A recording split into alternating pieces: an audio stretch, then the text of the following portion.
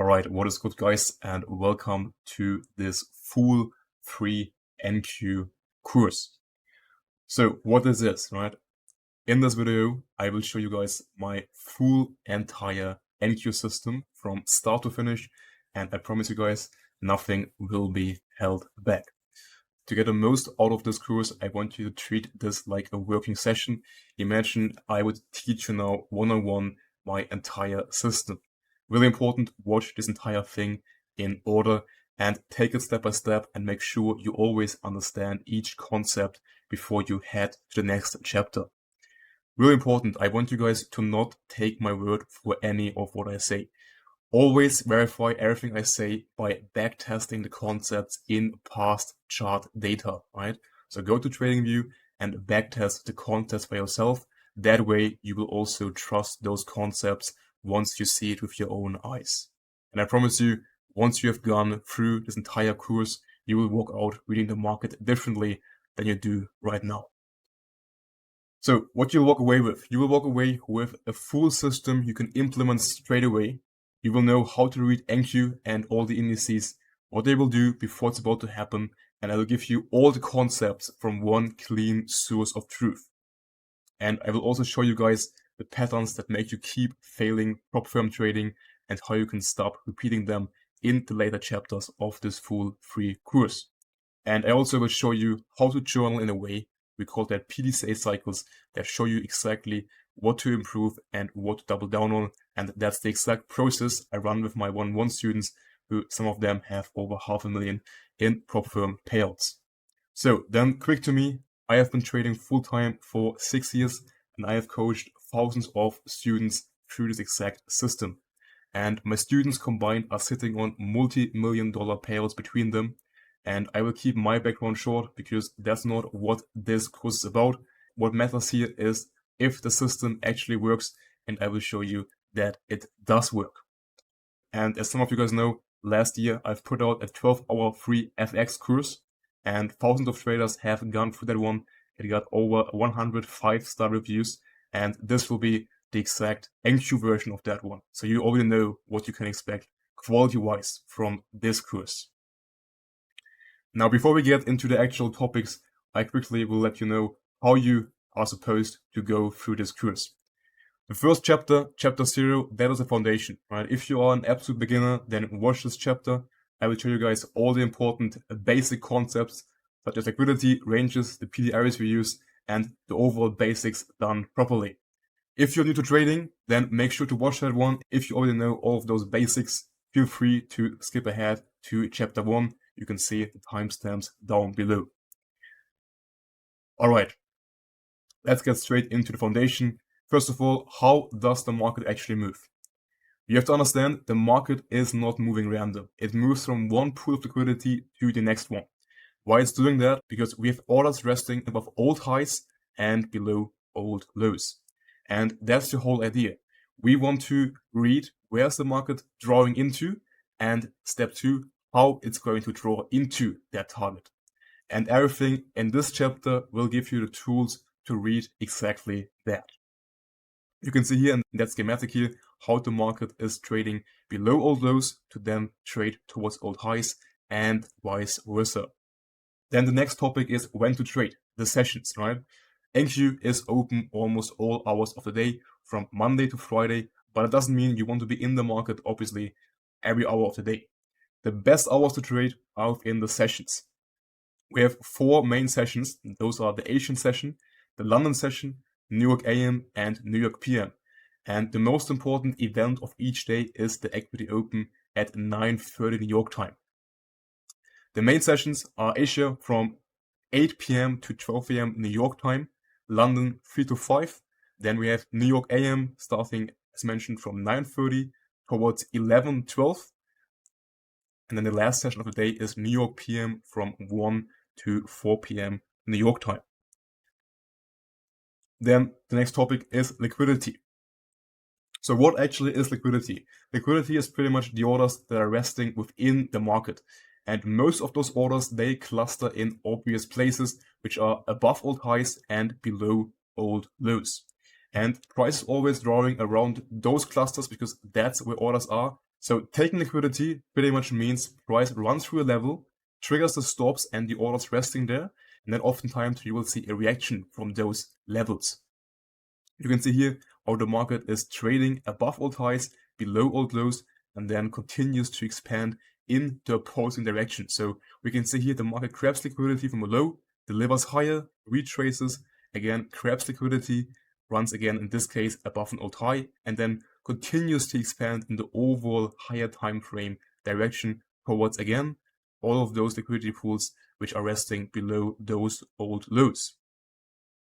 So we have two types of liquidity. We have buy side and sell side liquidity. Now buy side liquidity are all the orders resting above old highs. You can see here in purple. And sell side liquidity are all the orders resting below old lows. And a run on buy side often will be followed by a run on sell side. So a run higher above an old high oftentimes will be followed by a run lower, as you can see, and vice versa.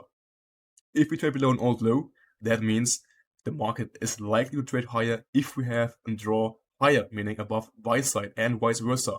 If we're trading above an old high, but the overall draw is the sell side, then most likely that run higher above the old buy side is a manipulation to then draw again lower into the higher time frame sell side. So the market is always trading from buy side to sell side and vice versa. Then again, next to buy and sell side liquidity, we also have internal and external liquidity. So external liquidity is always the obvious extremes of a range, the old swing highs and lows, which are at the edges of the range. In this example, we can see the edge of the range is that high and the lows down here. Those are the external range liquidity pools, and everything within the range, all the swing highs and swing lows and the gaps, those are internal liquidity.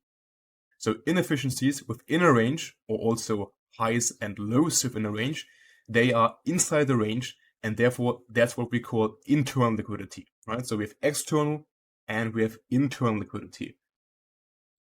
And that's a really important concept you have to understand. We have external and internal liquidity. For now, I want you to understand that external are the edges and internal are the gaps inside. Next topic are ranges, right? So the market is always trading within ranges, and we call those ranges dealing ranges. A dealing range is pretty much a distance between an old swing high and an old swing low. You can see here we have a swing low, we expand higher from a range high, from a swing high again, right? The swing high is always a high which got a lower high to both the left and right side to it. So swing low to swing high, that's our range. And that range is the frame we read everything based off, right? Our key levels, our premium and discount, which I will talk about in a bit, everything is based off that range. So for now, understand we have a range and we have liquidity resting within the range, internal, and the external liquidity is at the edges of that range. Now, premium and discount. Premium and discount are pretty much the midpoint between the range, right? The 0.5 level, that's what splits the range in half, and that's the midpoint, what we also call equilibrium, or in short, EQ of the range. It's the 50% level of that range, and everything above the mid-level is what we call premium, and everything below the mid-level in the lower half is what we call discount. And we always ideally want to be a buyer in discount and a seller in premium, right? You can see in this case, price runs into a discount, into this gap, runs below an internal low. So we take two types of internal liquidity, that low, the gap, and then continue again to expand away into the range highs from that discount level and the internal liquidity. We often use that range as a retracement tool to then frame trades, right? So we expect price to pull back into a range and then to continue the overall trend, meaning if we're bullish, we expect price to retrace into a discount of a range and then to continue again the higher time frame expansion away, and vice versa for a bearish range. Then PD arrays. PD arrays are pretty much the tools we are using to read the charts and define key levels. A PD array is a price level where the market reacts to, right? And if we know the market is reacting to those key levels, we can use that information to frame entries and also targets. So PD arrays have mainly two functions. Price is drawing to them and also reacts from them. And the most common PD areas we are using, there are a bunch of PD areas, but most of them are absolute nonsense. We only focus on a few PD areas, which are the value gap, the order block, and the repulsion block, which I will explain in the following. And those are our specific repeatable key levels, price respects, and those are the ones we are using within that system. The first one is the value gap, a gap left behind by a fast one-sided move, which is then an inefficiency in price delivery, right? So price, you have to imagine price moved so quickly that it left behind a gap between the candles, and then the market comes back to rebalance the inefficiency because the market does not like inefficient price delivery, right? And if we know the market comes back more often than not to fill or rebalance those gaps, we can use that information to frame trades around those gaps. Gaps also show sponsorship behind the trade. If we see a gap, we know there's real intent behind that move, which we call displacement. But again, we will talk about that later on in the more in-depth chapters. You can see here, that's a gap, right? The market is running above an old high, then forms a gap between 3 candles. That's the gap. The market comes back, taps that gap, and then continues to sell off into the sell side liquidity. Then the second PD area is the order block, in short OB. So an order block is the last opposing candle or candles before a strong move. A bullish OB are the last down close candles before price is displacing higher, and a bearish OB are the last up close candles before price displaces lower. In this case, you can see here, that's a bearish OB. Price runs an all-high, then displaces away, and the last 2 consecutive up close candles before that move away from that high, they are the bearish OB. And once we close below, right, really important, we have to close below that candle closure confirms that being an OB, and then you can see the next candle is trading into the OB and then expands away from there, right? So OBs pretty much, they show us where big orders went into the market, and oftentimes price comes back to those levels and then is again reacting off of that level. And again, we use OBs mainly as an entry key level to frame trades. In this example, we could use this OB to frame shorts, meaning sells, away from this OB. Then the next PD area is the proportion block. Now the proportion block is also an OB, but it's a specific version of the OB. It's an order block that sits on top of another OB and therefore reinforces the move. One OB starts to move, and then the propulsion block is pretty much the OB that is retracing into the initial OB. You can see here, we have an OB, price is closing below, confirms the OB. We retrace into the OB, and you can see we then again form a new order block out of the initial order block, and then the second lower stacked OB is what we call the propulsion block, right? It's pretty much a second layer of a confirmation from the initial OB, and you can see the market is then again expanding away from our propulsion block into our draw on liquidity. So what are the other PD areas which are also crucial? All swing highs and lows, swing points, are also PD areas, right? A swing high is we have a lower high to both the left and right, and a swing low is if we have a higher low to both the left and the right side, right? And those swing points are also PD areas. We call those swing points swing high, swing low, right? Another PD area are balanced price ranges. Balanced price ranges are nothing but 2 value gaps overlapping. You can see in purple down here, we have a bearish value gap overlapped by a bullish value gap. And the overlap area where the bullish and the bearish value gap overlap, that's what creates a balanced price range, which is also a really strong key level where you can see the market reacting from. Then reading candles, right? How do we read candlesticks? Every candle shows 4 prices for its window of time, right? The open, the high, the low, and the close. And the body of a candle is pretty much the distance between the close and the open. To the left, we can see a bullish candle. We open up, close up here, and the distance between the open and the close is the body. Same for the bearish candle, we open up, and the close is down here, and the distance between those 2 prices, that's the candle body.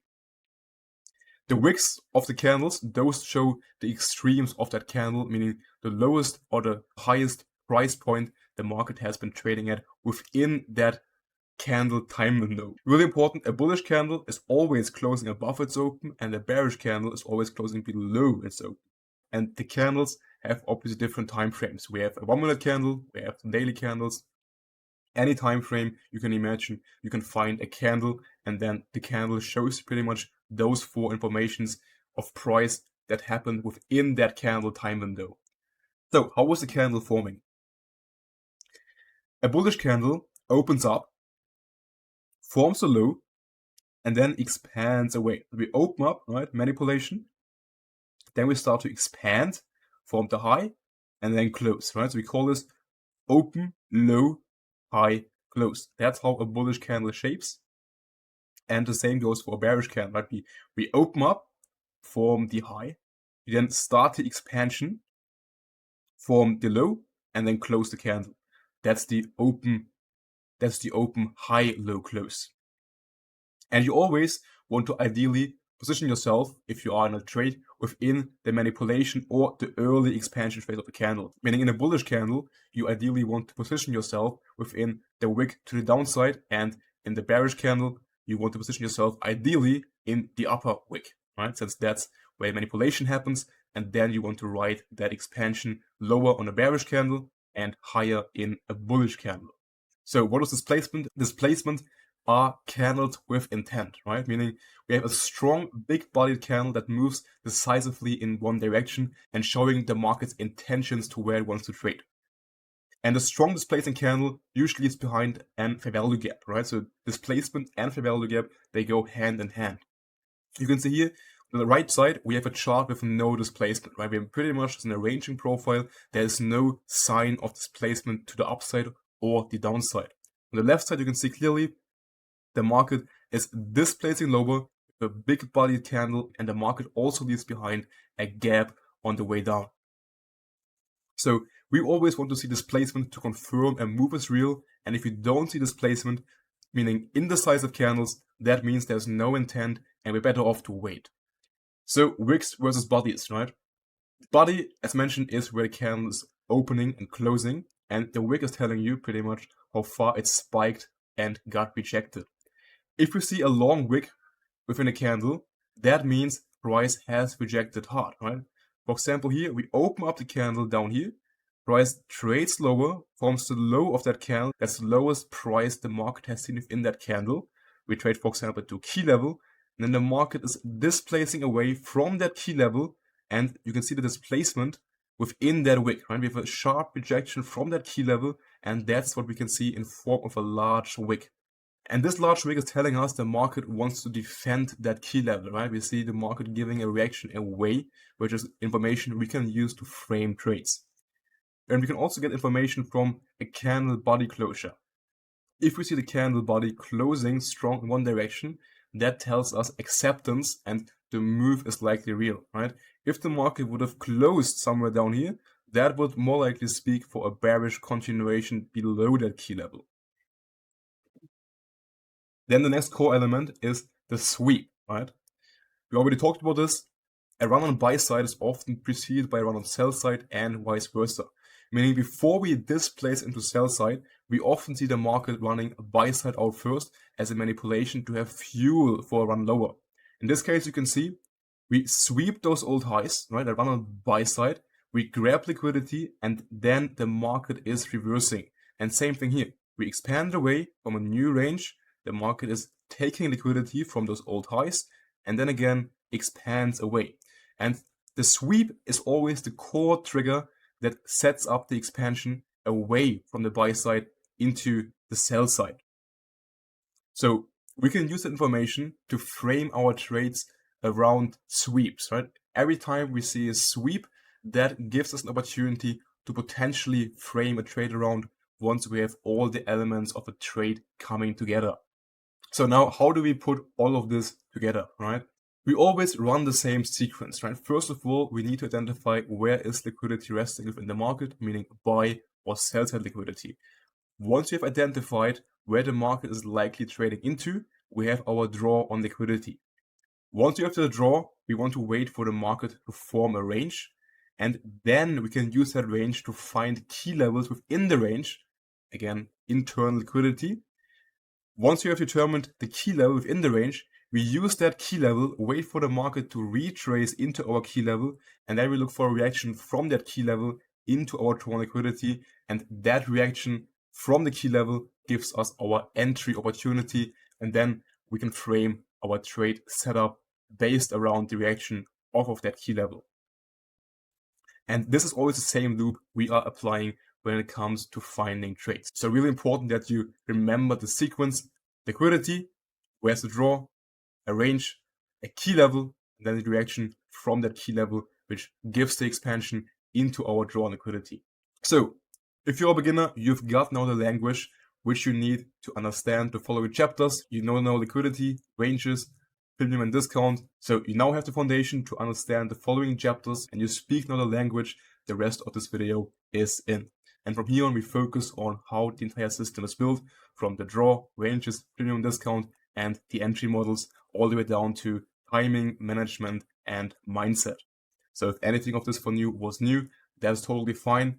Give it some time, and over time it will click, and I will also show you in this free course on real charts how all of those components are put together.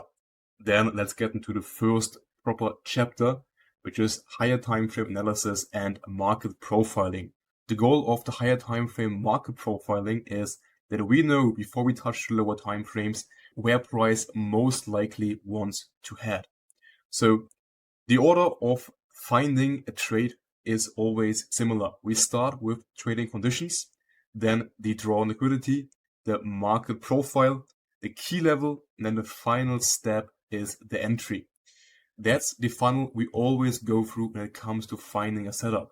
So what you have to understand is a perfect entry model, but in the wrong context, meaning that all the previous steps, is still a bad trade. So no matter how clean the lower time frame entry might look like, if the work before isn't done properly, the setup is a bad trade. And the mistake many people do is they take trades that might look good, that might look promising on the lower time frames, but they trade in a low probability condition. So really important, profiling is the key to find high probability setups. So before we go into a trading day, we always want to be aware of the higher time frame current present conditions. Meaning you want to ask yourself, is today even worth trading? Because if you're trading on a really low probability day, the best trade is to take no trade. And taking no trade means you're in a position to not take any loss, and that's also a winning day. The market is open every day, so if you don't take a trade for one day or a few days, you won't miss out on anything. So what are the narrative and execution timeframes, right? We already know the higher timeframes, they tell you the story, I mean the narrative, how is price going to move, and then the lower timeframes is how we execute based on that higher timeframe narrative. So mainly for the higher timeframe narrative, we use the daily chart, the H4, and the hourly. And what we look out for in those timeframes is the draw liquidity, the market profile, and where we are within the range. Then the execution timeframes are pretty much all the timeframes from the 5-minute down to the 1-minute time frame.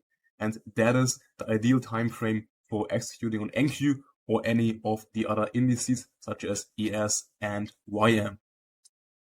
So speaking of market profiles, what market profiles do we have? The market is always trading within one of the 4 market profiles. We have consolidation, retracement, expansion, and the last one, a reversal market profile. So what is a consolidation? In a consolidation, the market is in a ranging market profile, meaning the market is not trending, but within the range, and that is the most common market profile. The purpose of a consolidation profile is to build liquidity, right? We engineer liquidity at the highs and the lows of the range, buy side at the range high and sell side at the range low. We have 2 types of consolidation. We have a seek and destroy, that is the market running the highs and lows, but always rejecting and closing back inside the range. And we have inside bars. Inside bars, if the market is not able to run above the previous candle's highs or lows, but always is trading within the previous candle's range and therefore staying within a range. Then the second market profile is retracement. That is typically after the market has seen expansion and we then pullback inside the range, right? A retracement typically means that continuation follows because we are retracing into a range to then continue the higher time frame present direction. Then we have expansion. Expansion is the most ideal profile to look for a trade entry. So we always look to trade ideally an expansion market profile. Why? Because we see a clean displacing move with follow through, and that's the profile we want to trade. Then the final profile is a reversal profile. A reversal is also one form of expansion, but it's expansion met with expansion, meaning the market is expanding into a key level where we expect the market to reverse from. For example, a previous old high. If we expect a bearish reversal, the market trades into the key level and then displaces the other way, right? Which is then also one form of expansion. So once we are expanding, right, we always want to aim for range lows in a sell, right? Meaning if the range low is down here, we want to aim for the range low. And if we are on a buy, we want to aim for the range high. Right? For example, here it's our range high. We are in expansion, and therefore we want to aim for an expansion towards the range high. So now, really important, the continuation filter, right? 3 of those 4 market profiles usually mean that continuation is likely. So consolidation, retracement, and expansion, they are all likely pointing towards a continuation of the current trend. Meaning if we are expanding higher, meaning we're seeing higher prices, and then the market heads into a consolidation, retracement, or expansion profile, most likely we will see a continuation of that move, right? So keep that always in mind. The only exception is if we have a true reversal. What is a true reversal? It's a specific signature in price. It's where the market is, as mentioned, trading into our key level where we expect the market to reverse and then displacing away from there in a V-shaped signature. Just for now, keep in mind that consolidation, retracement, and expansion usually point towards continuation, right? And only a true reversal with specific signatures will lead to a reversal in price. So the question we always want to ask ourselves is a reversal forming or a continuation coming? And we answer that question by looking at the current and the past market profile. Really important, we never want to trade a consolidation, right? Especially a seek and destroy profile is something you always want to avoid and wait until the market again is positioning into an expansion profile, right? So identifying the current and then the following market profile is crucial for the following steps, because if we identify profile wrong, then every downstream decision after that will also be wrong. So now, day trading criteria, right? So we always trade our day on a scale from 1 to 10 on a few questions, right? Low probability is if the day is likely going to be a consolidation profile, and high probability is always when we are likely to see expansion, right? So conditions are never black and white, they are on a scale, right? Most days we are trading around the mid-level of that scale, and some days we have a really high probability profile which is prone for expansions, and some days they are really likely to be a consolidation profile which we then want to avoid trading at. So for example, if we have seen on the previous day a big expansion, then the next day might not see another big expansion because the fuel for new expansion is already gone. Or if we have taken out, for example, higher time frame liquidity, right? Meaning we have taken out a previous weekly or monthly high or low, that means we already have hit destination where price was expanding to. So therefore, the next day, we don't have a reason to expand anymore. And also we are more likely on the lower end of that scale. Meaning we are in a consolidation and we are trading between a buy side and a sell side liquidity pool. And we don't know where the market wants to go to first. It's usually best to wait for the market to let it take one side of the range, meaning the high or the low of the previous candle, and then look for a trade, right? We have at this point no clear idea where the market is drawing to, right? So those 3 questions: have we seen a big expansion? Did we take out a higher time liquidity pool? Or are we trading within a consolidation? They tell you pretty accurately how high or low probability the current profile is to trade. So again, reminder, consolidation profiles are low probability, and days where we expect expansion, they are high probability. So here we can see an example of a high probability daily profile. We have here a daily chart, and you can see, for example, we have taken out a range low, right? We take out the range low, and then following that, we see the market displacing away, and we trade higher. So we know the market is most likely now heading for the range high.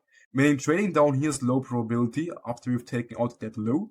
But once you see that the next daily candle expanding away from the low, forming also a swing point, that is telling us the market likely will trade in the coming days towards those highs. So we know the following days we can expect expansion towards that high, giving us a high probability framework, right? And we could say those days will be on the higher end of that scale. While, for example, if we are trading an inside bar and we've taken out a higher time probability point, or we've seen a large expansion before, that means we're probably around a 2 out of 10 in that scale, and it's a profile where most likely you will get chopped, and not taking any trades will be the best decision on that day. However, if you see displacement, right, we have an open draw like here, that is then again more likely an 8 out of 10, for example. And we then can look for our setup. So again, the cleanest setup on a 2 out of 10 day is still a 2 out of 10 trade, right? All right. Now we talk about the draw liquidity and the liquidity variance, right? So what's the draw liquidity? As you guys already know, price is always seeking liquidity, meaning old highs or old lows and gaps, right?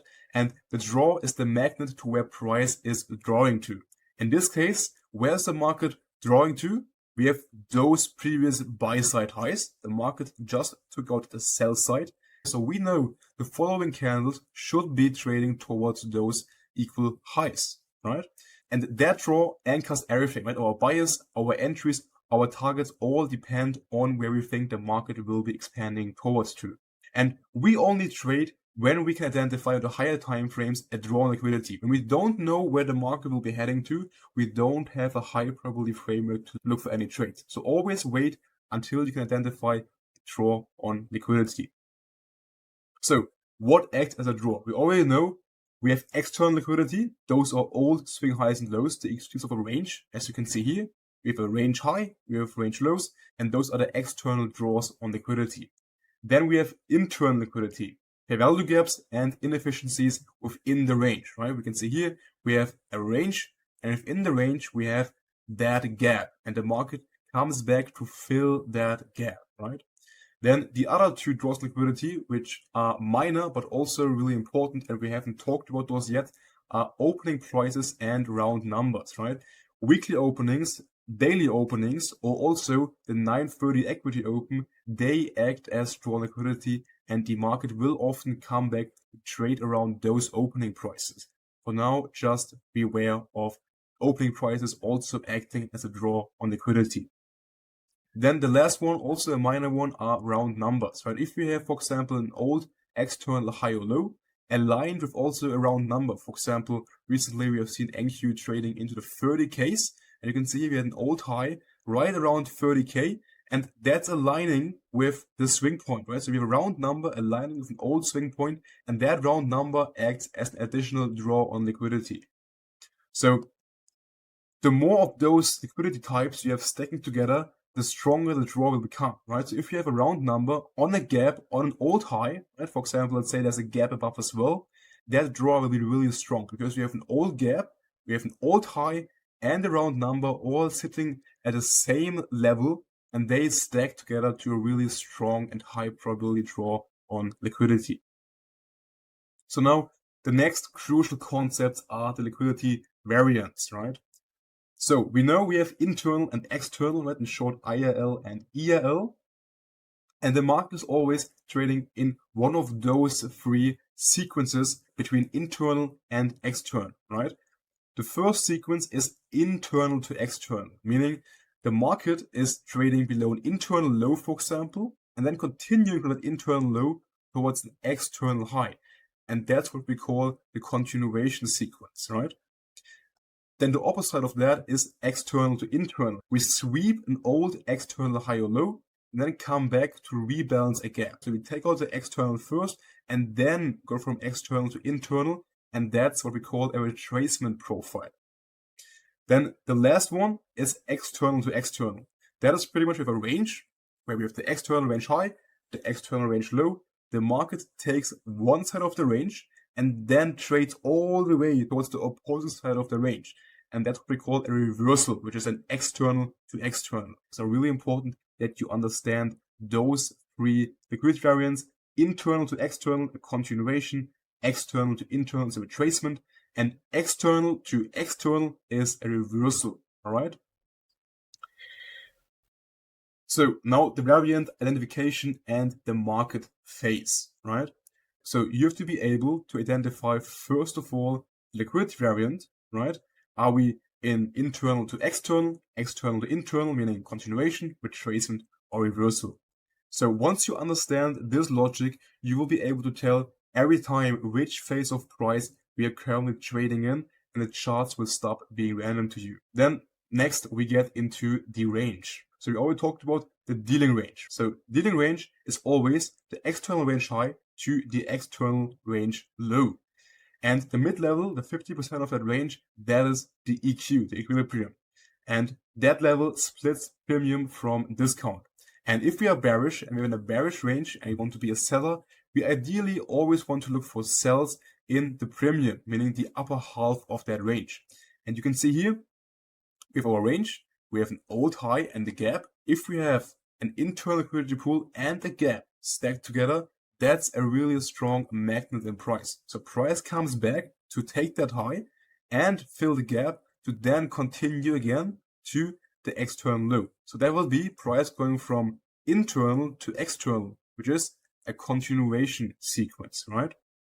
But now we introduce also a new concept on how to use ranges. Depending on the phase we are trading in, the range tells you two different things depending on the phase of price. If we are in a true expansion, which we can see here, we say we hit a key level down here, the market then starts to expand away and we expect price to draw up into the external range high. At this point, we don't want to see the market to give a deep retracement into that first bullish range we form from the higher time frame key level where we see the reversal from, right? A true expansion does not give deep pullbacks. You have to imagine if the market would retrace all the way deep into the range, it is not likely the market will draw up to this high. So if we expect the market to come up to this high, we don't want to see the market to retrace that deep back into this range, right? If that happens, either the expansion is lower probability, it can happen, but it ideally should not happen. But if it happens, we know it's lower probability, or your bias is wrong and the market won't actually trade up to this high, but instead will make a new low, for example. So how do we now know if the market has to retrace into a discount to be a buyer or not, right? It depends on the phase of price. If we have an open draw and we just shifted from bearish to bullish, in this case it's from bearish to bullish, and we have a true reversal, and the market has a closed draw, right, being this high, we don't want to see the market to offer deep retracements. Only once we have hit the immediate draw, we can then expect the market to also return into a discount of the range. But as long as we are in an expansion profile, we don't want to see the market to offer deep pullbacks. So now again, we already know that sweeps always trigger the expansion, but not each low is significant to deliver also an expansion. A minor 1 minute low inside an hourly range will not deliver the expansion. For example, if we have this range, right, you can see that's the same range just on a lower time frame. We do have a 1 minute low here, but this low is not significant enough to deliver expansion from internal to external because the range is too big to use that insignificant low to deliver to the external. You can see the market pulls back right here. Yes, we sweep that low, but we don't deliver a major expansion away past the range high, right? The market engineers a low, then comes back to grab that low, and that's the major low, which then delivers the expansion away. You have to imagine the stops resting on that low are significant enough to have enough fuel that once the market comes back to then have enough fuel to continue the higher time frame expansion, right? So a high probability move always originates after price engineers a low inside the range, right here, then runs the low, and then expands the way, right? So if price expands and forms a range, we wait for price to engineer the low, then we run the low, and then expand, right? We don't want to be relying the first retracement, right? You want to long after we have swept the low of that first retracement. All right, now high and low resistance internal range liquidity. So if we want to trade a retracement, meaning external to internal, the most high probability framework is if we have a low inside the range which is unswept. As you can see here, on that example, we first of all want this internal low, then go to external. So if now the market comes back to a low and we want to trade shorts from the external to the internal as a retracement framework, that low is a strong low. Why? Because this low already took liquidity and now is high resistance. High resistance means the market will have a harder time to trade through that low because that low already took stops from that low. Well, in this case, you can see before we go to external and then look from external to internal, we have not taken out those lows. Those two lows are now low resistance because you have to imagine below both lows, that one and that one, we have no stops resting and the market will have an easy time to trade through those lows. So if we want to trade shorts from external to internal as a retracement play, we have here a low resistance liquidity pool and here a high resistance liquidity pool, right? So unswept internal, low resistance, meaning price draws to it cleanly. If it's already swept, it's a high resistance liquidity pool. It can still deliver, but it's a lower probability, right? So before we frame trades from external to internal, always ask if that low already has been run or is it weak. Weak means we have not taken out that low and it's unswept, right? So now retracement depth and the range within, right? The retracement depth within a range is not determined by premium and discount or, for example, OTE, right? OTE is a more refined key level. We'll talk about that later on as well. But the actual retracement depth within a range is determined by the liquidity resting within the range. So within a higher time frame range, there will be lower time frame ranges with its own buy and sell stops. If that's our higher time frame range, you can see we have also here a lower time frame range within that higher time frame range. And for the market to expand away from this higher time frame range, it will take out liquidity from the lower time frame range, that internal low within that higher time frame range, right? You can see the market is retracing also to a discount of that range, but mainly because we have the low resting around the discount, right? You can see all those lows resting above the mid-level, meaning above discount of that range, they get taken out before the market delivers the next leg up higher. So keep in mind, price trades as deep to higher time frame range as it needs to reach that lower time frame range and run those stops. So the depth is set by where the lower time frame range sits within the higher time frame range, right? Sometimes it might be the 50% and sometimes it might be deep into the OTE like here, right? You can see here we form a new range from that previous range, and you can see this time liquidity is resting a bit deeper in the range, right?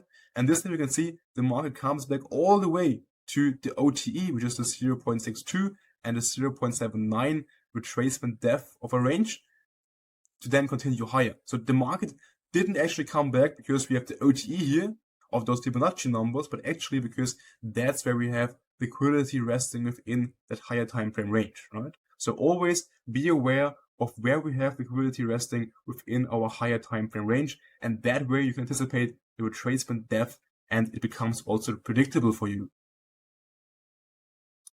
Now we talk about key levels and relative strength. So key levels are our trade precondition. We use key levels to frame our trades from. And a key level is always where price can form a swing point, right? Meaning a swing high or a swing low. So where can price form a swing high or low? We can form a swing high or low either at the external, right? Price forms here a swing high. Why it's a swing high? Because we have a lower high to both the left and the right side. So at external, we can form swing highs, and at internal, we can form swing highs within gaps, right? You can see you have a gap here. Price forms a swing low here and a swing low here, right? So price forms swings either at gaps, which are internal liquidity, or at external liquidity above old highs or below old lows, right?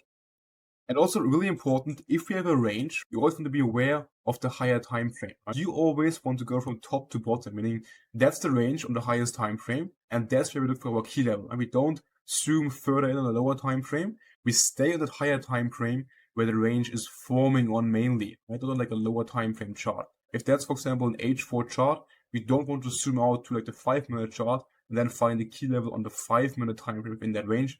We want to stay on the H4 and mark out this H4 gap on this H4 range, right? So the higher time frame always outranks the lower time frame. And the higher the time frame, the more weight that key level also carries. And now, how do we determine if a key level is high probability? That's what we use the wick test for. So if price trades above an old high or below an old low, we can use that, as mentioned, to trade away from those levels, right? For example, here from internal to external, or here from external to internal. But we only want to trade those moves which actually qualify to be high probability, right? And for that, we use the wick test. That means we see a rejection away, right? I already mentioned in the introduction chapter, if we have a large wick away from a key level, that shows rejection away. And you can see here, previous high, we reject that high, and then the continuation follows. We take out the internal low, we see a large rejection, and then the expansion follows. And you can see that is always the case when we have a high probability expansion. Run a high, rejection, expansion away, right? So if we have a strong rejection with displacement, that is likely going to deliver an expansion away.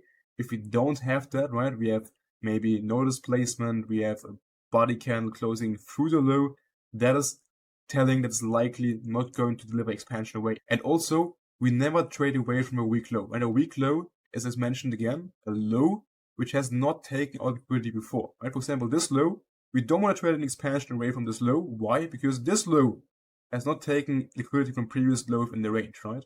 So we want to wait for the market to come back, take that low, that low, that low, and then trade the expansion away from there. Now the time frame relative strength, right? A weak high and a weak low is always dependent on the time frame, right? You can see here that's the lower time frame chart, and that's the same chart on a higher time frame. You can see in the lower time frame, that low is a strong low because it has taken out liquidity from that low and then delivered the expansion. But once we expand to external, right, the manipulation of that low has done its job by delivering price to the external, right? At this point, the market can come back to again grab that low, because now on the higher time frames, that low is a weak low, right? You can see on the higher time frames, that low has not yet taken liquidity out, right? Just on a lower time frame to deliver the expansion from internal to external of that respective range, right? So that low will become a draw later on once we have taken out, for example, the external range high or another higher time frame key level above, right? So always remember, a strong low on a lower time frame won't be a strong low or high on a higher time frame, right? So when you say strong, always ask strong on what time frame. Now again, low and high resistance liquidity. We already touched on this, but low resistance highs are pretty much equal highs or trendline highs, right? Where the market has an easy time to run through. So that's what we call low resistance highs or lows. And high resistance is when we have highs that already have taken liquidity. It doesn't mean the market won't trade above those highs anymore. It just means it will have a harder time to trade above those highs or lows. So you can see here we have smooth highs, right? None of those highs has taken out liquidity from the previous high. That means that's low resistance liquidity, and the market will have an easy time to trade through, right? You can see we grab those highs here, and then we come back lower. Here, you can see the market already took out liquidity on that move from those highs, meaning those highs here are now a high resistance liquidity pool.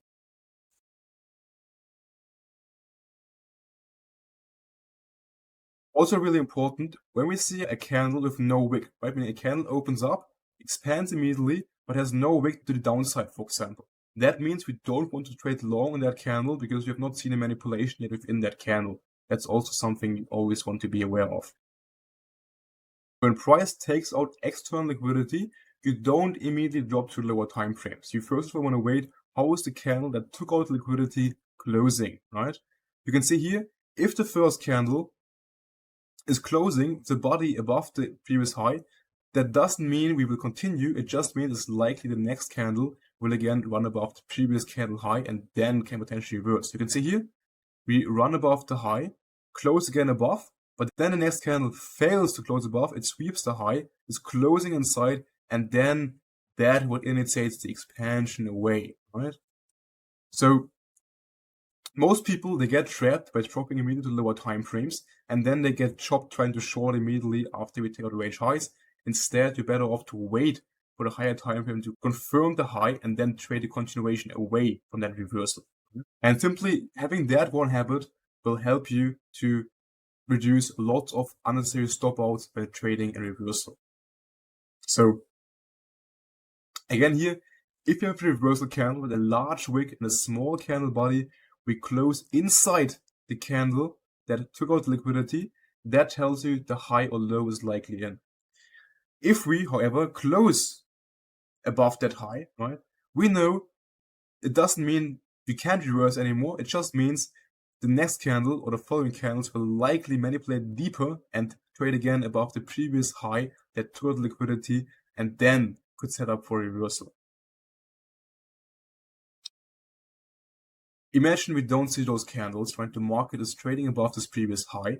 We do close above, and now most retail would think the market is breaking above this old high and run higher, right?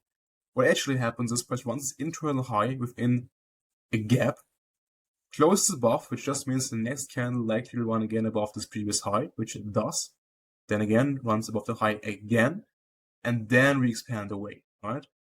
So don't let those closes above old highs confuse you by thinking we go higher if the overall bias is lower, right?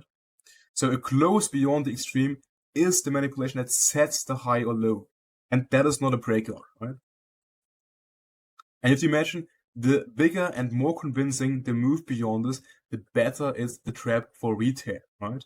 So you have to imagine manipulation is meant to manipulate. It's built to flush out people who just flip their bias based on this closure. And now we will talk about premium and discount again. Right, so you already know premium and discount, middle of the range is the EQ, upper half is premium, and the lower half is discount.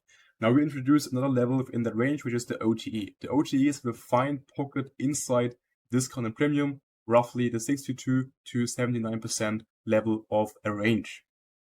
So you have to imagine in a clean retracement, discount is where you buy and premium is where you sell.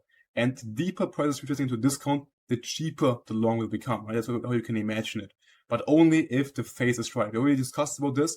If we are trading a reversal, we don't want to see the market to retrace deep into the range. But if we trade a continuation, meaning we already have established a trend, then we can see those deep retracements into also OTE, which is above the mid-level of that range. As you can see here, right, market is retracing, we have the market sweeps that high, and then the expansion starts away from that range, right? So that's again internal to external, and that would be the expansion away from internal to external. So OTE is what we use as a further refinement tool, right? We use OTE, especially to higher time frames, to refine key levels, right? Imagine that's now a higher time frame chart, hourly, H4, daily, with a large range, with a lot of inefficiencies in between, right? We don't know where exactly the market might be forming its high. And you can see the OTE zone gives us a pretty refined zone, which tells us where the high could potentially form, right? So we form here, we engineer a high here, the market retraces back lower again to this bullish range, comes back up higher, grabs the high, and then reverses, we close above. This candle sweeps the high, closes its side, and then we reverse away. And as already mentioned, a true expansion, right? For example, this move here, that's a lower time frame reversal from that high. Here we don't want to see price to retrace deep into the range, right? You can see here, that's our bearish range. Here we only get a shallow retracement, while here, the higher time frames, we can get a deeper retracement. Then again, if we trade the expansion away with higher time frame range, which is then here again a reversal on the lower time frames, if you imagine that's here a lower time frame reversal from bullish to bearish once we trade into above this high into the OTE. This new lower time frame range that forms away from this sweep, we don't want to see from here a deep pullback, right? Because if the market is pulling it deep back into the range, that's a low probability sign, right? So you want to see the market here to ideally use this most recent inefficiency to then sell off into the further sell side. So how do we use premium and discount? In a retracement, premium and discount, in short PD, tells you where to get involved, right? Discount longs for premium shorts. Once we are in expansion, however, premium discount is an invalidation tool, right? Not an entry tool. We don't want to see in the expansion profile the market to retrace deep into a range, right? You want to see the market to ideally only give shallow retracements, right? If we see in an expansion phase a deep retracement, that means our thesis might be wrong and the expansion is low probability. So in a retracement profile, PD is an entry tool, right? Discount longs, premium shorts. In the expansion phase, PD is an invalidation tool, right? If we see in an expansion phase a deep retracement, our thesis is likely wrong. Obviously not always, it just means most of times, and it's likely to be a lower probability expansion. So now how do reversals form, right? If the market is trading above an old high or below an old low, there's a specific signature and price on how those reversals will form. You can see the market will not reverse like this, where we run above an old high, consolidate, and then reverse. That's not how reversals form, and you will almost never see this happening. What usually will happen is we trade above an old high, where we anticipate a reversal. We then head into a retracement and consolidation phase. You can see on the internal. Then the market comes back up higher, expands again, right, above the previous highs. So it goes from internal to external, and then reverse, right? So that's what you ideally always want to see, followed by a V shape, right? Here you can see we don't have a V shape with the market slowly retracing away. Here we have a V shape away, right? So we need always, for a true reversal, a key level followed by a V shape and this sequence of price, right? Meaning expansion, retracement, consolidation, and then the double sweep of the range highs, and then the true V-shaped reversal away from our higher time frame key level. Then the next chapter, reading phases of price, right? So a true reversal, as mentioned, is always fast in, fast out, visible as a V shape, right? At a true reversal, price doesn't consolidate at a key level, it rejects and goes and leaves gaps behind. You can see here, that's a true reversal. We tap the key level, we V-shape away, leave gaps behind, while here, that's a fake reversal, right? We hit the key level, consolidate, no gaps, no V-shape. That's not a true reversal. That means the market likely will again run the lows and then could potentially V-shape away. So only trading true reversals will keep you out of trading fake reversals. Now, again, really important, the three continuation signatures, right? If we have seen an expansion, price does one of a few things, and most of those things mean continuation. We already talked about this in the earlier chapter. Accumulation, meaning a clean consolidation, is a continuation sign. Seek and destroy, which is also a consolidation form, rejecting highs and lows, right? What you can see here. Here we have inside bars. So those two are both forms of consolidation, inside bars and seek and destroy, and they both likely mean continuation, right, of the overall higher time frame trend. If you have seen a bullish expansion before and then head into any of those two profiles, likely we will continue to expand, especially if we have still an open draw liquidity above. Same for normal retracement. If we retrace back into a range, into a bullish range, for example, also continuation is likely.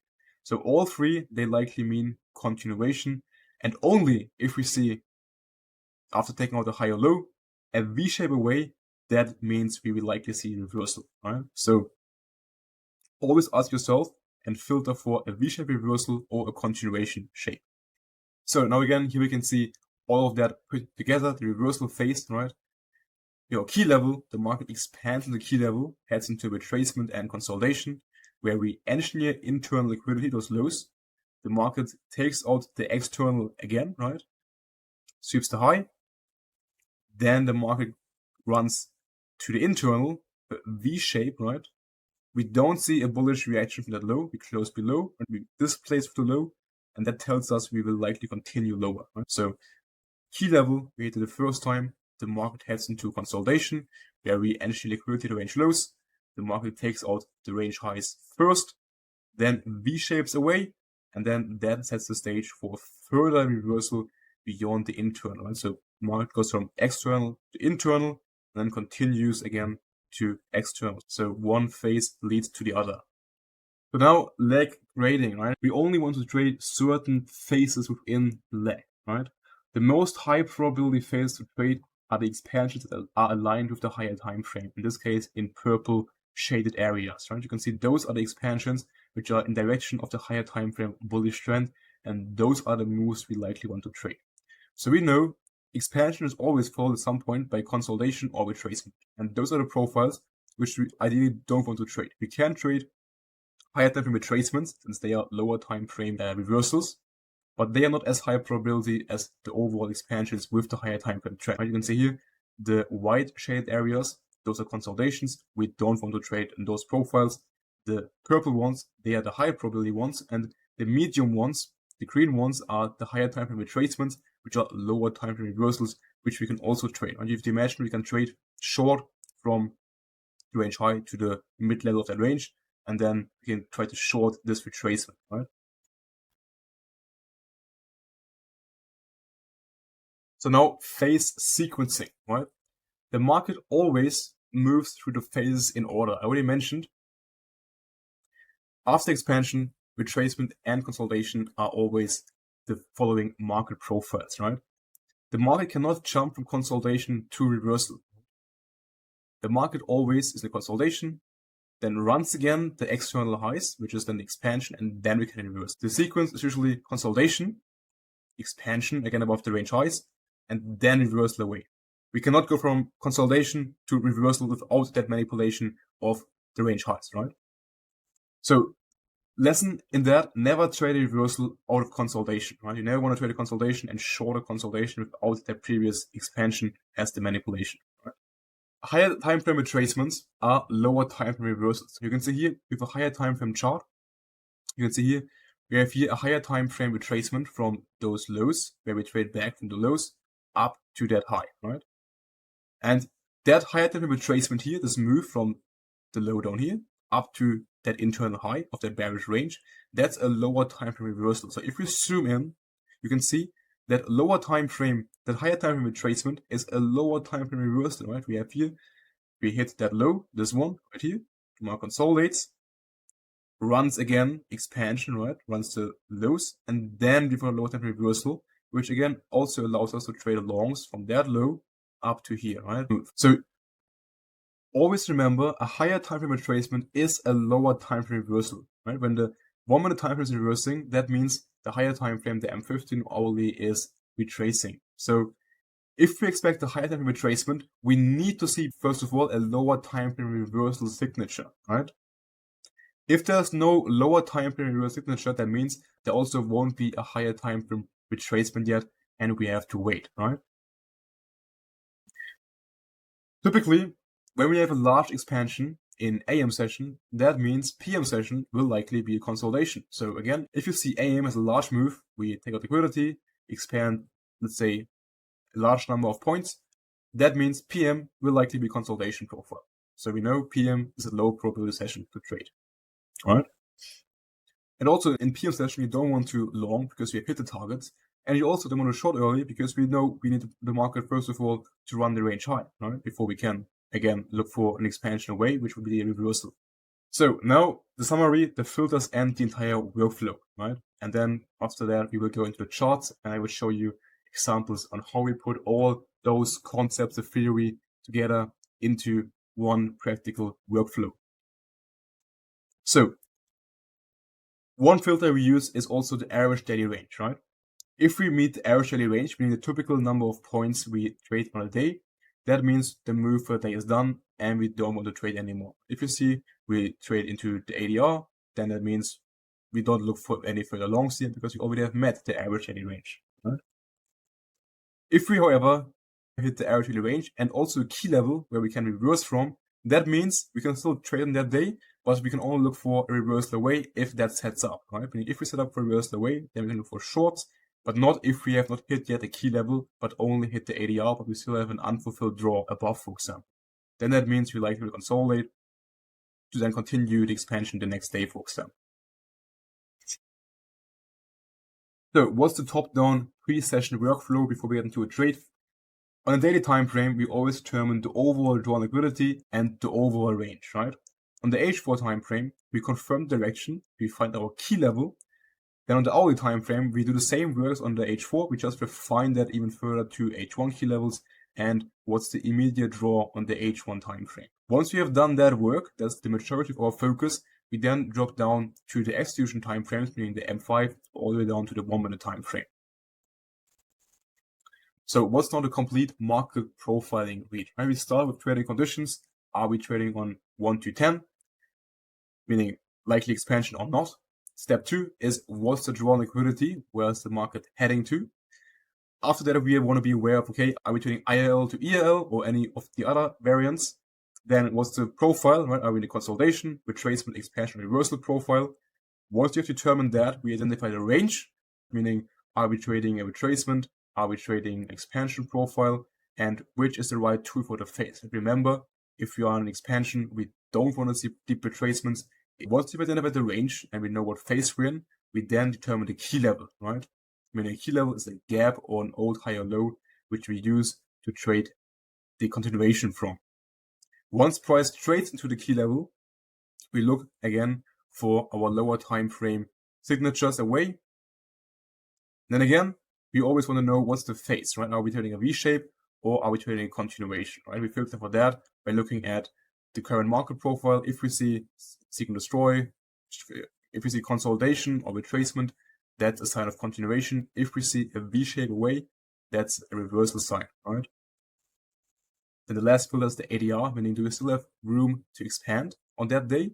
And also, before we look for any trades, we want to check if YM, ES, and NQ are all trading aligned, right? And then at the last step is, are we trading in a session, which is the right time to also deliver the expansion, right? Because we know the high probability moves, they always tend to happen within the right session, meaning London session, AM session, or New York PM session. Now let's get onto the charts and put together all of those concepts into one practical workflow. So if you're here on NQ, on the daily time frame, what can we see on the higher time frames, right? We have seen price expanding heavily in the last few weeks. And now we can see price on the daily time frame is starting to retrace back into the daily range from that daily swing point, right? We formed a daily swing point to the upside. We have a lower high to both the left and the right side. And the last swing low where we have started that expansion from began down here, right? That's where we had the last daily manipulation of that daily swing low. So this daily low becomes a daily strong low and then initiates the next expansion away, right? So what do we have here? We have our daily dealing range. So we know we can take our fib tool from the low to the high, and we can see on the daily time frame, we have also internal liquidity within that range. We have this gap here, and also we have this weekly opening gap right below. And also, if you take a look around the premium and discount level, the EQ of that range, we also have this daily internal weak low. Why is it weak? Because this low has not yet taken liquidity from a previous daily swing low. Right? You can see here, that's the same low, daily weak low, and here again, daily weak low. So since the market is expanding away from that swing point, and we have our daily dealing range, we can assume on the higher time frames that the market will at least trade towards that low and then potentially continue to new all-time highs or get a deeper retracement, right? For now, we just know the market is likely to expand down here into this daily weak low, and therefore we know our bias for the coming days will be to see the market to drop into that low down here, all right? So that low will be our draw on liquidity. And when we now create the conditions here, we could say we are more likely on the higher end of high probability conditions. So next time frame is the H4 time frame. And again, do the same stuff we've done on the daily time frame, just refined on the H4 time frame. So we know that's our draw. And on the H4, we can also see that we have on the H4 time frame equal lows, right? We got another low down here.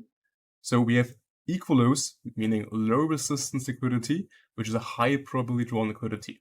Now, when did we see the last manipulation on the H4 time frame? We can see price swept this week high on the H4, right? So the same stuff you play on the daily time frame, now on the H4 time frame. Sweep this high, this plays away, price leaves behind a gap, and also what other PD area do we leave behind? we form a bearish OB. So now we got two PD areas, an OB and a gap, right? And both aligning, that makes a high probability OB if we can see a sweep at the OB and a gap together. So we got OB and a gap, and we expect now price to trade away from here towards that low, right? That's our narrative going into the coming days on the H4 time frame. So that's the analysis we are doing on the H4, and now we can drop down to the hourly time frame. Let's clean up the chart a bit here, and we know that's our draw, that's our range. We don't want to see price to trade back above this high. We want to see price to now use this key level, the OB, and the gap to drop lower from, right? So now we also plot on our session indicator, and you can see now that's a Friday. So what do we have here in London session? We see price sweeping out the Asia high into that key level, right? And now we see price displacing away. Now we are trading here in London lunch, and we know 9:30 is the volatility event which we have every day, and therefore we want to wait now. How are we trading into 9:30 to then potentially see around 9:30 price to continue selling off into our draw? So we see price displacing lower, and now what have we taken out? We have taken out the H1 external, right? We went from hourly internal, that high, to hourly external on that move here. So at this point, we have two options. We could again see the market continuing lower from here. Or option two, we could reject that external low.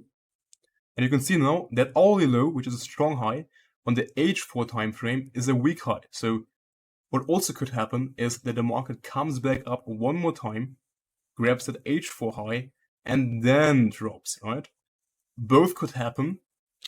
How do we know it will happen? Based on the reaction of price below that external range low, right? If we reject and displace it back into the range, we know price will likely go back to that H4 week high. However, if we see the market forming here an hourly value gap, for example, and we retrace into the gap, respect the gap, then we know the market will likely continue from that hourly gap into the higher time frame draw. And that's how we navigate our bias when it comes to ranges, right? If we take out external and want to anticipate if a continuation is likely or another pullback towards that engineered H4 week high in that case. You can see now on the hourly time frame, we straight away continue lower. Right? Now we don't know at this point yet if there was any entry opportunity within that chart, since the move happened before 9:30, most likely not. But again, we will talk about entries later on in this course. For now, we just talk about market profiling to know when is high probability to engage with the market, right? So that move here, from internal to, first of all, external range, and then higher time frame external, that is a high probability move, right? Which we want to participate in. Now going forward, that's the next draw, and then again, we wait and see how is price reacting from that low. So we can see now we have the 9:30 open here, we get a small pullback, and then eventually the market comes back and takes out that low.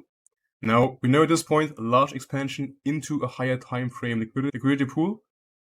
That means we now have to wait for consolidation or a retracement. Right? We don't want to look for further continuation, and at the same time we also don't want to look for an immediate reversal, since we know the market before it's reversing will likely retrace, consolidate, then again expand to the external, and then potentially reverse, right? That's how a high probability reversal is forming. So as mentioned in the slides, if AM session has a large expansion or heading into PM, what will PM most likely be? Consolidation or retracement profile, which are both lower probability profiles to trade, right? So we can skip straight away further. We see here even on that day a large expansion, even PM continues lower, but still at this point you don't want to look for further continuation, since we have already met the average daily range, and looking here for further continuation is simply low probability, right? Even though on some days you obviously will see an expansion larger than the average daily range. That's what average is implying, right? Not each day will be the same range, but most days will be trading within that range, right? So now we have a weekly candle closure, and let's take a look at how this weekly candle has closed, right? So let's clear up our chart again. And we can see here on the weekly time frame, this candle took out the previous weekly high. That's the manipulation phase of the candle. Then the expansion started from the low, and then we close that weekly candle, all right? We also have taken out that weekly swing low inside this weekly gap. Well, actually, it happens on Monday this week. But let's take a look on the weekly time frame. We know on Monday, right, this day, what we're going to draw, that weekly low, right? Because it's a weekly weak low. Again, the same stuff you can see on a daily time frame, that's a strong low. But on a weekly time frame, that low is a weak low, because this daily low, this manipulation of that low, already delivered the expansion away. So this manipulation has done its job. And now at this point, once the market is coming back into the range, it's closing below that low. That's telling us the market is drawing again now to the external daily range low. So we go on a daily time frame from external to external, right? On a weekly time frame, we are still trading within that overall weekly range, right? And I've just taken out a weekly internal weak low, right? So you always have to align the time frames. So we know now on the weekly time frame, that's the draw. On a daily time frame, we can see we also have some gaps here, right? We have this lower daily gap and this upper daily gap. And what else do we have? With another daily swing low inside the gap, right? So now we know the draw will be those lows down here. So again, let's continue to the H4 time frame and see how we open up this next weekly candle. So we see now price is pulling back into the range. So what phase of price are we in here? We are in the retracement profile. What's our range? We have the range high on the H1, right? That's the last manipulation. That's our swing point high. We have the low, so external high, external low. So we can pull the fib, the high to low. That's the discount and premium, the EQ, right? Everything above the mid-level is premium. And we can see as well on the H4 time frame, we have this big gap inside, right? So now we know that gap is a potential draw. Why? Because it's right around the mid-level of the range and it's an internal gap. So we could expect the market to potentially retrace up into the gap and then continue again back to external and the higher time frame draws, right? So let's see what is actually happening here. We have Asia engineering here a high. Asia high, Asia low, right? So again, in the lower time frames, we have that range, right? That's our bullish range. So a lower time frame range within our higher time frame range. Do we want to short down here? No, we don't. Do you want to long down here? Since it's out of session, we also don't want to long. So let's just see how are we trading here below that low, now heading into London session. So London is expanding higher from the internal low, that range, to now again where the external range high, right, of that lower time frame range, which is within that higher time frame range, right? So again, in the higher time frames, we expect price to continue potentially up here, at least, maybe a bit higher, and then overall continuation lower, right? Because we have the external down here and the unfulfilled higher time frame draws as well. So what do we see as well here? Price forms an OB. OB, the last down close candles, we run the low, close above, so we have bullish OB here, and that OB could potentially send price into that internal draw. And there we go, right? And now you can see price has hit that draw, the premium level, and now we see a reaction again away from here, right? And now we want to wait and see if price can actually show us the intention to displace away from here. Right? It's also now here the AM open. We can see we went back into the gap, right? Gap was holding, and now we see again at the AM open, 9:30, price pushing up higher again, right? Now on the higher time frames, we are still bearish, right? This move, what I told you guys, if we see a candle closing above previous high, doesn't mean we now will be bullish and go higher. It just means the next candle will likely re-sweep that high, and then we could reverse what we can see here, right? This 11 a.m. candle re-sweeps the previous candle high, and now let's see if we can get something like this where price displays lower, confirms its OB, and then we could look for an expansion away from that OB into our higher time frame draw on liquidity. So we form a swing point, but again, we still lack displacement on the higher time frame. We want to see if the market can displace away from here. We're also now approaching PM session, which is a bit late in the day.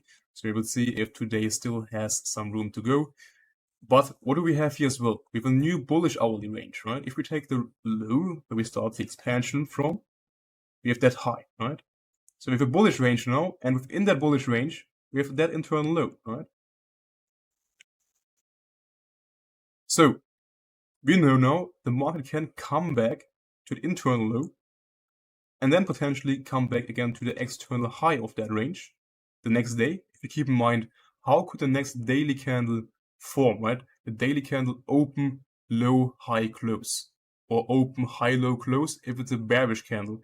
In this case, we are still bearish on the higher time frames, right? So Tuesday, ideally, we want to see price to open up, form a high, expand lower, and then close, right? And we want to trade then that expansion ideally, right? That's our opportunity where we can participate in and then catch that expansion.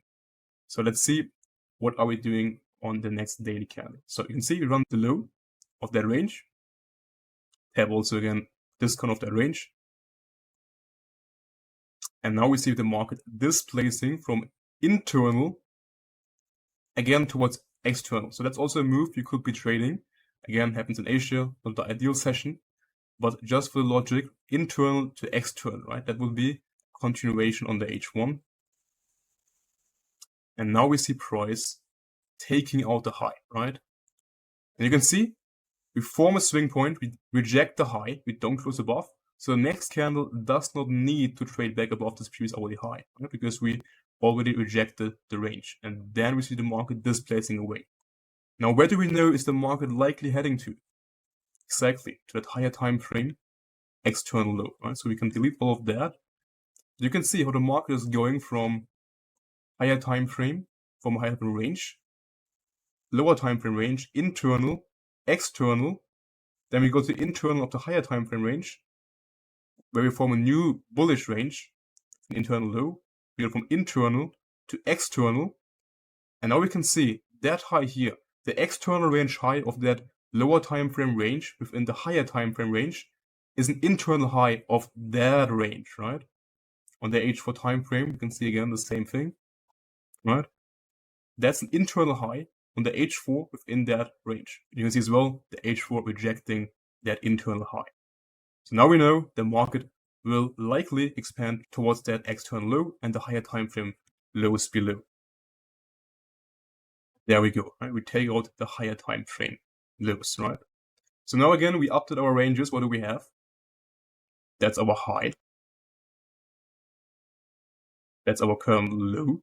So we have again external high, external low, and we have hit our higher time frame daily key levels, right? Meaning here we could potentially expect a higher time frame reversal to occur. Now again, how do reversals form, right? We have a new range now. Is the market now likely to just go higher from here? No, it's not, right? Likely we will retrace back into the range, consolidate, then potentially come back lower, run this low out, and then reverse, right? Option B, we consolidate, have SMT down here with like ES, because SMT always forms at a higher time frame key level, and then we reverse, right? And go to, again, all of those highs, right? So let's see what we are doing. We are pulling back, new daily candle. What do we have engineered? We have engineered here an hourly internal high, right, of that range. And we also have a gap right above. So So we see the market pulling back, right? Leaving behind all of that low resistance liquidity. Why is it low resistance? Because those highs have not swept previous hourly highs, right?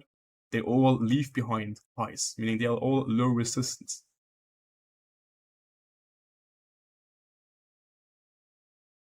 So we run above. What happens? We reject the high. So now what do we expect? Where's price likely drawing into? Around daily low. And that low down here.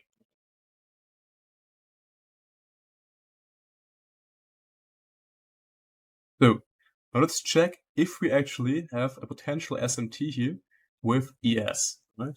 So if you compare that low and that low with ES, what can we see? We can see ES did sweep that low. So we do have here a potential SMT at that low with ES, right?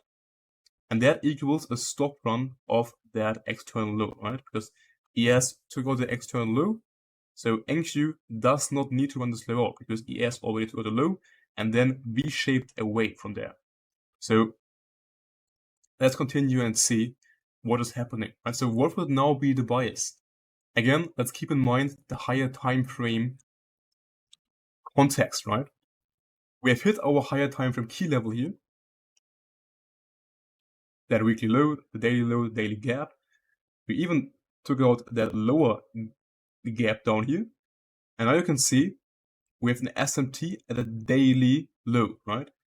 This daily candle also is closing inside previous daily candle, right?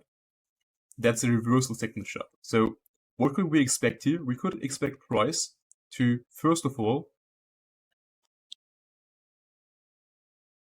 go to that H4 internal high, right? So it would again be external to internal, in this case with SMT as an external.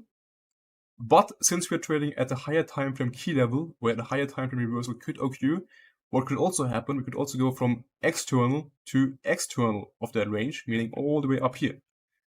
So depending on how price will react above this high, meaning if we reject the high, we could see again a continuation lower. If we hold above the high, we will likely see a continuation up into external. So again, we form a new bullish range on our time frame that we can use to frame an expansion into the high up here, right? So let's wait until we form a range by confirming a swing point here. So now we have formed a range, right? We have a high, our low, right? Now in this case, do we want to see a deep retracement all the way to the lows down here? No, we don't. Why? Because we trade now here the early phase of potential reversal, meaning if now price comes back all the way down here, that's a low probability sign of reversal, right? We ideally want to see price maybe run this low, but we don't want to see price to come all the way down here. If that happens, where's price likely drawing into? Back to those lows, right? Because a true reversal does not offer deep retracements, right? And you can see here, we take out that low. What do we see? Price rejecting the low is a good sign, right? But now what can we see as well at the external range highs of that range? We are also rejecting those highs. So now we reject both the external and the internal. So what does that tell us about the market profile? It tells us we are in a seek and destroy profile, which is one form of consolidation. Now, what does consolidation tell us? Consolidation tells us continuation is likely, right? We know retracement, consolidation are both signs of a continuation, meaning we know we are now in a seek and destroy profile, but overall the expectation is still to see price continue up here because seek and destroy is a continuation sign, right? It just means we have to be careful now if we would want to engage on lower time frames here, since we know currently the market is here in a seek and destroy profile to reaccumulate before we will see eventually price most likely continuing up here, right? So you can see again the same stuff, we keep projecting the high and the lows, right? That's a seek and destroy profile, right? And if you could have anticipated that, the way I just told you, you knew, okay, I don't want to go in here and trade this profile at the AM open until we leave that S&D profile by breaking above the range high. And you can see now, PM session, we then get the move into a draw. So now let's continue, right? We know, okay, as long as we don't reject that high, we expect the external of that range. Price going from external to external. So price holds above, and you can see we then continue into the draw on liquidity. Right, again, what do we have here? A consolidation, and we know consolidation is again a sign of continuation into the draw. So we know ideally we want to see price to run those internal lows and then continue up into the draw. That will be our bias for that day. So the market is now retracing back into the range, right? What do we have here? We have the external high of that range, right? That's our range high. That's our range low here. Why do I take that low? Because that's where we started the expansion from, right? You could also take that low, but I like to use the lows which initiate the expansion after the consolidation. So in this case, what could happen here? We could see price going up to external and then continuing up here. Or if we want to be in a prolonged consolidation, we could run the external, reject, grab that low again, and then continue. Why? Because that's now an engineered low within that range, right? The market is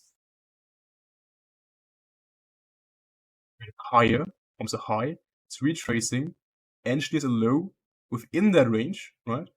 And now the market could come back, grab that high, then continue into the higher time frame draw, since we're that close, or could reject one more time, run that low, and then continue, right? So what moves would we want to trade? First of all, we could look to trade away an expansion from that swing point into the external, TP up here, or go break even. So that move could be tradable. Or if you reject, come back, and then trade that move, right? The expansion away from that weak low into the external, which would again be internal to external, right? So let's see what the market is doing. We have now formed a swing point here, right? So likely we're going to expand away from that swing point into the Asia highs. There we go, right? Now, it's really important to monitor how price is reacting above this high. You can see, for now, we are not closing above, which is not a good sign. Again, second candle that failed to close above. So most likely, we could see price running again this London low and then continuing higher, right? Now, if we check on the H4 time frame, that H4 low is a weak low, right? Because we have not yet taken any liquidity from a previous H4 low in that range, since price had no time yet to engineer low. That's the low that got engineered on that H4 range, right? So we now at this point likely will trade towards that H4 weak low, and that's what we're going to use to frame again then as a key level the expansion from, right? And now we've taken out the low, and now we likely will continue to expand away from here, right? You can see again, we reject the highs multiple times, and then new weekly candle, we already took out that high at the open, right? So now we have gone through 1 week of market profiling and how to anticipate expansions, right? Using internal, external, and external, internal. So let's get back to the next chapter and continue with the second one. Then chapter 2, the CX swing point framework. So what is that? Let's get into it. The market is always moving in the same candle sequence, right? Before the market can expand, we always will form a swing point. In that example here, you can see a bearish swing point. We form a bearish swing high consisting out of 3 candles, and then the 4th candle is the expansion away from that swing point, right? So we have candle 1, candle 2, candle 3, and candle 4, right? Each candle has a different phase of price, right? Candle 1 is accumulation, then candle 2 is the manipulation, which is trading above the previous candle's high, closing inside candle 1's range.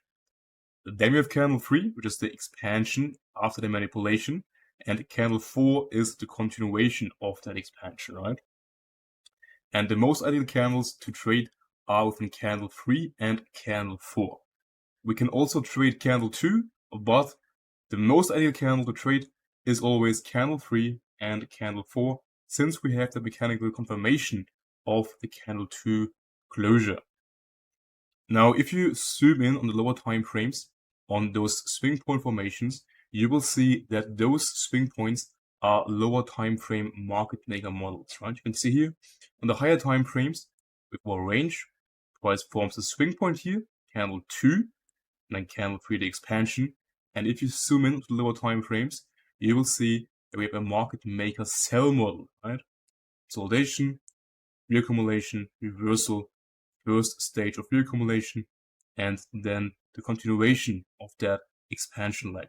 You will find those frameworks on all time frames, right? This can be a daily time frame, then there's the hourly time frame, or this can be hourly time frame, then the 3-minute time frame.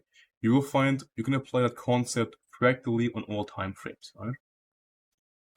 So the 4 candles which we use, as mentioned, candle 1 is the accumulation, right? Also, candle 1 can be multiple candles in a form of a range, right? With an accumulation, we build liquidity before the move is able to initiate, right? So we never want to trade the candle 1, in this case that would be candle 1, but you can see prior to that we are in a range, right? So we never want to trade the range of the accumulation itself. We only want to trade after the manipulation, which is within candle 2. So candle 2 manipulation, that is the core trigger, right? It's a sweep that runs liquidity, takes the stops, and then we see the expansion, right? The manipulation candle is the move against the direction we actually want to trade according to our higher time frame bias. Okay? So if there's no manipulation, then there is no fuel for the expansion, right?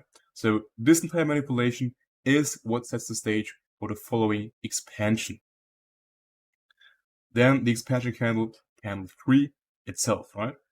You can see here, our manipulation candle is closed, and then candle 3 starts the expansion away into candle 4, the continuation away. So we want to trade and position ourselves within that candle and that candle in a long position to ride that expansion away from that candle 2 manipulation, right?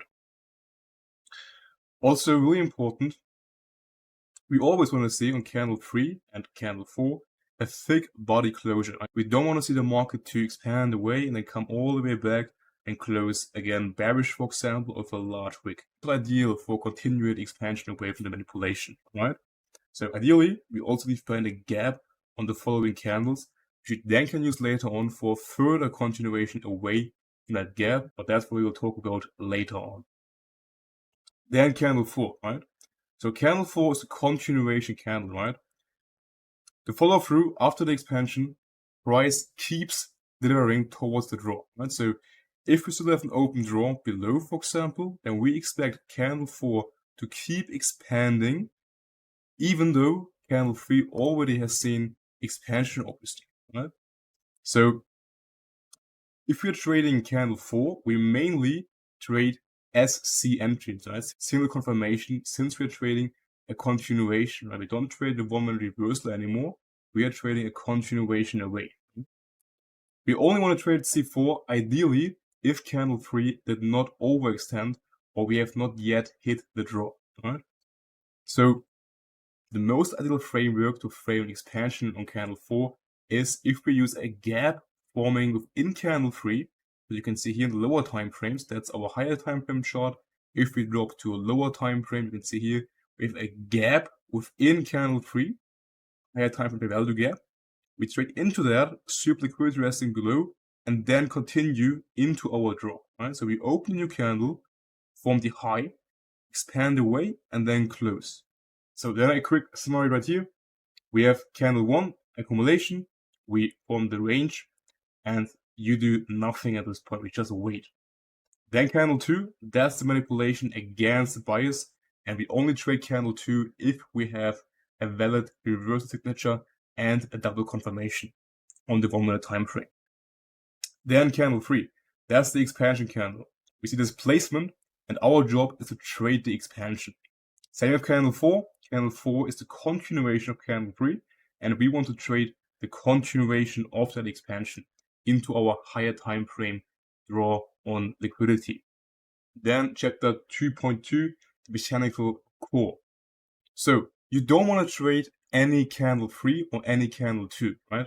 How do we know if we want to trade within candle 2, or are we better off to wait for candle 3? And there are a few signs that we can use to anticipate if it's more ideal to trade candle 2 itself or to wait for candle 3. So if we have in candle 2 a small wick, and also we have lots of time left in the candle before it's closing, we can trade within candle 2, right? We're reversing and expanding within the same candle as the manipulation occurs. However, if we see candle 2 looking like this, right, we have already seen a large expansion to the upside, which is the manipulation, and then price comes all the way back down again within the same candle. We know that candle has not a lot of room left for further expansion, because this candle already saw a large expansion, and therefore the chances of seeing a further continuation from the same candle beyond its open is low probability, right? And therefore we want to wait for the next candle. Also, if we have in that candle, let's say it's an hourly candle, and we are closing that candle in 5 minutes, we know this candle has little room and time left to expand, and we want to wait and trade then the next candle, candle 3, as the continuation. So you can see again, large wick, wait for the next candle, small wick in candle 2, we know there's still room to expand, right? So the bigger the manipulation wick, the smaller the expansion body, right? So you have to imagine to read that candle as a wick, which is the expansion already happened in the candle, and a clock, which is the time left within that candle before it's closing, right? So large wick and little time left in the candle, wait for the next candle. If you have a small wick and still time within the candle, you can still trade within that candle. So then the C3 equilibrium rule, right? For continuation, candle 3 should stay within the upper half or longs. In this case, a bearish example. So candle 3 should stay within the lower half of candle 2, right? If you take the fib tool from the high to the low, that's the mid-level, then candle 3 should not trade past the mid-level of that candle. It should remain the lower half and then form the high somewhere here, and then continue to expand lower, right? If you see, however, candle 3 opening up and we already trade past the mid-level of candle 2, then you don't want to trade in candle 3 anymore, and you want to wait for the next candle for potentially showing you again reversal signs. But if you see candle opening up, sweeping, for example, the candle 2 is low, then expanding past the mid-level of that candle 2, where's price is most likely heading for? Candle 2 high, right? And you don't want to trade this candle 4 for shorts anymore. So a deep retrace invalidates the expansion, and it tells you the move needs another candle to set up the expansion, and you have to be more patient to look for an entry. So then candle closures, right? Candle closures validate reversals and continuations, right? So we want to use those candle closures to validate our already established narrative and bias. We never want to trade candle closures in isolation, because that's just one form of pattern trading, right? The candle closures, they confirm and validate the profile we've already identified. You can see here a bullish continuation. You want to see candle 2 to close inside candle 1's range. So you want to see candle 2 to ideally also close bullish after taking out the previous candle 1's low, right? And then candle 3 should also close above candle 2's high, right? That's indicating a continuation on candle 4, and we know candle 4 will likely be a bullish candle. Same for the bearish case. If we trade above the candle 1 high and then close inside, and we already have a bearish bias and say we're trading at a bearish key level, then we want to see the next candle to expand away, right? And since candle 2 is closing inside previous candle's range and also closing bearish, that's a sign candle 3 will likely be a continuation. And once candle 3 is closing below candle 2's low as well, we form a swing point. Then we also know candle 4 will likely be a bearish continuation. And the same for reversals. If we trade, or if we want to trade candle 3, we always want to see candle 2 to close inside, right? So pretty much you can see the continuation is pretty much the next sequence after the reversal candle has been confirmed, right? So we always see the reversal candle forming first, candle 2, And then if candle 3 is closing like that, right, we expect candle 4 to be the continuation, right? So the mistake that I already mentioned, what many people do is they pattern trade the candle closures with no key level and no context, right? If you have this pattern in the middle of nowhere and there's no higher time frame underlying narrative, then that's just a pattern and it doesn't mean anything, right? So candle closures validate the price action we've already identified before to be valid for a high probability trade, to be either bullish or bearish, right? So we trade the market profile and then let the candle closures confirm that we are on the right side of the market, right? So one more thing, higher time frame imbalances and value gaps are lower time frame swing points, right? So if you have been actually studying the charts yourself, you should have already identified this, that higher time frame imbalances always consist out of lower time frame swing points, right?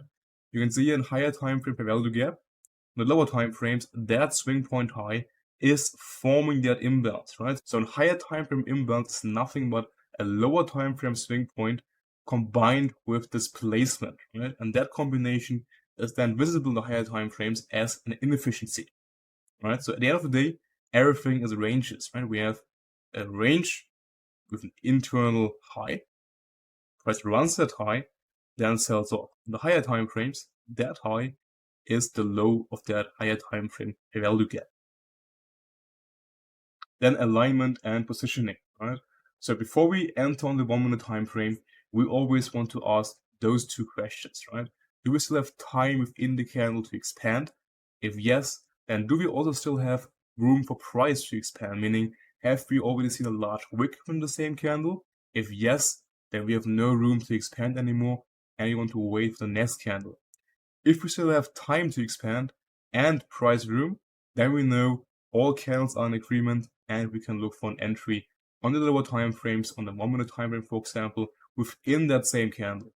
Then the candle sequences and the market maker buy or sell model positioning, right? So there's an ideal price level to position yourself within a market maker buy or sell model. You can see here we have a bullish market maker buy model on the lower time frames, and if you now would zoom out to the higher time frames, you would see here a bullish swing point being formed, right? So the most ideal entry are always if you pull from the high, so a target, and the low that form, and we split that range into 4 quarters. The ideal entry zone will always be the second and the third quarter, the mid quarters. Why is that the case? Because entering up here is too late, right? You're entering a deep premium right before price is taking out this first buy side target, meaning entering up here, you oftentimes will see price rejecting the highs multiple times, and you're simply too late to enter this move to target this high. And also, if you find a setup within here, typically it will be a low risk reward trade, which you also want to avoid. Entering down here, that is usually too aggressive since that's where the reversal is forming, and you're better off to wait for the reversal to be confirmed and then trade the continuation away. So looking for an entry in the second and the third quarter, that's what gives you the best combination out of still having a high risk reward trade potentially, but also you already have the reversal being confirmed, right? So the ideal entries, they always are forming within the second and the third quarter, the mid quarters of a market maker buy or sell model. For a bearish sell model, it's the other way around. We don't want to enter at the lower end. So always remember the 2 mid-level quarters are the ideal entry zone. Then chapter 3, entry models, SC and DC. So let's get into the entry models, how we execute a higher time frame frameworks than on the lower time frames. So before we enter a trade, there's one precondition, right? We always have to see a sweep before we enter any trade, right? So price has to take liquidity before we reverse or continue the overall trend, right? And that sweep has to be a prior swing point, as we can see here, right? We have a sweep and then price continues to expand. So it doesn't matter if we use a single confirmation, which is an SC, or DC, a double confirmation. We always have to see a sweep of a prior old swing high or low. Then SC, the single confirmation, right? So what is an SC? It's a with the trend entry confirmation where we only have one confirmation, right? We have a sweep of an old low, price forms an order block, and then we enter the trade. We only use SC when we're trading a continuation of the already established order flow, right? So we are just trading a continuation of the already bullish or bearish order flow.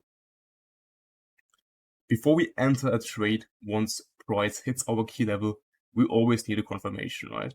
We can see here both confirmations, the DC, the double confirmation, which I will get into on the next slides, and then we have here an SC, right? You can see we have a higher time frame key level, that old range low, price comes to the key level, and then we have here our double confirmation, right?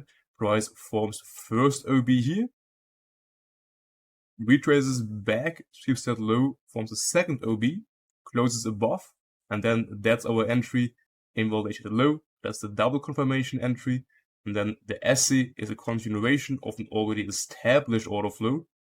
You can see here we already have reversed from the reversal, and then we have a sweep, OB, and then a continuation away. And that closure above the down close candle here, that's the reinforcement of bullish order flow and indicates a continuation higher after the sweep of that weak low, right? Then the double confirmation. So double confirmation is what we use when we are trading a reversal on the 1 minute time frame at our higher time frame key level, right? So we have here our higher time frame key level, price trades into it, we then form our first bullish OB, we retrace into that OB, have a sweep of an old low, and then form here our second OB, which is then our double confirmation. So pretty much two stacked single confirmations. Why we're using at a reversal a double confirmation? Because order flow has yet to shift in the lower time frames from bearish to bullish here at our key level, right? And to have that confirmation that we're truly bullish, we want to have two confirmations stacked to confirm the reversal is in play. So then the sweep requirement on the second confirmation, right? There are two types of confirmations where we have a sweep on the second confirmation and no sweep, right? If you form an OB here and have no sweep, that's a repulsion block. Same as here, just that we have on repulsion block a sweep, right? So pretty much the lower time frame, a double confirmation is a repulsion block with a sweep on the low, right? If we have no sweep, it is just a repulsion block entry, which is still tradable, but lower probability, right? Since we have no sweep on the repulsion block. Double confirmation means we have both. We have a sweep and the repulsion block together, and that is then the classical double confirmation, right? So we have two entries for two different contexts, right? We have the single confirmation for continuation, while DC is for reversal mainly.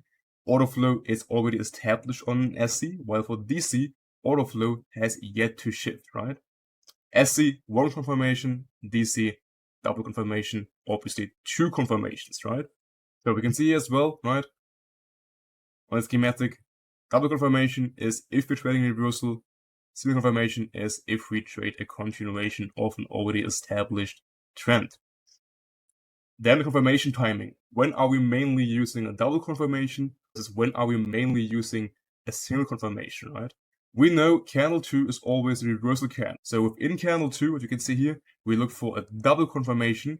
While if we're trading in candle 3, where the reversal has already been confirmed in candle 2, then obviously we only require a single confirmation to look for price to trade away from that candle 2 reversal candle, right? So rule of thumb, if you're trading within candle 2, always require a double confirmation. If you're trading in candle 3 and we already have formed the reversal and the lower time frame order flow is already on your side, you only require a single confirmation. Then really important, you always have to wait for the candle to close, right? Don't anticipate the close after the sweep, right? For example, here you see price sweeps so low, purchase the OB, but eventually fails to close above. And if you enter the trade before we close above, you can see here, you would take a loss. So always really important, wait for the closure above and then enter the trade, never before, right? Lots of losses will be avoided by not following into trades before the candle closures actually confirm the entry. Then the OB. Why are we using the OB as our entry array, right? We enter only off order blocks, not fair value gaps and also not balanced price ranges. We only use fair order blocks as our entry model, right? You will see oftentimes price inverts the imbalance but fails to confirm the OB and then stops you out. So we always wait for the break of the up or down close candle, which is then the OB. That is, especially in the 1 minute time frame, more consistent, right? So we focus on one PD array and we use it the same way every time, and that's what keeps our execution mechanical and consistent. So what are actually OBs? If you think about OBs, they are pretty much flipped opening prices, right? An OB is an opening price that gets flipped, and that's also why it holds, right? Imagine here we have 2 hourly candles showed here on the M15 time frame, right? And those 4 M15 candles create 1 hourly candle, right? You can see now here, we open this first hourly candle, first M15 candle is bearish. We then form a swing point with a gap. That's the opening price, and that down close candle is also a bullish OB, right? Next hourly candle opens up, trades into that M15 gap and the OB, which is again previous hourly candle opening price, and uses that OB to expand away. So price pretty much has been retesting the previous hourly candles open to then trade away from that gap and the OB inside. And that's also why it's always such a nice confluence if you have like a higher time frame session open or daily open around our key level, because we know if we have flipped opening prices acting now as support or resistance, they are a higher probability confluence for our trades. So then selecting the right OB, right? We don't want to use like choppy OBs, which are in a consolidation, right? If we're at our key level and price just chops around, there's no clean V-shaped displacement away, we don't trade that OB. And we always demand a clean V-shaped reversal from our key level, leaving behind a thick candle as our high probability OB. So we always want to have displacement, not like a consolidation, right? You don't want to look for a random OB in a consolidation around our key level, right? So what time frames do we want to use OBs or fair value gaps as our higher time frame key levels to then frame expansions away from our higher time frame key levels, right? You have to imagine we have a key level, price trades into the key level, and forms a range from that key level, and within that range you will have an order block or fair value gap we can use to frame our trade idea. And if you have a monthly key level, we want to see a daily range to form, and always the range we form at the key level has to match the time frame of the order block or fair value gap. So if we have a daily range forming a monthly key level, we also want to see price to form a daily OB or fair value gap, which we can use then to frame an expansion away from there. For a weekly key level, we want to see price to form an H4 range and then an H4 OB or fair value gap. Daily is the H1, and for an H4 key level, we require an M15 range and therefore an M15 OB or fair value gap, right? So that's just a rule of thumb. So you have the rough time frame alignment you want to see when you have a higher time frame key level, and now want to know, okay, which range do I want to see to form around that key level to then frame my trades around those key levels. So what makes an A plus OB? There are a few things which you want to see to make an OB high probability, right? First of all, you want to see a thick displacing candle, meaning a thick candle body, right? You can see here with thick down close candle, and that is a high probability OB once price is closing above. Then second, it has to take out an important high or low. You can see here we sweep this important low. And then the third thing is if we have like a higher time frame key level around, for example, we have here a higher time frame OB below, fair value gap or whatever, the low itself can also be a key level, but if we have like a higher time frame PD arrays such as a fair value gap or order block as mentioned around that low which we sweep, then that makes it even more high probability, right? Then also what makes an OB even more high probability is if we have the value gap paired with the OB, right? It's not mandatory, but if we have a gap around the OB, as you can see here, that makes the OB even more high probability because it shows displacement. And that's also what we want to see if we trade true reversals, right? So if you have those 4 criteria together, you know that's an A plus OB to use for your trading. Then the confluences, right? We never want to trade OB just as a pattern, right? We always want to align OBs with the story around it, which is our higher time frame narrative, right? opening prices, the candle closures, the swing points, the session context, SMT, which we'll talk about later on, and so on. We don't want to just randomly trade sweeps and OBs because that works until it doesn't, right? So we always want to have a higher time frame framework around our trades before we look for our entry model. So SMT as our confluence, right? SMT is pretty much divergence between YM, ES, and NQ at our key level. So the three indices are diverging when we're trading into a key level and we're expecting a reversal to occur. So each high probability reversal, you will always see an SMT, a divergence to form at the higher time frame key levels. So for example, here you can see we have a key level on NQ, ES, YM. We trade into a key level on all the assets, and you can see here price runs this low on NQ, which we don't run on ES and YM. And you can see here we have a second divergence at that low, which took out the first low at the key level, right? So you can see here we run that low. We don't run the low on ES, but we run the low on YM. So you can see here we have an SMT between that low, and then we have another SMT at that low between ES and NQ, right? So if you have those divergences, meaning tracking correlations at the key level, especially if you have a double SMT, meaning we have at the higher time frame sweep an SMT, as well as like a second sweep on the lower time frames here, that's a higher time frame, high probability confluence to see a reversal to happen, right? Because we know those divergences, they always occur around our higher time frame key levels when we form a high probability reversal, right? So really important, SMTs, they don't replace the framework, right? We anyways already anticipate a reversal to form at that key level, and the SMT is just a confluence to give that framework even more confluence around that key level to form a reversal, right? So we never use SMT alone as a justification to take a trade. It's only a confluence. It just validates what we already have identified based on the higher time frame narrative and the price action. So then the entry timeframes, right? Which timeframes do we mainly use for the entries? So the entry timeframes are pretty much anything between the 1 minute and the 5 minute time frame, right? Each time frame has its benefits and disadvantages.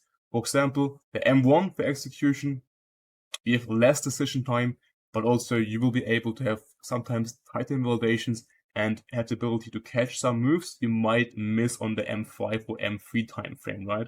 Therefore, on the M5, M3, you have more decision time due to the higher time frames, but also sometimes you will miss a move on the M5, M3 where the M1 just runs and you don't get an entry on the M5, M3, right? So both come with pros and cons. So entry the day trading time frame market, that's also where you mainly want to focus on those time frames, right? M5 to M1 and not like M15 or H1 time frame, which you might want to use on Forex.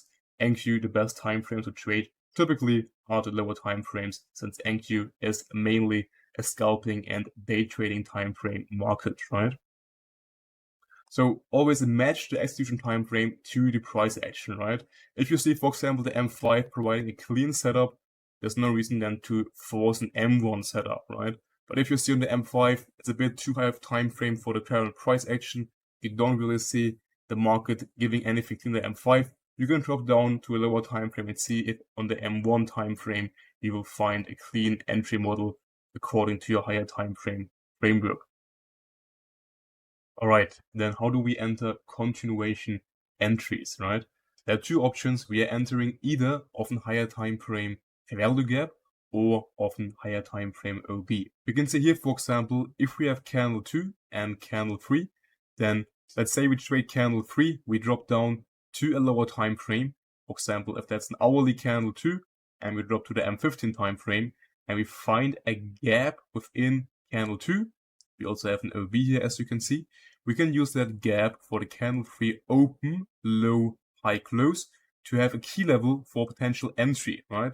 We can then use that entry to frame an internal to external trade, right? Remember, the value gap is internal liquidity, meaning if we retrace into that gap and we are trading with an hourly candle 3, which is supposed to be expansion, we can use that to align ourselves to our entry and then trade away the expansion on candle 3 from that M15 value gap within candle 2, right? And also you can see here, if we apply the same concept on the lower time frames, the M15, we have here the second M15 candle within that new hourly candle forming a candle 2, right? So once that candle 2 is closing, we know that candle 3, this M15 candle 3 within the hourly candle 3 is likely to be expansion, and we can look to long that candle if we find our lower time frame signal confirmation within that entry here, right? So meaning we drop down here to the lower time frame, the 1 minute time frame, and if we find here a 1 minute SC after sweeping this low, meaning form an OB, we can long and then ride that expansion away from the gap within candle 3, right? Then also the OB, right? You can see if we have an OB as well, let's say here in the higher time frames, candle 3, we have a swing point forming, candle 3 confirms an OB, and then candle 4 opens up, forms its low at the OB of that previous candle open, which is now an order block, and then we trade away the expansion from that OB and can look on the lower time frames, our entry model within candle 4 here to trade away that expansion from the swing point and the OB within the swing point. Then consolidation in a key level, right? If we hit the key level and we don't V-shape away, we also oftentimes see price, if we're at a higher time frame key level, to head into consolidation before reversing, right? If you see price hitting a key level and then heading into consolidation, you don't want to be trading within the consolidation, right? You want to wait for price to re-sweep the consolidation lows or consolidation highs if it's a bearish example, and then watch if we set up for a V-shape away from the key level and the consolidation lows, right? And only then you look to trade away from that reversal, because until then we have not seen the reversal signatures, right? But here, after sweeping the low and then we see price V-shaping away, then we have our reversal signatures and we can look to position ourselves in the expansion away from that higher time frame key level, right? But really important, don't force trades in the consolidation if we have not seen yet our reversal signatures. Then invalidations and when to skip a trade. So invalidation is always the low of the manipulation or the high of the manipulation, right? Meaning we want to allow price to retrace potentially all the way to that low, but we don't want to see price to trade past that strong low, right? So our true invalidation is always that low, not somewhere in here between the manipulation low and the confirmation of the OB. We want to put our stop at the true invalidation, which is that strong low, right? So never put your stop somewhere in the middle here, because price can retrace, stop you out, and continue higher, right? That is really important. And also it's a mechanical rule that defines your invalidation, right? Then the trade exclusion. If you see the market offering less than 1.5 R to our first objective, you don't want to take the trade. Ideally, we always have about 1.5 R or more until our first target. We can go then break even and either TP up here or go to break even and aim for 2 R slightly above that target. That especially works quite nice if we have other higher time frame draws above past this first major draw, right? But if you see, okay, we don't really have a favorable risk reward to that first high, for example 0.5, 1 R, whatever it might be, then don't take that trade. If it's around 1.5 or above, it's fine to take that trade. If it's below, you're better off to not take that trade, since the risk reward is too low to make that trade worth taking. Then here an entry model example. You can see here we align both double confirmation and single confirmation, right? You can see here overall the draw is higher in the higher time frames, but we can still frame trades against the higher time frames, right?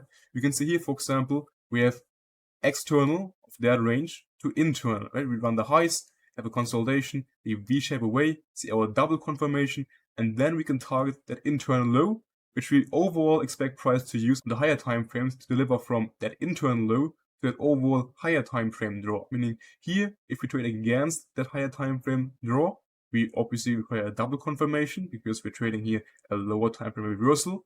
And again, remember, a higher time frame retracement, which is that move here, is a lower time frame reversal, which allows us to trade that move as well. Once we take out that low down here, and then again turn bullish, right? Again, you could look here for a double confirmation, or once we have confirmed the reversal and we're trading a continuation away, again, we can use here a single confirmation target that higher time frame draw above. That's how you can trade both against the higher time frame draw, but also again, obviously, trade the higher time frame continuation using a single confirmation after price has taken out an internal low and then again goes from internal to higher time frame external. So then the entry checklist. So always we want to make sure, first of all, what model do we need?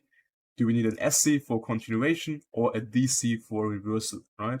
Then we want to make sure, are we actually trading the expansion shift or is price still in a consolidation or a manipulation phase, right?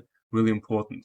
Third, we check for the wick and time left in the candle. If we still have enough time left in the candle and the wick is small, we can trade within that candle. If not, we wait for the next candle to position ourselves.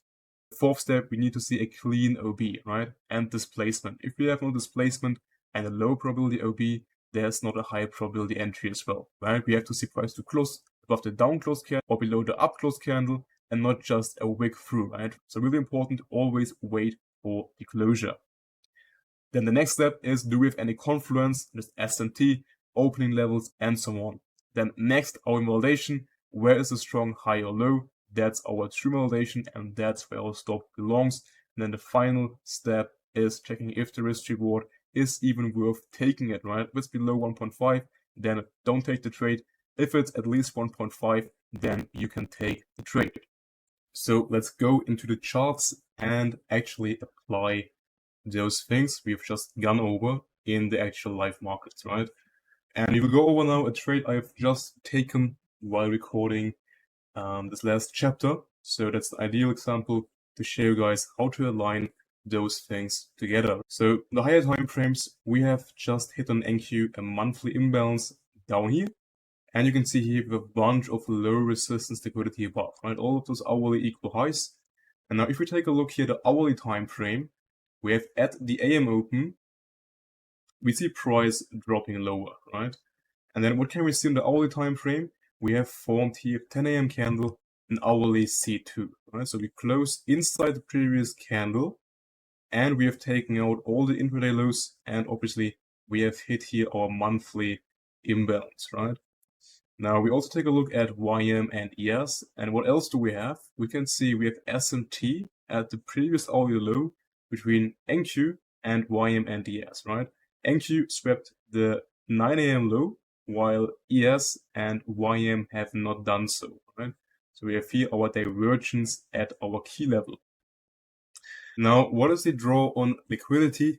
We have taken out external, right, all the range lows, and we have a bunch of internal liquidity, those lunch highs, the London highs, and we have the current daily open and the highs above, right? So those are our potential buy-side draws. Now we drop down to the lower time frames. Let's check at the M15 time frame and see if anything is there, any gap with D2. You can see here we have an M15 gap right here, right? So M15 gap within candle 2. So now we could frame a narrative on this next hourly candle, which is candle 3, that we open up, expand to the gap, and then trade away, right? So that's what we want to watch out for on the lower time frames now, right? Now we go to the 1 minute time frame. We can see here, could we have been trading C2 here with double confirmation? You can see here we have propulsion block on the 1 minute time frame, right? We form our OB here. That's our OB.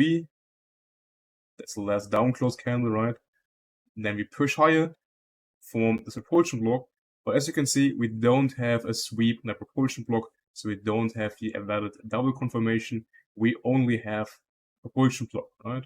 Which also is a valid entry model, but I personally, if I'm doing reversals, I want to see a sweep, and for me the 1 minute time frame to use that reversal here is a bit too aggressive of a time frame, right? So now I'm watching this gap, right? And I want to look out for the next candle to open up from the low and then expand, right? And then aim for those draws above. And you can see as well, we have reclaimed 10 AM here, new H4 candle open, right? H4 candle opens up, comes to low, starts the expansion. So the H4 candle also makes sense for an open low high close to then frame an expansion, all right? So let's see what happens at the open. And we can see that at the open, we see price dropping lower on all indices, ES, YM, and NQ, right? Now, if we take a look on the M15 time frame again, we can see that YM has already taken out this previous M15 low, right? Which is on NQ, that gap here, right? So now we could see potential SMT at the gap, which means that NQ could leave that gap open, and we have here an SMT at the gap, which means NQ can expand higher without tapping the actual gap due to the SMT we have with YM at that low, right? So now let's watch if we also get our entry confirmation. In this case, what do we need? We need an SC, right? A signal confirmation. So you can see here we have a sweep of that low, and we've been trading below that low here. So we took out a 1 minute low, and now we have those consecutive down close candles. And now we want to see price to close above here, right? So all we do is now wait for price to close above here. Once we close above, we can enter a long and then target that London high, right? So let's see if the market actually gives that. You can see here, initially, we failed to close above. So you don't FOMO in here, you actually wait for the closure above. Again, no closure, right? We don't FOMO in. And now we get the closure above, right? So now we have our confirmation, and we know now we have confirmed the expansion away from that gap with an SMT, with an hourly candle free, and we have those clean equal highs above, right? Low resistance highs. So we now wait for a small pullback, invalidation at the low, right? And then we target that high, about 2.5 R. So I've been waiting here for a small pullback. I haven't been waiting for a pullback all the way to the OB, because sometimes you open up, don't tap the OB. If the risk reward is still above 1.5 to the first draw, you don't have to wait for a pullback to the OB, right? Especially if the closure is around the OB, not too far away, just enter the next candle open, right? In this case, you can see we close a bit above. I would enter here, the next candle, I would only have 2R, which still would be fine, but I assume you will get a slight pullback here, so I've been waiting here for a bit of a retracement. And then I get about 2.5 R, and that was then my trade, right? You can see here I get a fill, and then price starts the expansion phase of that next hourly candle and trades into the drawn liquidity, which is the buy side above, right? So again, quick recap, what have we done here? We see price trading lower, we have a clear draw being almost internal low resistance highs, then hourly candle forms a candle 2, which sets the stage, potential long. We drop down to the lower time frames, we identify a gap, the new hourly candle opens up, we tap that gap with an SMT, then we get the proper entry model, an SC, we wait for the confirmation, we enter the trade, stops at a strong low, we do have a risk reward about 1.5, and then price expands into a draw, right? Pretty clean delivery as well, and that's a clean trade. Then let's dive into chapter 4, asset alignment between YM, ES, and NQ. So the overall logic behind asset alignment is that YM, ES, and NQ, they are correlated assets, meaning most of times they move in the same direction overall, right? But at certain times that correlation will break, and you will see YM, ES, and NQ moving in opposing directions. And that divergence is information that we can use in our trading. For example, if one asset fails to make a new higher low and the other assets make that higher low, that's a Kraken correlation. For example here, let's say we are approaching here a higher time frame key level, and you can see before reversing, we see NQ failing to make a new high, while ES and YM make a new high and then V-shaping away from that key level. That tells us we have a Kraken correlation at our key level and at the high probability confluence for us to trade a reversal. So then ranking the assets, right? We always do rank the assets in 3 levels, right? We have the strongest one, the middle asset, and the weakest asset. How do we determine the strength of the assets? It's by proximity and retracement depth within the dealing range. Typically, you will see that either NQ or YM is the leading asset. Meaning if NQ is the strongest, typically you will see YM being the weakest and vice versa. That correlation you will see most of times. And then ES is typically the middle asset trading between YM and NQ. So usually the extremes are always defined by either NQ and YM. We ideally always want to trade with the strongest and fade the weakest asset, right? And really important, that ranking is dynamic. I mean, the ranking can change or flip at the next key level, and you always re-rank strength at all of those key levels, right? So the first tool we use is proximity to the key level. If we see YM, ES, NQ approaching an old high or low, we can tell, depending on how far away the assets are from that key level, from that external liquidity, how strong the asset is. You can see, for example, here, YM in this case is the strongest asset since it's the closest to the higher time frame draw, right? While NQ is the furthest away, and therefore we know NQ is the weakest asset.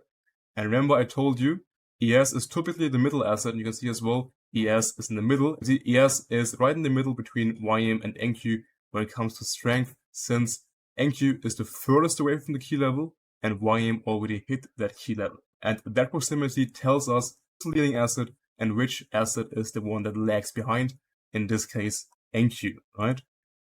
So in the bullish expansion, the strongest asset pushes to the high first, and in the bearish expansion, it drops to the low first, alright? Then the retracement depth. If we see the market being in a pullback into our range, we can also tell based on how deep the assets are pulling into the range, the relative strength. If we see a deep pullback into the range, that tells us that's the weakest asset, while the strongest asset will typically only give a shallow retracement and, for example, just take the 0.5 level that splits premium and discount of the range and then continues to expand back to external, right? While we might see NQ, for example, or whatever is the weakest asset, pulling all the way to the lower end of the range before eventually reversing. So, strongest asset retraces the least into the dealing range, and the weakest asset retraces the deepest, right? A shallow retrace indicates strength, and a deep retrace indicates weakness. So, we always want to apply that ranking and be aware what's the strongest asset, what's the middle asset, and what's the weakest asset. Again, strongest asset is the closest to the key level, has the least retracement, and the weakest asset is the furthest away from the draw, and also offers the deepest retracement when the market is retracing back into our range. Now, really important, the relative strength doesn't replace the setup. So we don't go in and just trade strongest asset with the strongest assets. We just use that to add conviction to our trade. If we know we're in a long currently and it's the strongest asset, we know that's a high conviction long since it's the strongest asset, right? While if you would be trading the weakest asset, that's a red flag because you know, okay, we are trading the weakest asset. There are also times when we can trade the weakest asset, but that's something we'll get into later on.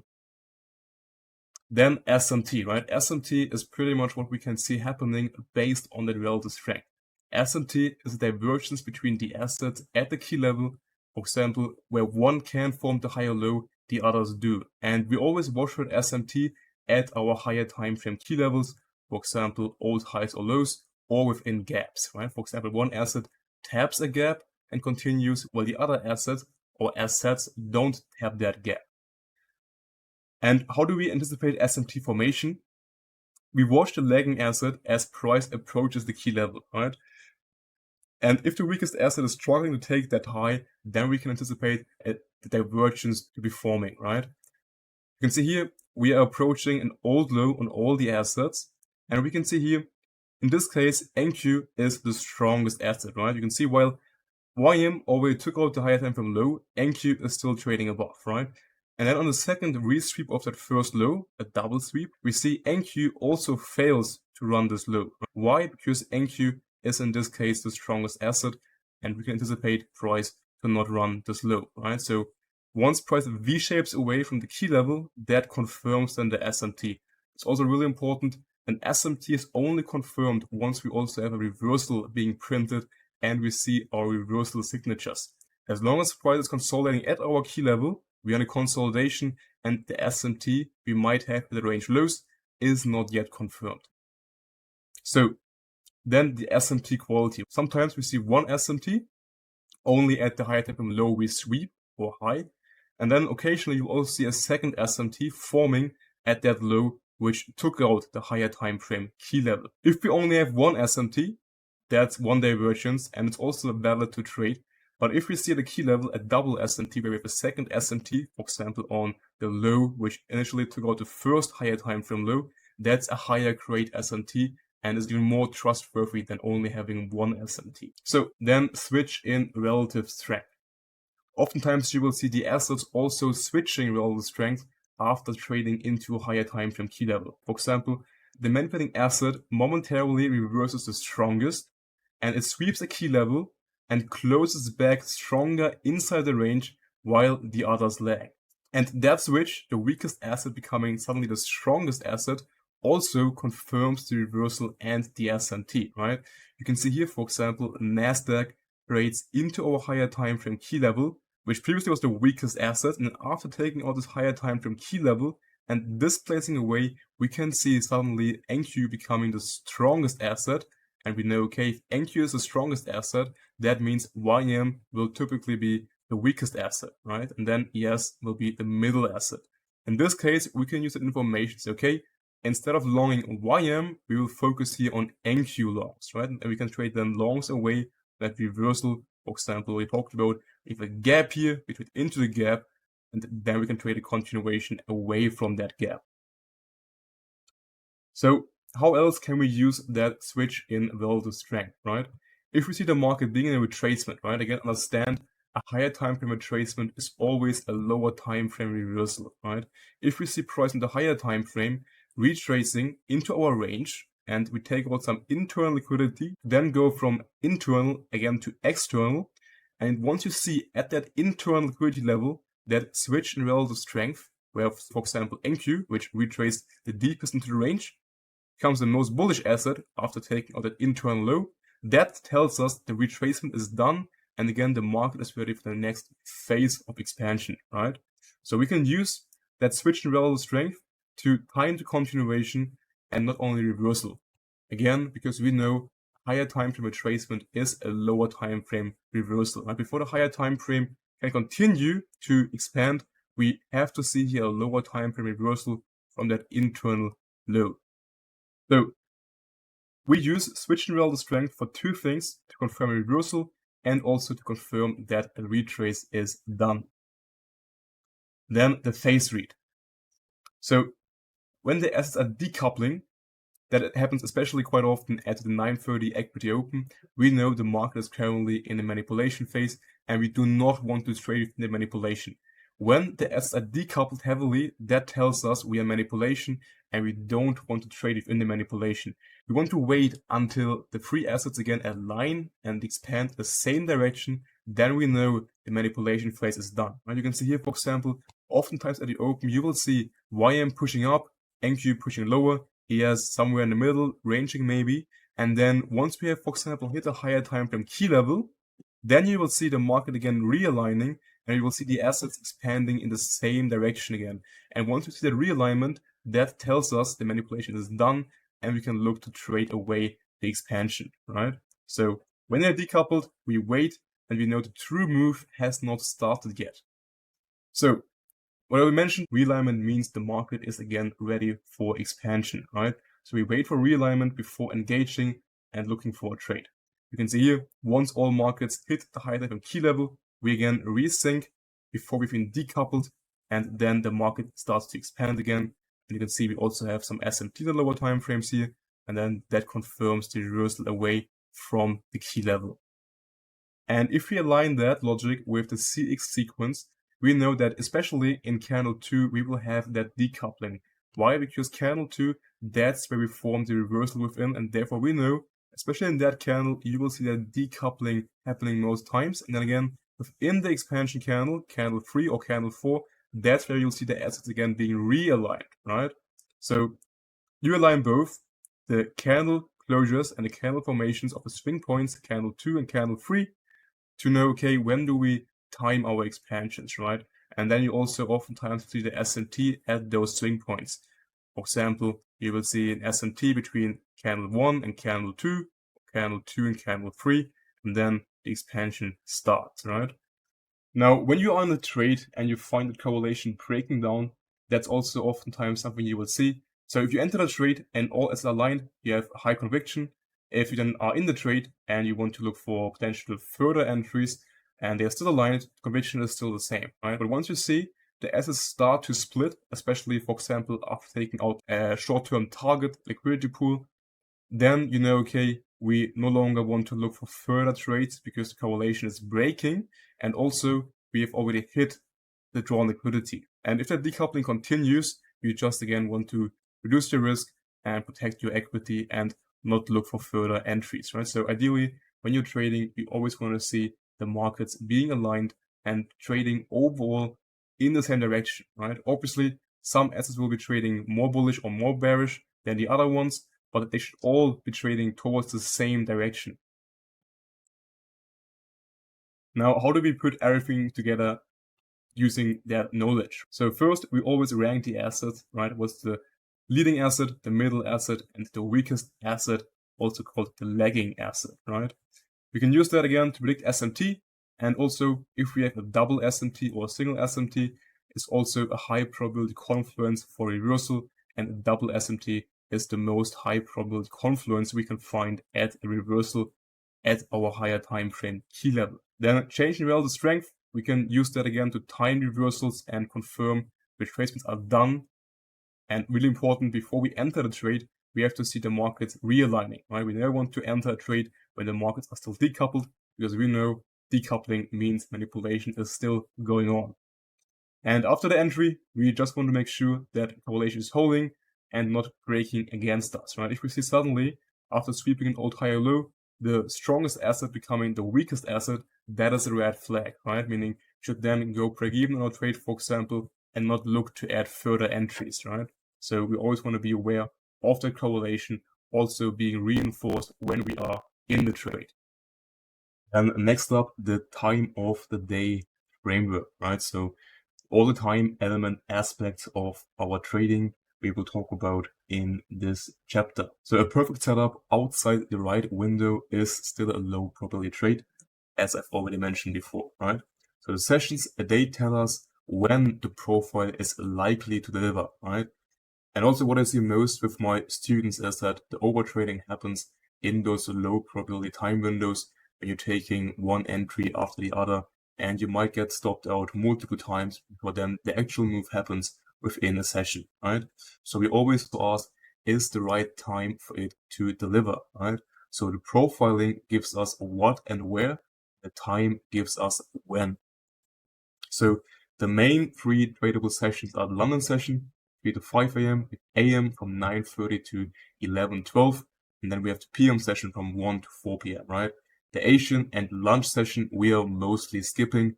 However, they are also tradable if there's an A+ framework, right? Usually, as a rule of thumb, the 3 a.m. and 10 a.m. candle, they are the most high probability hourly candles of the day, and that's where you will see oftentimes expansions to happen, right? So those two candles, 3 a.m. and 10 a.m., they tend to be the ideal candles when our setup aligns with those timings, right?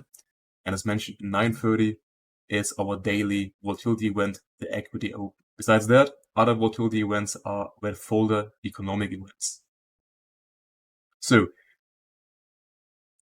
as mentioned, we have two prime candles, where I call them prime candles, the 3 a.m. and 10 a.m. candle.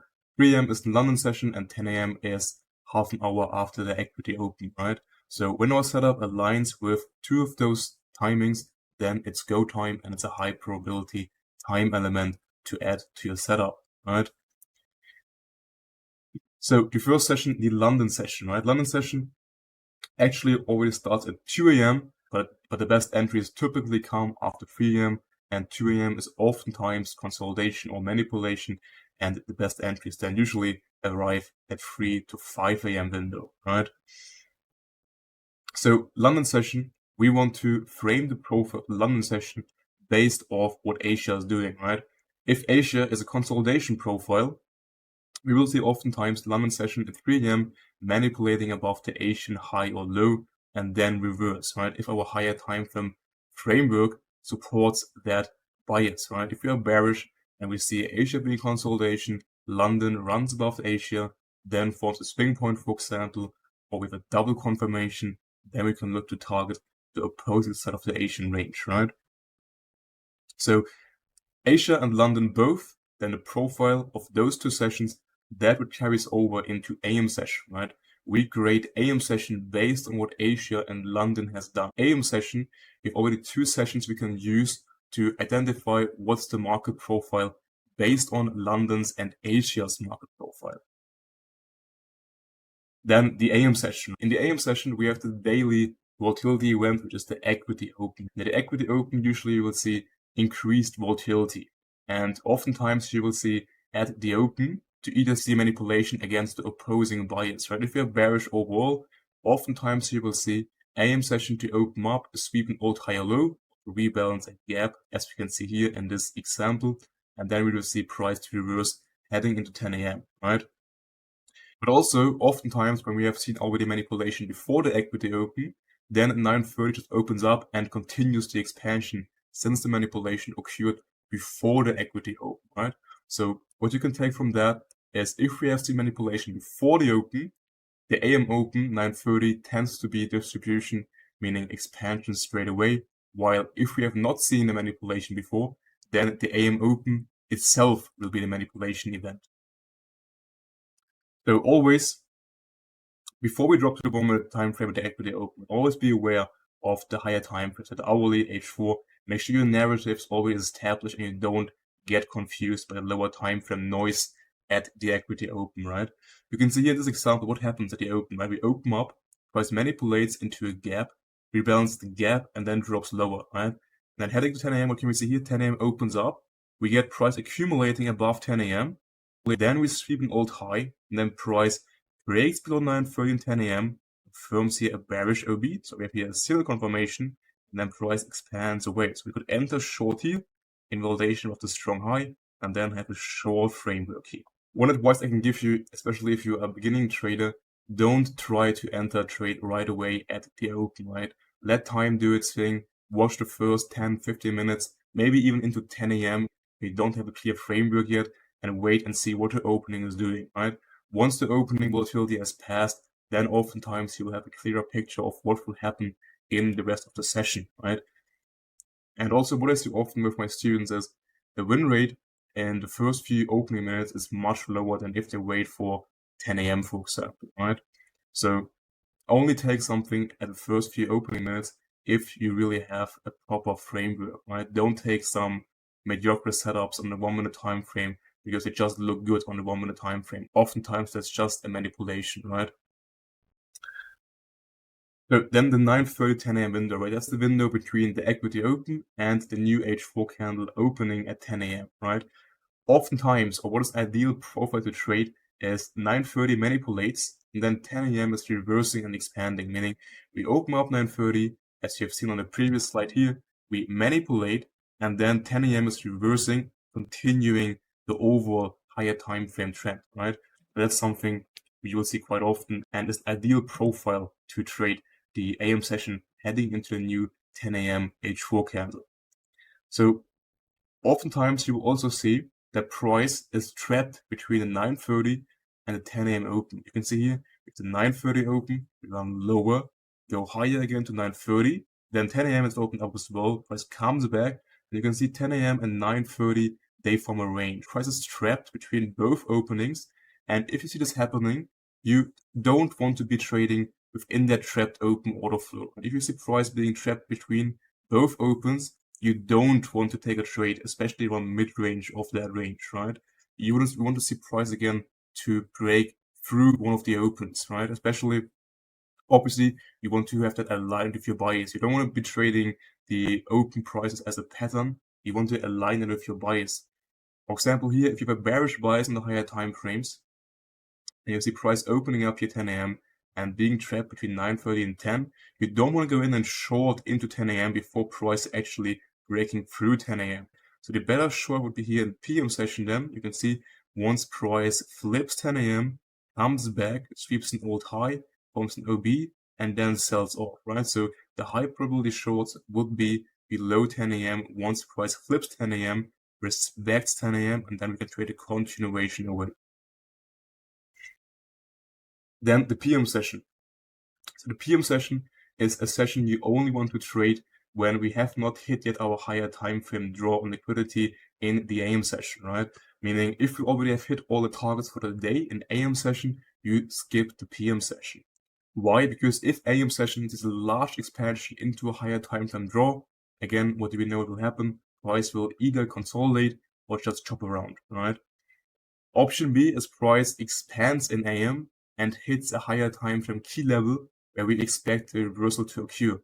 Then we can also see price reversing in PM session, but only if price also shows us the reversal signatures. Oftentimes when we hit a higher time frame key level, as you guys know, price first of all consolidates and we have to wait for a new phase of price before we see the market going then into a reversal profile. But if we see in PM session price hitting a key level, we V-shape away and we have our reversal signatures, then obviously we can also trade a reversal in PM session.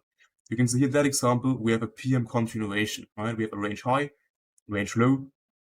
You can see as well a daily profile, we open up, we consolidate in Asia and London, then AM session, we manipulate above the range high, we form a swing point C2 candle, price in AM expands away. And you can see we have an open draw being those current daily lows and the low to the daily open. And we also see we form a bearish OB. You can see in PM session then, price also respects the 10 AM open, then is using that OB and expands away. So we could look to trade in this example an expansion from that OB here into the open draws, meaning we could catch this expansion here. So PM after a large expansion, as you can see here, if we have seen a large expansion in AM, like we have in this example, we see price manipulating London, then AM is a continuation, large move. So what will PM most likely be? A consolidation or retracement profile, right? Because we know after expansion, what market profile will be next? Consolidation and retracement. And those two profiles are not ideal to look for any trades. So second option is, as mentioned, if we trade to a higher time frame key level in heading into PM session where we expect the reversal. We have to wait then for the reversal to set up, meaning we want to see a V-shaped reversal and a double confirmation, and then we can potentially target the mid-level of that AM range, right? For example, in this case, let's say, instead of consolidating, PM session will consolidate here. At the open, we run again that AM low, then V-shape away, it has a double confirmation within that V-shape. We could target longs into the mid-level of that range, right? So we take the fib from the low to the high, then the mid-level will be somewhere around here. Maybe also have internal liquidity in form of fair value gaps, and then we could target for the double confirmation those internal fair value gaps, right? As you can see here, we don't get that. We just consolidate, don't sweep the lows. So in this case, we don't look to trade any longs. Then what are the quiet windows in the day, right? The quiet windows are mainly around Asia and lunch, right? Since NQ is obviously mainly moving during the New York times, Asia tends to be a lower volatility session. Sometimes we also see violent moves in Asia, but most times Asia will be a lower volatility session, right? So Asia we mainly use to frame a bias or a narrative heading into London session, right? But the Asian session itself, we rarely trade it. Then lunch is from 12 to 1 p.m. That's right before the PM session. We also don't want to enter ideally new trades within that time window. That hourly candle is typically a really low probability candle and does not offer oftentimes high quality setups, since we're obviously right before the PM open. Then another window where you want to avoid opening new trades is like 30 to 45 minutes before the 9:30 open, right? This time window also tends to be low probability to open new positions because in this time window, since we're close to the equity open, you will oftentimes see price just consolidating, chopping around, and seeing a clean expansion in that time window is unlikely. If you enter trades before in London lunch heading into the New York AM, then that's fine. Just make sure you don't open new trades 30 to 45 minutes before the 9:30 open, right? The only exception is if you have a really clean A+ framework. Like imagine you have the cleanest setup, it's an A+ framework, then you can make an exception and also trade that time window before, right? But only that happens almost never, right? Maybe once every few weeks, then you can do that. But really only make sure it's like a really A+ framework, and also then make sure you manage your risk heading into 9:30 if the framework is not really playing out the way you have anticipated into the open, right? But overall, those time windows, in these windows, you mainly wait and just do nothing, right? Then news, the economic news we have as well. So oftentimes we have news at 8:30 or 9:45. And if they are high impact in red folder news, then they oftentimes will do the same thing as the 9:30 open. They either manipulate or they are expansion drivers, right? Meaning if you have not seen manipulation before, then the news oftentimes tend to be the manipulation. If manipulation occurred before, then the news will oftentimes be the driver that delivers the expansion. Then we have the three main news events, the big three, which are FOMC, NFP, and CPI. You will see oftentimes FOMC and NFP being two-stage news event. That means the initial move at the release is often the fake move, and then later on you will see the real move happening. So what that means is if we see the release, a bullish move to the upside, oftentimes that move will get reversed and vice versa if it's a bearish move at the release. Obviously, that doesn't mean it's always the case, but typically you'll see that happening more often than not.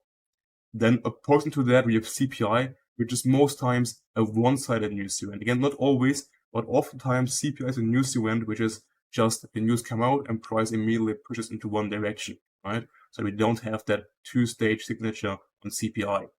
Again, not always, but oftentimes. We always want to think in probabilities, and that is what you always should keep in mind when we have those news events coming around. Also, something to keep in mind, the days before those news events can be lower probability.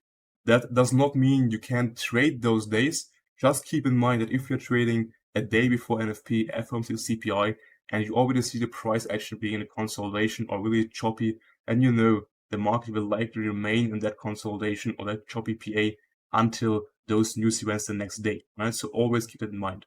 However, if you see or you have a clean framework and with clean price action, then you can also trade the day before. Just use common sense and keep that in mind, right? So really important. We always want to trade the structure news creates. We don't want to trade the news itself. So we don't want to enter a new trade right before the news. It's just gambling. We want to wait for the news to play out and then see what has news done and reevaluate if the news are confirming our narrative or if they create a new narrative we can use to frame a trade idea. For example, here, if we see news pushing into a key level where we expect a reversal, and then we see post-news the market selling off, forming, for example, a double confirmation from that OB, then we can look to trade short away from that manipulation, right? So we always want to wait for news to show the intentions of price and then use that data to frame a trade idea. Now, some days where we have headline risk, like we have surprise volatility events, like some major economic or global news are released, which you obviously can't anticipate, then you just treat those surprise events like news you can't see, right? You just treat those surprise volatility news like normal news, which we have in the calendar, just obviously that you don't know when they will come out, right? Then opening prices, but we have higher time frame opening prices. For example, the weekly and daily candle opens. We mainly use those for our higher time frame narrative, which we use to frame the weekly profile and the daily profile, right? For example, if the weekly candle is opening up bullish and we have a bearish weekly bias, that's the ideal profile to expect then later on in the week the market to turn bearish. You can see here that's an H4 time frame. You have the weekly open here. Price initially consolidates, respects the weekly open, pushes up higher into like a bearish range, and then we start to form a reversal and sell off. You can see later on in the week, price then is closing below the weekly open, and then again respects the weekly open to sell off further, right? So the same thing to see the lower time frames with the 9:30 and 10 a.m. open. You will also see on the higher time frames the daily open and the weekly open, right? While the 9:30 and 10 a.m. open, which are the intraday session opens, we mainly use them to frame our trade ideas off, right? You can see here as well, with the 9:30 open, 10 a.m. open, you can see as well the daily open above, which we have respected as well previously. Then here we see at the AM open, price manipulating with the AM highs, we also get above the 9:30 open. Then after taking out the AM highs, price gets back to the 9:30, sweeps a high, forms here a similar confirmation as a continuation entry, and we could trade then a rejection away from the 9:30 back to 10 a.m. and the AM lows, right? So that's how we want to use opening prices or confluence in our trading. Lower time frame opens for trade ideas, higher time frame opens, the weekly, daily opens to confirm our narrative with those ones. So here again, the opening price tiers, right? Weekly and daily open, they act as our higher time frame narrative, so our anchoring points, you can imagine. If price in a bullish candle, or if you anticipate a daily bullish candle, and daily candle opens up, trades below the daily candle open, that's ideal to look then for longs, because we are trading below the daily open, and since we're expecting a daily bullish candle, that's the perfect entry zone to look for longs, right? Since we're trading in a discount of the daily candle. If you imagine how the daily candle will then later on close, anything below the daily open will be a discount, right? Because it will be a daily bullish candle, or at least that's what we anticipate, and therefore we want to look for longs ideally below the daily open, right? So really important, we don't trade on the 1 minute time frame based on the weekly open, right? So just because price in the 1 minute time frame flips the weekly open, that is nonsense, right? Because the 1 minute time frame is way too low of a time frame to use that to frame trades around the weekly opening price, right? For the 1 minute, you want to use also the appropriate time frame openings, which are the 9:30 and 10 a.m. opening prices. You don't want to use a 1 minute flip of the daily or weekly opening to justify a trade idea, right? For those higher time frame openings, you also require higher time frame candles such as hourly, H4, and so on. Then if you have multiple opens being stacked together in close proximity, that makes it a stronger level. If you have, for example, the 9:30, 10 a.m. open both aligning, that means there will be a strong support and resistance level. You can see here, for example, we have 9:30 and 10 a.m. both being quite close together within a bullish range, right? Price has swept to liquidity. We have a bullish framework to trade the continuation away from that bullish range. Price is retracing into a range. You can see here with 10 a.m. Price sweeps the low, resting at 10 a.m. forms a bullish OB, and then we can trade a continuation away from internal to external using the 10 a.m. right? And again, we don't trade long because we have 10 a.m. here. We trade long because the higher time frame narrative suggests a long, right? Being internal to external, and then we just use that 10 a.m. opening price as a confluence for our key level. And we know, okay, within that range, we don't want to see price to close below 10 a.m. and 9:30. So we know the retracement should be capped ideally around 10 a.m. and then be used to continue away. If we see price coming back into the range, closing below 10 a.m., then also closing below 9:30, we know the long idea is invalidated and low probability, and we no longer want to look for longs once price gets below those two opening levels. So then the reversal within the H4 sequence, right? As mentioned, at 10 a.m. we open up a new H4 candle, right? And if you want to trade an H4 expansion, meaning an H4 open high low close or open low high close, you will oftentimes see following sequence, right? If we open up 10 a.m., if we are trading and we open the new candle, we will see price oftentimes trading below 9:30 and 10 a.m., right? So once price is breaking above 10 a.m.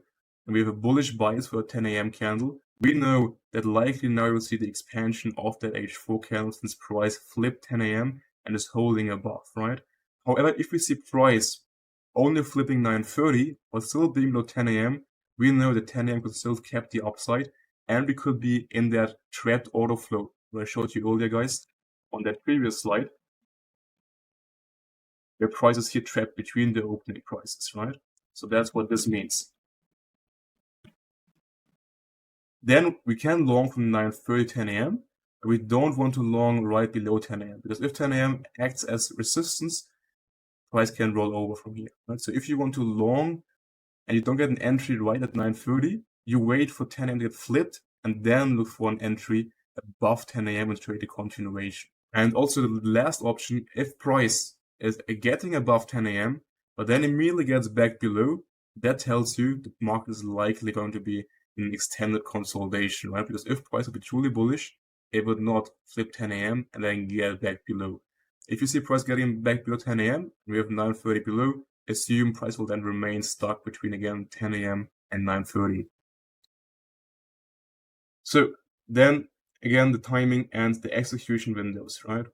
So we always ideally want to wait for the session unless we have a clean higher time frame framework, then we can also trade out of the session. But as a rule of thumb, we always want to mainly focus on the trading sessions. So we avoid 8:45 to 9:30 usually, and then post 9:30, that's our execution window, right?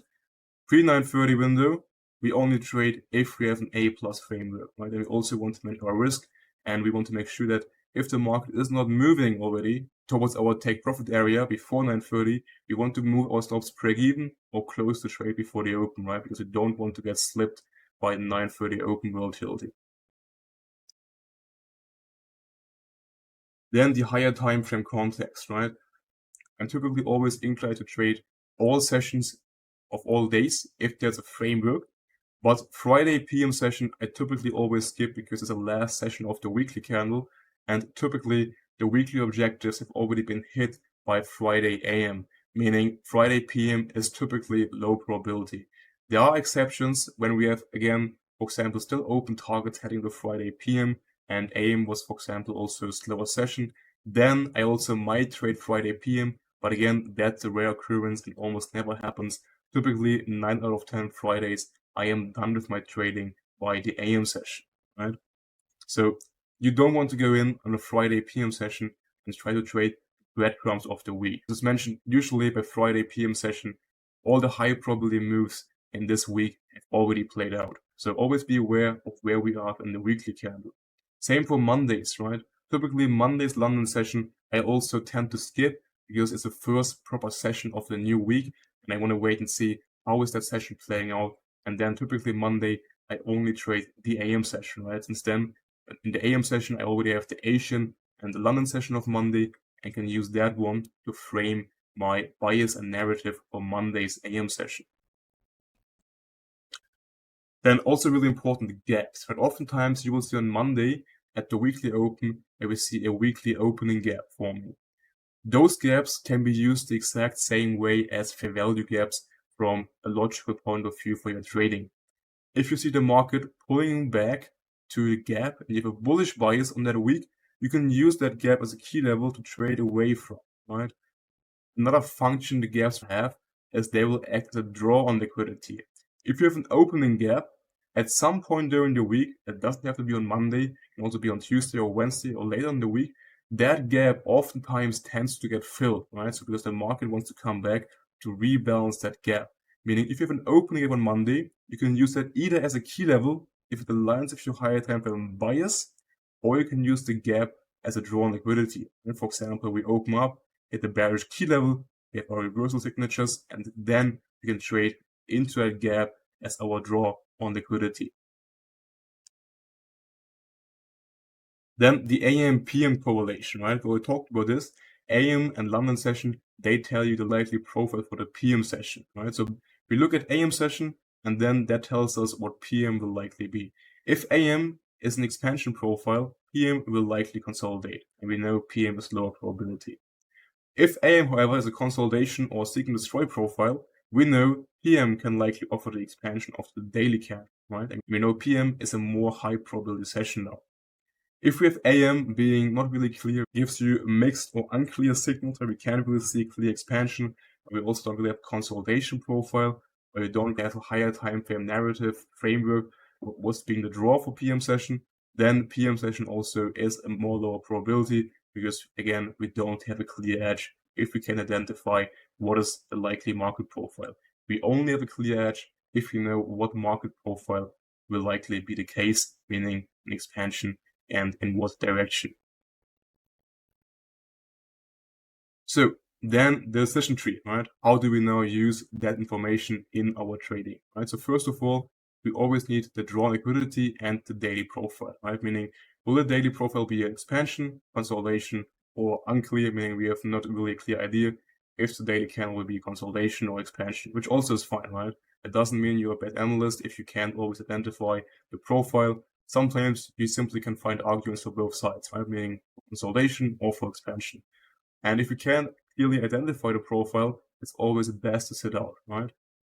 If we can identify a clear profile, meaning expansion, we look for a continuation within the session, right? In London session or New York session. And then if we find our clear continuation structure, we can take a trade. If not, we have no trade, right? Sometimes we have a clear profile, but we can't find our lower time frame entry model, then we also have no trade, which is also absolutely fine, right? In a consolidation profile, we expect chop. In a consolidation profile, we don't want to trade a consolidation. We want to wait until price is leaving that consolidation, and then we can look to trade. If we don't leave the consolidation and remain in the consolidation all day long, we again sit out. So now again, the summary, the time of the day read. First of all, we always want to make sure, okay, which session is likely to be high probability, meaning London, AM or PM. Then we want to make sure, does our trade setup align with one of the prime candles, right? 3 AM, 9:30 or 10 AM. Then the opens. Do we have any confluence with a higher time frame for the narrative, weekly and daily open? And do we also have execution opens at 9:30 and 10 AM for our intra-session frameworks? Then again, you want to make sure, okay, what is the candle like? Meaning, are we trading still early or in the middle of the candle, or are we trading towards the end of the higher time frame candle? You don't want to enter a trade in the last minute of an H4 candle, right? Because then the next H4 candle open will likely take you out, since that candle will have a new manipulation phase. So if you're closed a few minutes before a new higher time frame candle is opening, you're always better off to wait for the new candle to open and then look for a trade entry. Then the higher time frame context, right? Again, where are we trading with the daily candle, the weekly candle? Are we trading on a Friday PM session or not? What's the overall context, right? And also the AM PM expectation. What has AM done? And does that mean PM will be higher probability or lower probability? And then obviously the last thing, be aware of news, right? Do you have any news coming out the next day, the next session? What's the current news schedule? And using that information to trade around news and not into news. All right, and that sums up pretty much the time of the day read concepts. Now let's get back into the charts and apply all of that theoretical knowledge, because I know that always helps to understand the concepts even more in depth and see how I apply them step by step on actual charts, right? So let's go here first of all to the weekly time frame and see what the weekly time frame currently looks like, right? So we are heavily bullish on the weekly time frame. We have seen NQ going from about 23k points all the way to almost 30k, right? So now we know round figure numbers act as a draw on liquidity, and we also know if price was in a large expansion, then at some point a consolidation and retracement is likely. Now the last weekly candle, we could see price has formed this potential C2 candle. Actually go back here before that new weekly candle opens up. So that was the prior weekly candle, and we can see that C2 candle, right? Why is it C2 candle? Because we swept the previous candle's high, closed inside a range, so that is a C2 candle. And what can we expect on the next weekly candle? We can expect the next weekly candle to potentially form a candle 3 and then a weekly swing point. However, we have to keep in mind the higher time frame context, right? We have seen a large expansion, so what could happen on the next week? We could open up the next weekly candle, and then what can we target at least? We can target the previous weekly low, right? So that previous weekly low also has formed a weekly imbalance. So price could retrace into that weekly gap and then either continue lower, potentially trade towards that low. But since we know on the higher time frames we are still heavily bullish, and before reversal is likely, the market also is prone to be in a consolidation, meaning we could see price tapping that previous weekly low, which is the weekly imbalance, and then again continue trading back to the range high, which would be the previous weekly range high, and then even potentially continue towards that round number being 30k, right? So we can mark that round number. So here we have about 30k, and now let's again clean our charts and drop to the daily time frame and see if we can refine anything we have just identified on the weekly time frame. So again, on the weekly time frame, we have that previous week's low, which we know price is likely to retrace into. So we could first of all look for shorts to the gap, and then again also use that gap as a higher time frame key level to again look for longs back into the range, the previous weekly high, and potentially to that 30k level we are sitting right above. Now, on a daily time frame, what have we seen price doing here? We have here a daily week low, right? That low has not swept liquidity. We have another daily week low right below this one here.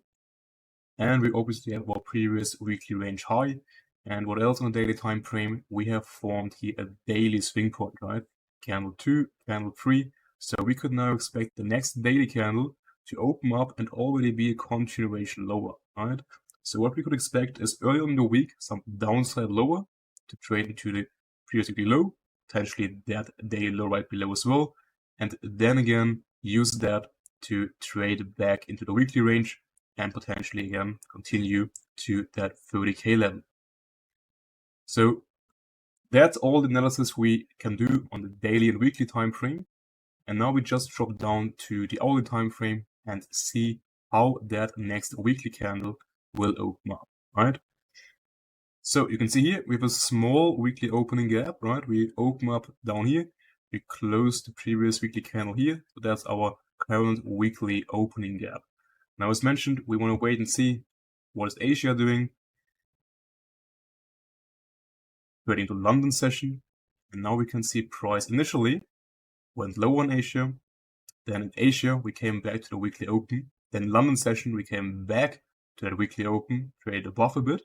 You can see as well, what do we have here? We have that hourly internal week high within that bearish range, right? On the hourly time frame, we have that range, we have that high, which subsequently from that week high here into this gap, and with our low currently, which is the Asian low, right? So that is our current range high to range low.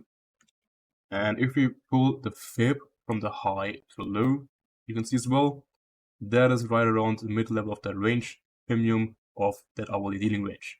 And again, we have a gap here inside this range, all right? So also really important, we want to take a look at the current weekly economic calendar to be aware of what news do we have within that week. And we can see we only have one red folder news this week, which is FOMC meeting minutes. That is not a real FOMC event. That is just a minor FOMC event, not the one which you want to pay attention to the day before and on the day. So that's just a minor FOMC event. And you can see besides that, we don't have any major red folder news events. So news-wise, there's nothing we really have to pay special attention to during this week. All right, now let's see how are we trading into the first equity open of that week, right? Potentially we could see price running above those highs and then dropping lower, and we could look to short from that high back to the range low. That would be internal to external, right? And then also potentially here this higher time frame draw, which is the previous weekly low. So let's see how are we approaching here the 9:30 open. And you can see already before the 9:30 open, we see here price aggressively pushing above this high, right? On the lower time frame, you can see price is clearly pushing above. Now, do we want to look for shorts here? No, we don't, right? Because now price shows us it's not willing to expand away from this premium key level and this week high. So where is price most likely heading to? To the external, right? How do we know that? Because price is deep in the range, so therefore we know price will likely go to the external, which is that high here.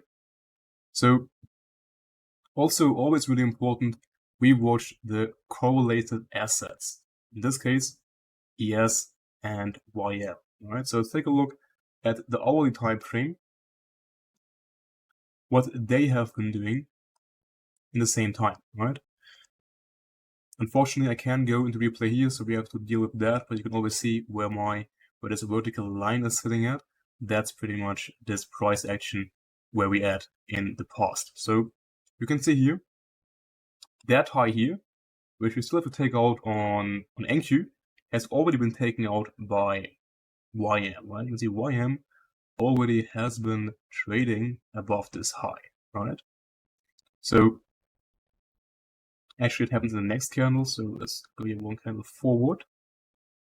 And you can see that candle, where we have the 9:30 open within, fails to run above this high, right? So you can see here, YM already took out the high, ES and NQ both failed to take out that high, right?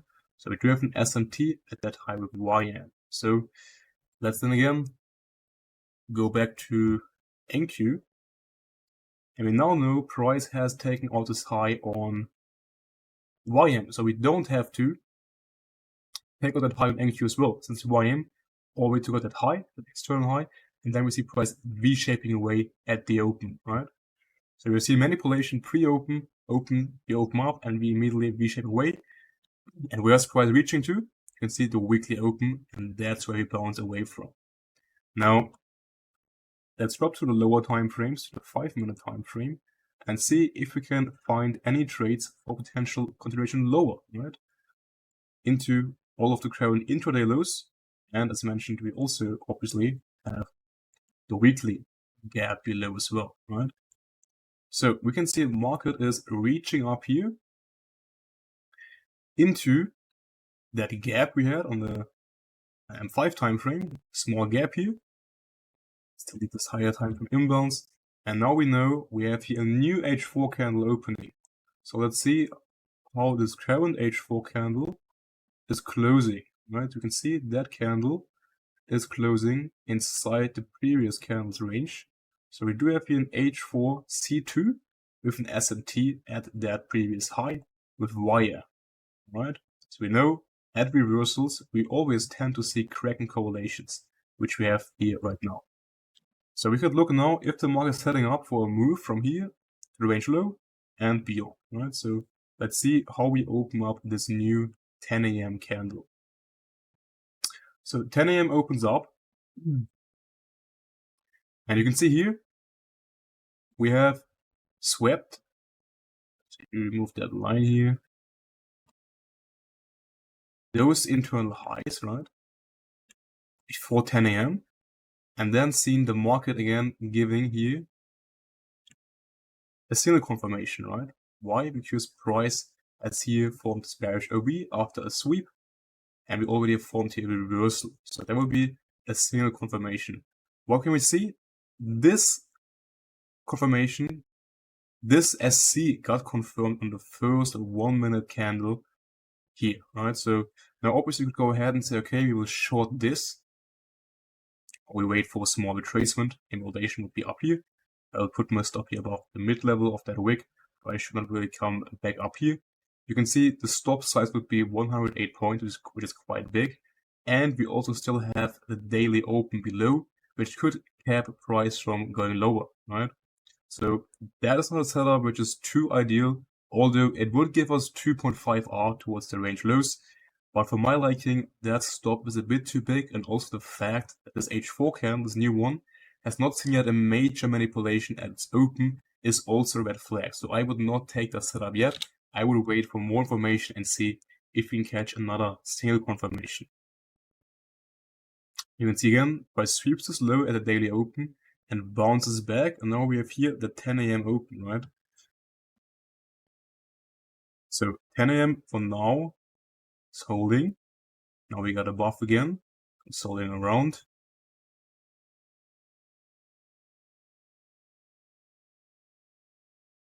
Now we see the market again displacing away, right? We have here again now equal highs. We have a sweep here, and also we have formed here another OB, right?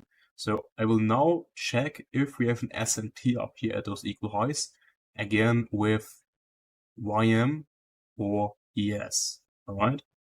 So unfortunately I can't go that much back, so we don't have that information, but I would say let's just work through that without knowing that. If you have an SMT here, then I would take this short here, right? I would enter on this candle, invalidation above the high, and then trade pretty much the expansion away, right? You can see here we get only 2.5 out of that low, and if we aim for all the way to the current hourly external lows, it would be 4.2 R, right? If you don't have an SMT here, I would look here for another signal confirmation to then have basically a double confirmation, right? Because I don't want to short with equal highs above when there's no SMT. But let's see how that would have played out here. Alright, we break through, right? At this point, I would go break even, right? Trade management will be the next chapter of this course, but for now we only care about finding setups. And you can see here that setup would have worked out perfectly fine, right? We already would have been here at more than 3R, so we already would have TP'd here most of our short, and then again leave a partial for our higher time frame objectives, being first of all that hourly external range low, and then secondly that weekly imbalance below. It should be obviously quite a big move still, but who knows, maybe we get down there heading into PM session, right? So now again, we can see we flipped the daily open. So now we also want to see ideally price to remain below the daily open. And we don't want to see price to now get back above the daily open ideally. If we wick above on the 1 minute time frame, it's fine. We don't want to see price accepting back above the daily open. So let's see now how this ends up playing out. Right, there the external goes, another TP, and then again we could leave a small partial down here, right, like 1 micro or so, depending on the risk factor. And now we have PM session opening up, right? Now again, is PM session here a high probability session to trade?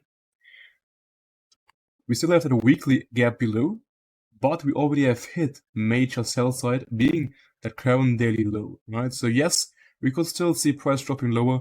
We already caught a trade here, so there's no reason for us to go in and now force shorts here in a lower probability framework than we had up here in AM session, right? So let's just see and wait how the daily candle is closing, and then see what we are doing here at the daily closure.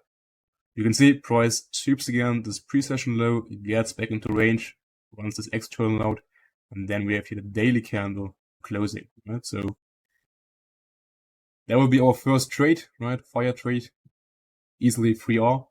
And now again, let's see how the daily candle is closed.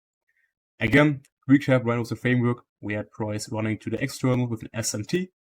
Price is V-shaping away. We have the new 10 AM candle. We use a 10 AM open, high, low, close. We have a SC as an entry, and then we target the intraday lows and the lows down here, alright? So let's clean up the charts and see how this daily candle has been closing, right? So what do we see here in the daily time frame? We still have the same lows. Now we have equal lows down here, meaning our overall drawn liquidity for tomorrow and the coming days still remains down here, right? Then the H4 time frame. Do we have any new PT arrays, any new ranges here? Not really. On the hourly time frame, let's check here again. We have this OB here with the SMT, right? So SMT, and that right here would be our hourly OB. So ideally we consolidate here now and then use that to drop lower tomorrow into those daily equal lows and the weekly imbalance. So let's see what Asia is doing, and then we will reevaluate what happens heading into London session. So we can see Asia already is now expanding away from that hourly key level. And we have here a sweep of that high at the Asian session open. Price forms an OB, gets below the daily open, and starts to expand away. So now here heading to London session, there is not really any framework I would look to trade unless we get like a retracement and then see like a continuation setup forming.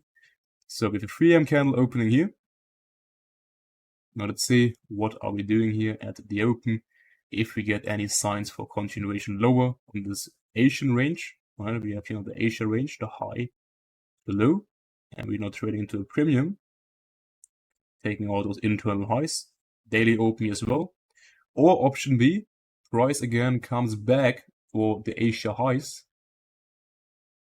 We sweep those out one more time and then drop lower. That would also be an option. So let's see.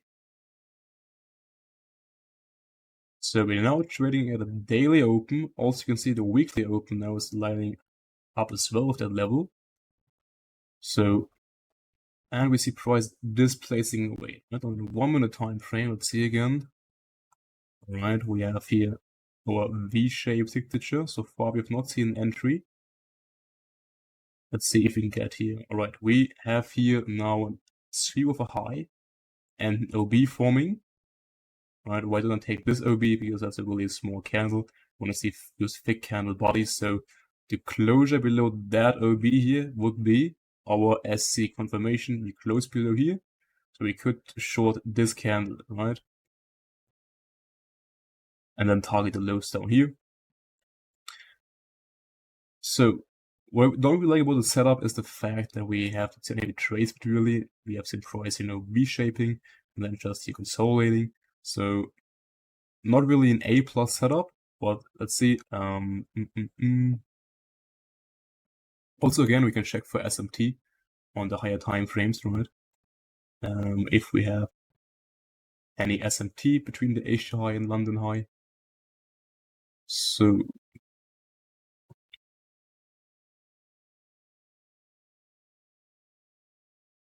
and what do we have here? YM sweeping the Asia highs. So again, we have an SMT on the higher time frames. Once again, between NQ and YM, and DS also fails to run this high. So we have an SMT again, right? So what else do we have? We have also an SMT at the current hourly high, right? You see, YM sweeps that high, and NQ does not. So what do we have here? We have a double SMT, right? What we talked about early on in the chapter SMT. So we have a double SMT at this previous hourly high on the higher time frames between the Asia high and here as well. And what do we have as well? We have the daily open and weekly open as a confluence higher time frame key level. So that is a good trade. And let's see how that would have played out. Alright, so we get back into the gap. Consolidating a bit. Alright.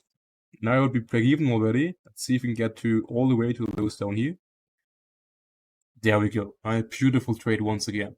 Alright. So next target will be obviously the previous weekly low.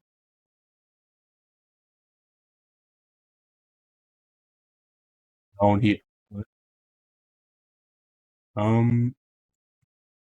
You could again leave some partials for down here and down here, or you can just close all here at 3.7R. That is top tier. We don't need more. But it obviously would make sense for price to get down here, unless again we have an SMT with YM or yes. Then we would also see price again retracing. So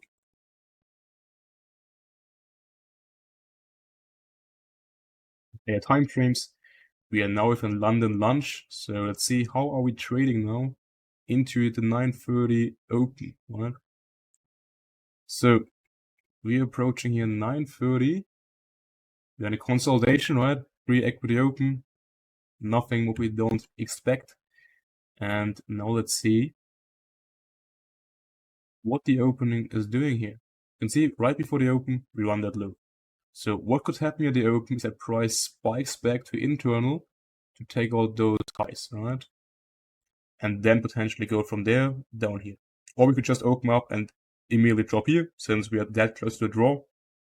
Both is possible, but the important thing is we don't look to trade here, right? Because if we hit our target, we have the shorts here, we no longer look to them trade here, continuation. And there we have the pop, right? Price opens up, we have seen manipulation before the open of the previous daily low, and then the market pushes back into the range, right? So still, we have seen the market not tapping that weekly gap. So now we see the market again reshaping away from that high. So obviously, what we want to do again is here check for SMT, right? If we have SMT again at those highs or not. If, for example, YM or yes to go to London high. But let's skip that for now and see what are we doing here on NQ, heading now into 10 AM, right? So we see price V-shaping away, so we can expect now price to most likely drop lower here. If you will find a trade here, unlikely, right? Because price is so deep in the range already and close to the draw. But let's see how are we trading here into 10 AM, right? So we got a pullback again. So now we consolidate here a bit. Interesting. So now you can see here, you might ask, okay, we have here an SC. A sweep of a high from an OB here. we could short this, right? It was below here, so short the next candle in relation of the high. That is a low probability setup. Why? Because we already have taken out the previous daily low in the market a V-shaped away. And now we have pretty much buy side above here, right? Those highs. And we still have the higher time frame draw below. So we have conflicting targets. And that down here is now a high resistance low. So that trade could obviously work out, but price could also just, chop around here and go potentially higher. Right? So I would not take that trade.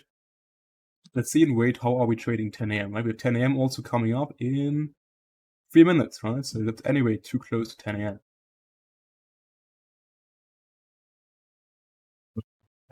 It's up here. It was a smaller wick. Let's see what happens. We dumped lower. I got the lows here before 930, and then we tapped the gap. So in hindsight, obviously, that trade would have worked out, right? But again, it was not really a high probability framework due to the reasons I've mentioned, right? But again, you can see the logic here being applied and how we frame a trade, right? So even that trade would have worked out. But again, if it's not a trade we are 100% convinced, it's always better to skip that setup. All right, and now we have tapped the higher time frame key level, which is at a previous weekly low. And remember, we have also this daily low below as well as a potential deeper retracement target. For now, I would just go to higher time frames and again observe what are we doing here on the higher time frames. How is the market reacting now to that previous weekly low? You can see we're now consolidating here a bit, and now we retrace. What do we have here? New hourly candle open. Price retests 930. We know 930 will act as resistance, right? So now we get above. Consolidate a bit. Okay, now we have 10 a.m. reclaimed. All right. And we push higher from that weekly imbalance, right? Would I have to look for any trades here? No. Right? Maybe if we have like see the hourly time frame, right? We have formed here candle 2, candle 3, so we have candle 4 here. So maybe I could have framed some longs here, but again, I already had my trade here. Why would I then look for another trade when the framework is not as high probability? All right, now let's clean the chart again a bit and see where we at. So we have taken out here that first previous weekly low, and now what do we see? We see price V-shaping away, right? Swing point, hourly OB, again, you can see 10 a.m. The flipped opening is now an hourly OB, where I told you that flipped openings can be order blocks. And that's what we have right now, and price also will probably form a gap here, hourly gap. So that's a high probability OB. Why? Because we have hit a major low, a thick down close candle, a V-shaped reversal, and a gap, right? If you remember the A plus OB checklist, one of the previous slides, then that is here our high probability OB with a gap, and we can look to play continuation. And what's the draw now? Let's look on the H4 time frame as well. So what do we have here? We have taken out external of that H4 range, right? And we have all of those internal draws. That H4 high, which is a daily high, this high as well. So we can expect the market to trade up here, right? Now PM session, right? You could look to long. I personally, if I had that winning short here in London, I would just skip that and wait for the next day and see how the daily candle is closing. But let's see what we're doing now. PM session opens up, we retrace. Let's see on the lower time frames. Maybe we can frame here a trade if something is setting up here. So now we have 10 a.m. That should hold now, right? If we see the market displacing for 10 a.m., where will we head to next? 9:30, right? If that doesn't hold, we probably will resweep the low after taking out now the current London highs, right? So it'll be again then internal to external. Let's also check for SMT again, the higher time frames. Maybe with any SMT here as well. So PM, you can see ES and YM failed to run above the London high. So this time, NQ is manipulating above this London high, while YM and ES did not. So we began an SMT here. And you can see as well, the daily open is still capping the upside, right? And the weekly open up as well. So we now are pretty much pinned between this hourly OB and the intraday opening price and this higher time frame weekly and daily opening, right? So let's see how that ends up playing out. If we can get longs from here, or if that SMT plays out and the daily open, weekly open send this back to that lower daily low, which we still have here, right? That other daily week low we have inside the weekly imbalance. So let's watch the lower time frames and see if 10 AM is holding, right? So pretty easy now, right? If we see price here displacing away with an entry model, we can look to long back up here. If we don't get that, we know price most likely will not drop lower, right? So pretty easy, right? So on the 3-minute, 1-minute time frame, let's see if there's any entry model. You can see here price retrace into the range, 10 AM is holding, but we have not really swapped yet any low, right? We have swapped those 1-minute lows, but again, remember, we need the major low to get swapped in the range before we can expect a high probability expansion away. So I would not long, for example, here, this SC here. Why? Because also the 1-minute is bearish. And that's first confirmation. We want to see a double confirmation here, right, in 1-minute time frame before we play 1-minute reversals. So we can't participate in that move here, right, due to those two reasons. All right. Let's see what's happening. We're checking again. Now we come back. And now if 10 AM holds and it gives us the entry model with that sweep, then we could look to long, right? But if we just now, that V-shaped reversal in the lower time frames, keep dropping lower, then we know longs are not on the table anymore.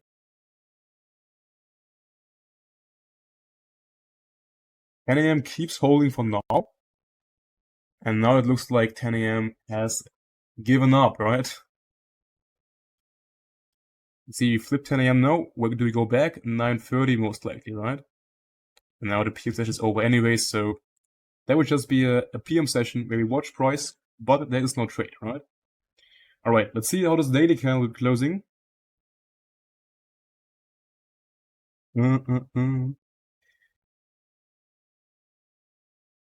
Daily candle is closed here. Let's take a look at a daily candle closure. All right. Okay, what do we have here? A daily potential candle too, right? Because we have closed inside previous daily candle range. If tomorrow's candle can confirm a candle 3, we know likely will now expand to the highs again from that candle 3. So tomorrow's daily candle will be really interesting to see how that candle will be closing. All right. So new candle opens up. We again have Asia. All right. Asia consolidates. And now let's again see how are we trading into London session. So with the M15 time frame.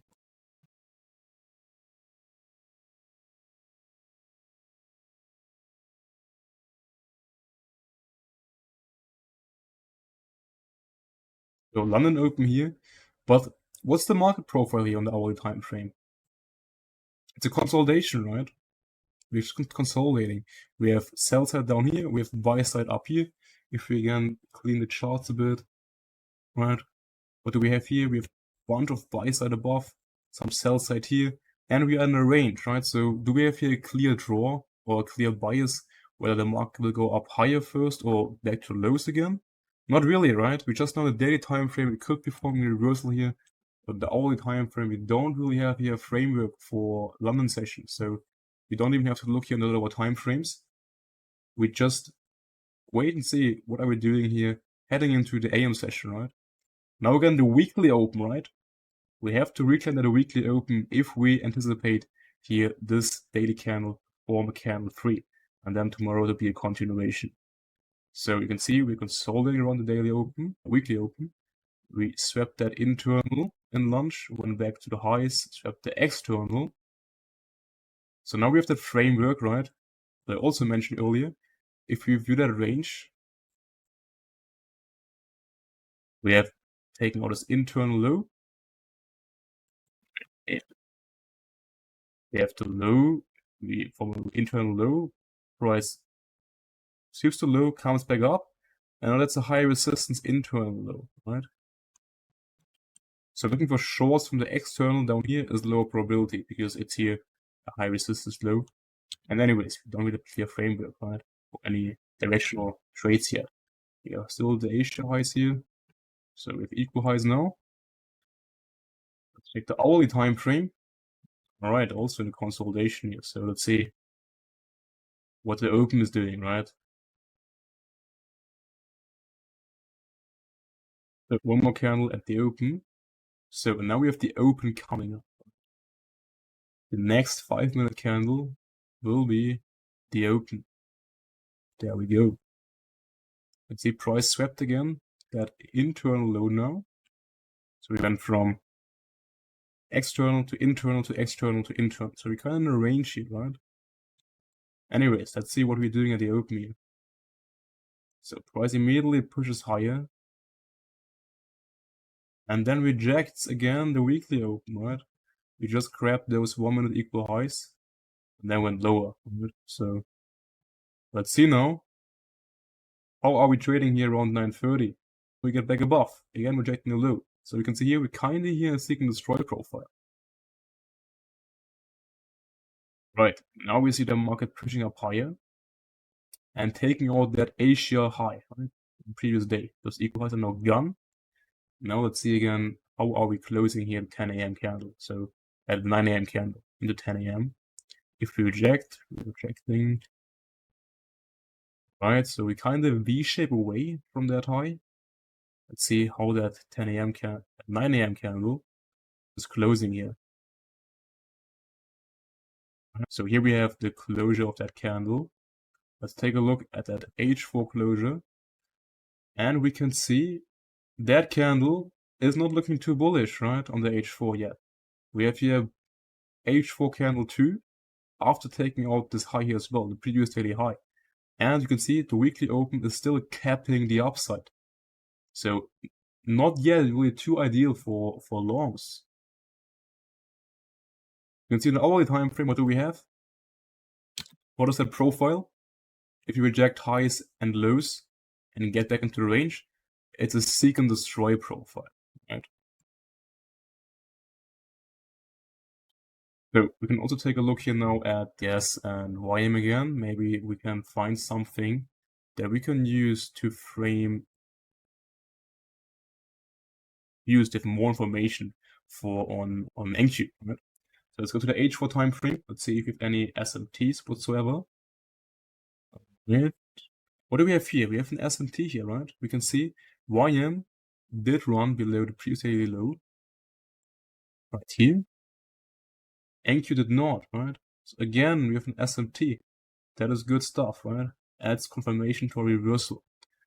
On the hourly time frame, what do we have as well? With another SMT. With another SMT here as well, right? You can see Y runs this low here, this first hourly Asia low, NQ does not. So we have here SMT between those two lows and between those two lows. So again, a double SMT. All right. So in the hourly time frame, we have here also an OB, down close candle, and a gap, right? So we have a gap and an OB. So that's again an hourly high probability OB. All right. So let's see, what are we doing here now in NQ?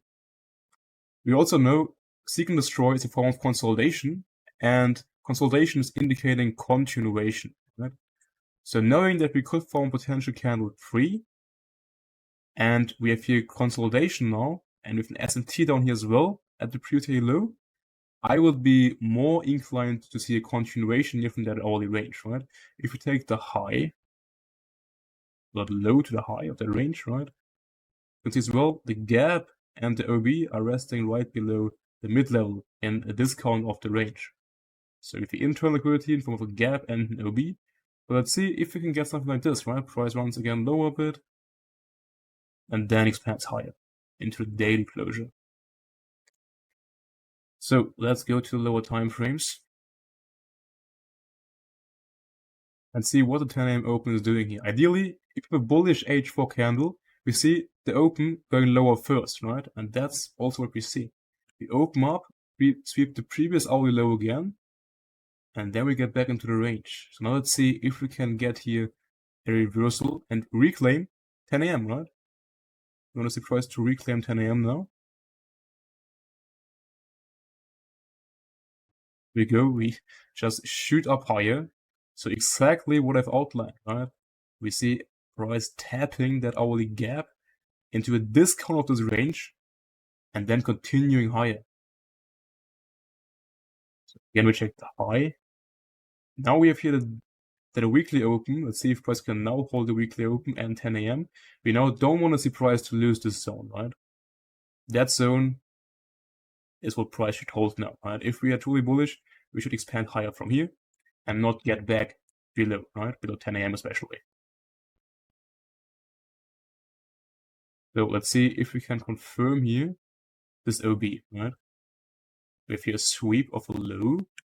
So we do have here a double confirmation, right? First confirmation here, right on the range, it's a low. If you can now close above here, we have a double confirmation. And we can then look to long. Right, closure above. Let's see now if you get here a small retracement. Again, stop will be quite big. You can put a stop down here, put 90 points. And then we could target the highs up here. The Monday highs. We have about 2 hours. So let's see if that setup would be working out. So we get a fill here. We get tagged in. And let's see now if this is holding or if we take a loss here.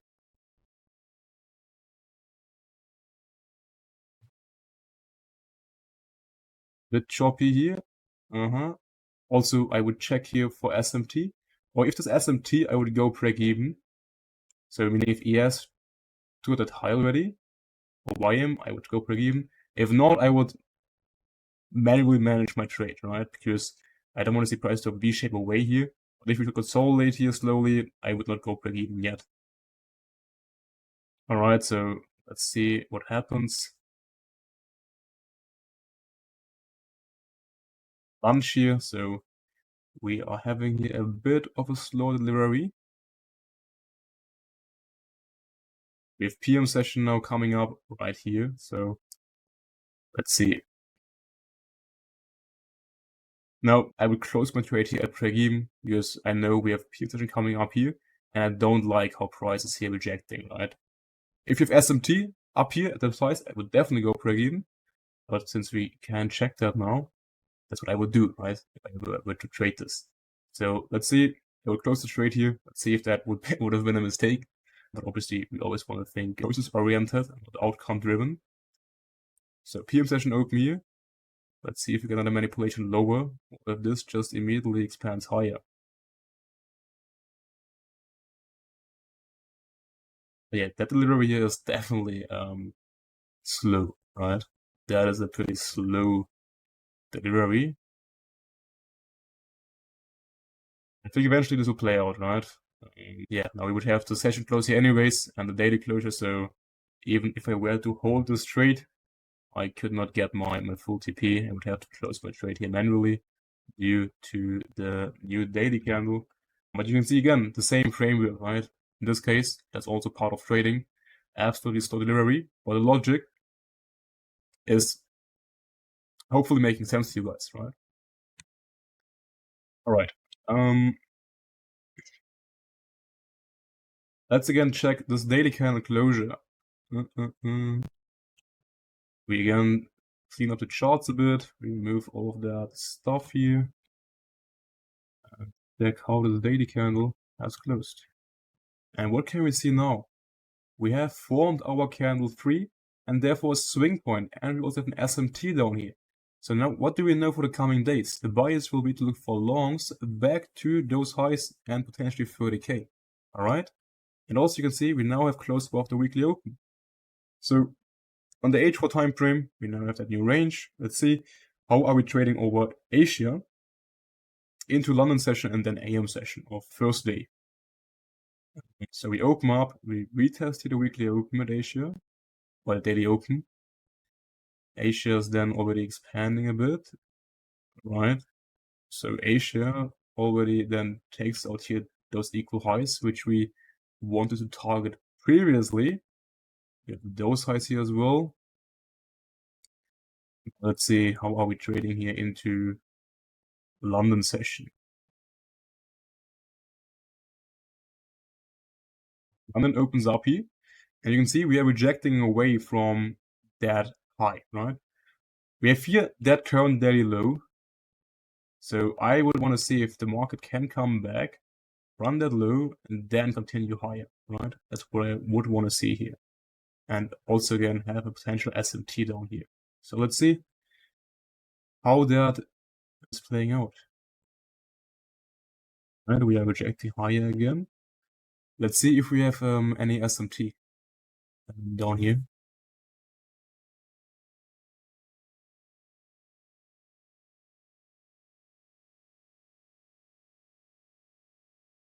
Yes, equal lows. YM takes out the HL low. So again, we have an SMT. Right? SMT, and it's actually an AM session. And so we have not an SMT yet. So no SMT yet, meaning we can't trade away from that low because we have no SMT. And now we have kind of the equal lows. So let's just wait and see, right? I don't want to long this here because we also had a premium. We had no manipulation, really, no key level. There's not really any clean framework, right? London takes out again now here the highs, we double sweep that high. Let's just see how are we trading into 530. So now we come back and lunch, take the London low. So I would now wait for 930 to manipulate down here and then look for a continuation away. But as we already have seen, YM took that low. The YM taking out that low, right? So now we have an SMT, and now we can look to trade away from that low since we have an SMT. And we know the daily bias is bullish because we have a daily candle 4, which we're trading now. And that's what we want to anticipate, right? So let's see if we can identify here our entry model. Lower time frames look pretty choppy here, right, at the open. So nothing really too clean here. Again, I would look here for lower time from SMT with ES and YM, but since that's not possible, we can't do that. But you have here now a sweep of a low, right? From an OB here. And we also have here now the new 10 AM open candle. Right? So let's see what that's doing. So again, we have now confirmed here the single confirmation at 10 AM, the first 1 minute candle. You guys know, I don't really like to see that on my entries if we confirm that. I see right around the new high technical candle open, and we've not seen a decent wick yet on that H4 candle. But again, I say, okay, we have here high probability framework.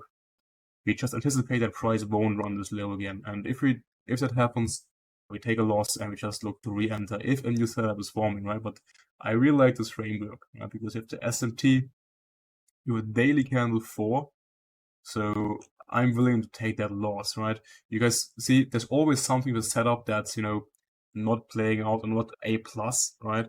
There is no perfect setup, right? And you just have to, at some point, weigh the pros and cons. What is speaking for my setup? What's speaking against my setup? In this case, the only thing that's speaking against this long is pretty much that this candle confirms it at 10 AM straight away, right? So, in my opinion, the pros are outweighing the cons here, and I'm willing to accept the risk, right? That's always what it comes down to accept the risk and then also put your money behind your setup, right? So let's see if that is playing out or not. And there we get stopped out, right? So part of the game, you can win them all. That would be the first loss here. But that's good to see as well, right? I also take losses, totally fine. But now that doesn't look too good anymore right now. Now it looks like we will come back to the lows, right? Because you can see we lost 10 AM, initially held 10 AM. Now we come back lower. So now I expect price to run again those lows. And the SMT is not holding, right? We have here now price invalidating this SMT here most likely.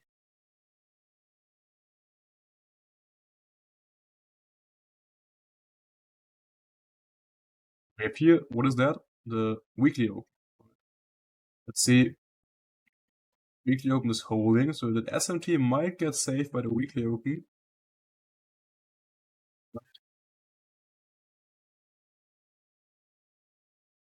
let's chop around right between the opens. You can see with all the openings pretty close together in 10 a.m. daily open, 9:30 weekly open, exactly what we talked about in the opening price chapter. If we have all those together, then price tends to be choppy and just range between them, and we are on trapped order flow.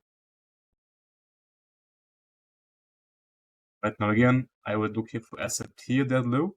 If there's any SMT, actually you can check that on the 15-minute time frame, because that should still show up.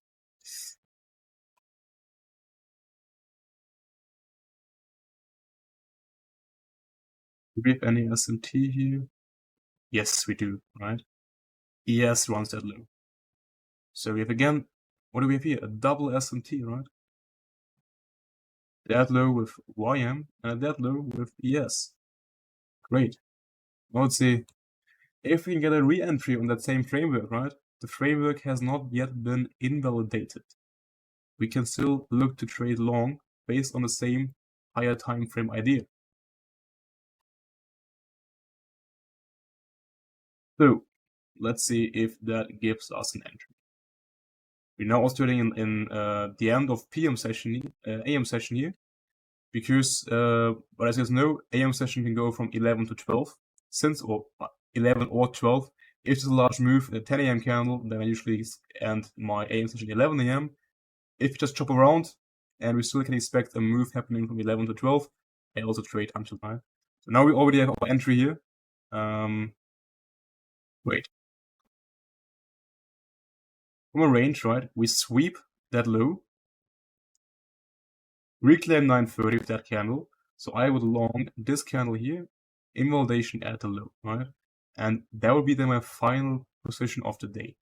If that's loss again, then I have taken 2 losses and I'm done for the day. If that's a winning trade, that's nice, right? So now next step would be to reclaim 10 a.m. Why can't we long here before reclaiming 10 a.m.? Because we're still far away, meaning if price rejects 10 a.m., we can still close the trade on the rejection, right?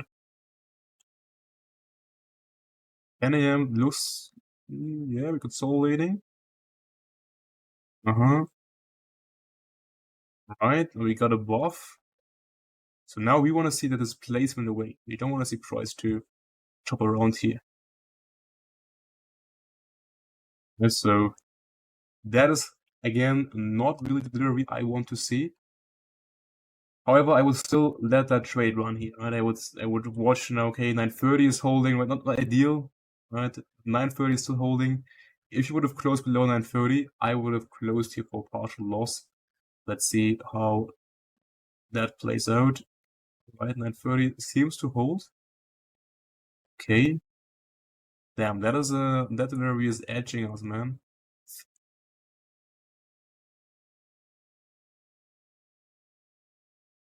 Yeah. We super low again. Now we have the P session open. At this point, I would move my stops below this low. So I would trim my stops down here. So if I get stopped out, it's only a partial loss, which is not too bad. And there we have the volatility we have been waiting for. So 3R already would be in, right? Up to the highs would be about 4.2R. And there we go. Great.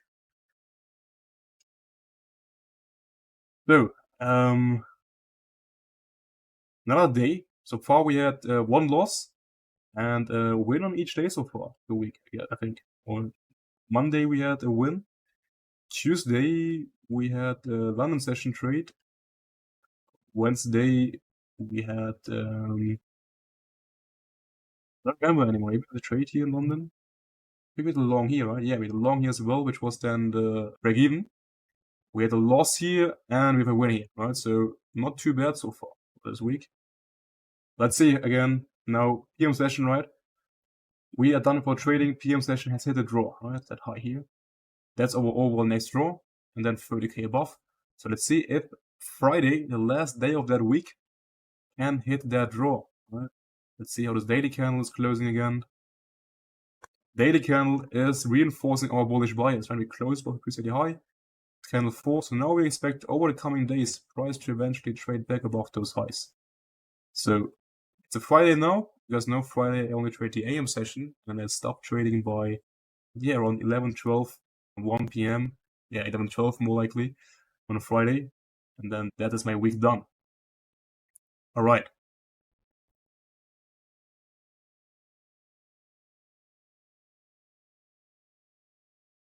Asia is a consolidation, right? Daily candle to be open up. Not really a major wick at this daily candle right now.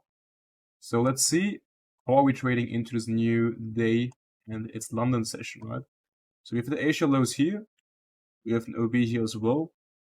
And we have that daily open, right? You can see not a large wick yet. So if we come back, I would be surprised if we give that daily candle a bit more wick and then turn bullish. So let's watch and see. The Asia highs now in lunch, or in lunch, in Asian lunch, you would say. And London open here, so I want to see price to push lower ideally. Okay. 3 AM expands already. So again, let's check for SMT. If it's any SMT that Asia low.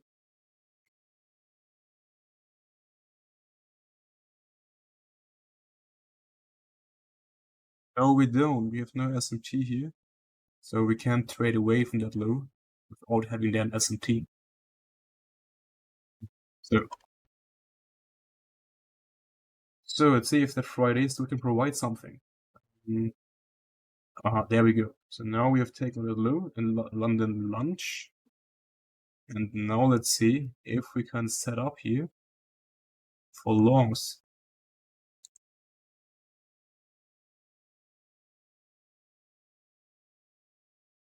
Yep. So I'll probably be waiting upon the AM session then to start. London lunch does not look like we will. Okay. 8 AM. Okay, what's the H1 then? You can see that's exactly what I outlined.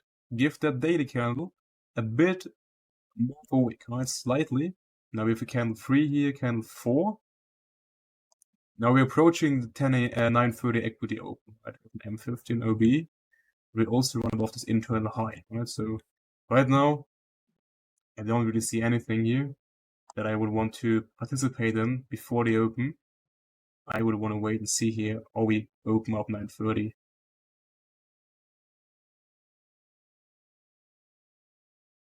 Now we should have the open here. Yeah. Okay, the open, we manipulate some of those lows here. If you equal those, again, I would check for SMT here. The M15 looking like we have here an OB that we tapped. So we don't have to manipulate deep in my opinion. We could just expand higher from here. The question is just if we get here also an entry for that idea, or if the market just keeps expanding. Because for now, we don't really have an entry model here. Alright, so we run above the first target, the parent London highs. Rejecting again a bit. Back to 9:30. If 9:30 ain't holding, we probably will come back down here. Right? Now we have 10 AM. Let's check first of all how that 10 AM candle has closed. 9 AM candle, this previous H4 candle. We could not close above the previous H4 high. Not too ideal. But you can see we swept the previous low, expanded away. So I would still be more likely bullish buys for the next H4 candle. Let's again compare it to ES and YM. Right, we have also here closure above, open draw. Also bullish closure. So yeah, ES and YM both closed above the previous hourly high, 4-hour high. That's a good sign. Confirms our bullish overall narrative. Let's see if the 10 AM open, low, high close gives us here a trade idea, trade entry, my bad. All right, so we sweep again the lows down here. Let's clear the chart a bit. So we swept now all of those equal lows, which we left behind at the open. Again, I would check it for SMT with YM and ES. And now let's see if we can get here an entry. So 9:30, has to be reclaimed, right? We don't want to long now here right into 930. We have to reclaim 930. Now what do we have here? We have here propulsion block, but no sweep. So that is not a double confirmation. That is just a propulsion block, which I personally don't like to take in a 1 minute time frame. If it's like a 3 minute time frame or a 5 minute time frame, then it's fine. But in the 1 minute time frame, I want to see a sweep on the low of the propulsion block. Therefore, 1 minute double confirmation. Otherwise, that's for me too low probability to put my stop down here, right? So I would not take that long. That's exactly what I mean, right? And now we have a sweep, and now if we can expand higher, then I would take a long. You can see, no long given. We reject here 930. We even have here bearish SC, right? Sweep OB, and they expand away. But obviously that would be against our higher time frame bias. But now I would expect the market to come down here, right? Or at least form an SMT down here with ES or YM. So again, I would check here for SMT at that low, right? To qualify if I can trade away from that low without price running it, right? Because again, we have now equal lows and I don't want to long here if we have no SMT. All right, let's check. Do we have an SMT down here? No, we don't. We have no SMT. So that itself makes it low. I mean, we do have an SMT at that low, right? Yeah. That low, we have an SMT. You can see here, YM doesn't run this low. So we have an SMT on that M15 low. It's not even M15 low. What is it? It's like an M5 low. Yeah, but not really too high probability for me. Even though we don't form an M5 OB here. Let's see. If we get like a clean SC, I would take a long. But seems like he will just grind higher here. Yeah, 10M now reclaimed. Seems like we don't get an entry on that move, right? Today. That is also part of the game, right? Where you have to right bias everything, but the market just doesn't give you an entry opportunity. And you guys know, I end my day on Fridays after the AM session, which is not the case. So let's see how the week would have played out. We have PM here. PM just chops around, right? And then we have the weekly candle closure, so you wouldn't have missed anything, right? And then we can see the next weekly candle opens up and takes out that draw, right? So we had right bias, but Friday was not the right time to deliver this move. I hope that a week of price action showed you guys how we can put together all the concepts and arrive at a high probability narrative and then also frame trades accordingly. And then trade management, right? At this point, we are already within our setup, and now we will talk about how to ideally manage that position. So first of all, what is the role of trade management? Trade management is what turns a good read on the market, meaning our analysis, into also a good result, right? For example, here, you can imagine both equity charts can be from the same trader with the exact same trades taken, just a different trade management, meaning when to take profits, when to go break even, and so on, right? Really important, we can control once we enter a trade, whether the trade will be a win or a loss. We have no control about the outcome. We can only control how much it pays and how little it costs, meaning how much do we lose when we are wrong. And how I always frame a trade, I always ask myself, how much am I willing to pay to be in that trade? And that amount is then how much I am willing to risk. So you always want to think about your downside risk first and not about the potential upside, right? Always take care of your downside and not the other way around. Then the overall question I always ask myself, kind of like the master rule of my trade management, is would I take this trade again if the market would come back to my entry, right? So if I ask myself, should I move my stops to break even? I also ask myself at any point in time, if the market would right now come back and retrace to my entry, would I enter this trade again if I wouldn't already be in this position? If the answer is yes, then there's no reason going to break even. But if the answer is no, then I will move my stop to break even, right? And that question strips out the emotion of your management because you're always pretty much re-evaluating the same setup over and over again. And ask yourself, would I take the same trade again? If the answer is yes, then it's fine, right? You don't have to do anything. If the answer is no, you should move your stops to break even. That's kind of like the overall thought process. Obviously, there are also some mechanical rules that I use, which we'll get into obviously within this chapter. Then 6.1, targets and partials. Your standard benchmark for your first take profit will be around 2R, right? Later on, you can optimize your TP1 based on your data. That's what I do with my 1-1 students as well. I take a look at their data and then we optimize their TP levels based on their data, right? But if you start out and you have no data yet, you obviously have to collect that data. And a really good solid rule of thumb to go with as your first TP is around 2R. That's your default target, right? So you never TP before 2R, but you always make sure you TP at around 2R. If it's a bit above, like 2.1 or 1.9, lining up with your first liquidity pool, then that's also fine, but it should always be around the 2R area. And once you have hit that first TP, you also automatically move your stops to break even, right? Now, the partials and scaling out with micros. You ideally always want to trade with micros. Why? Because micros allow you to be more precise with scaling out of your trade.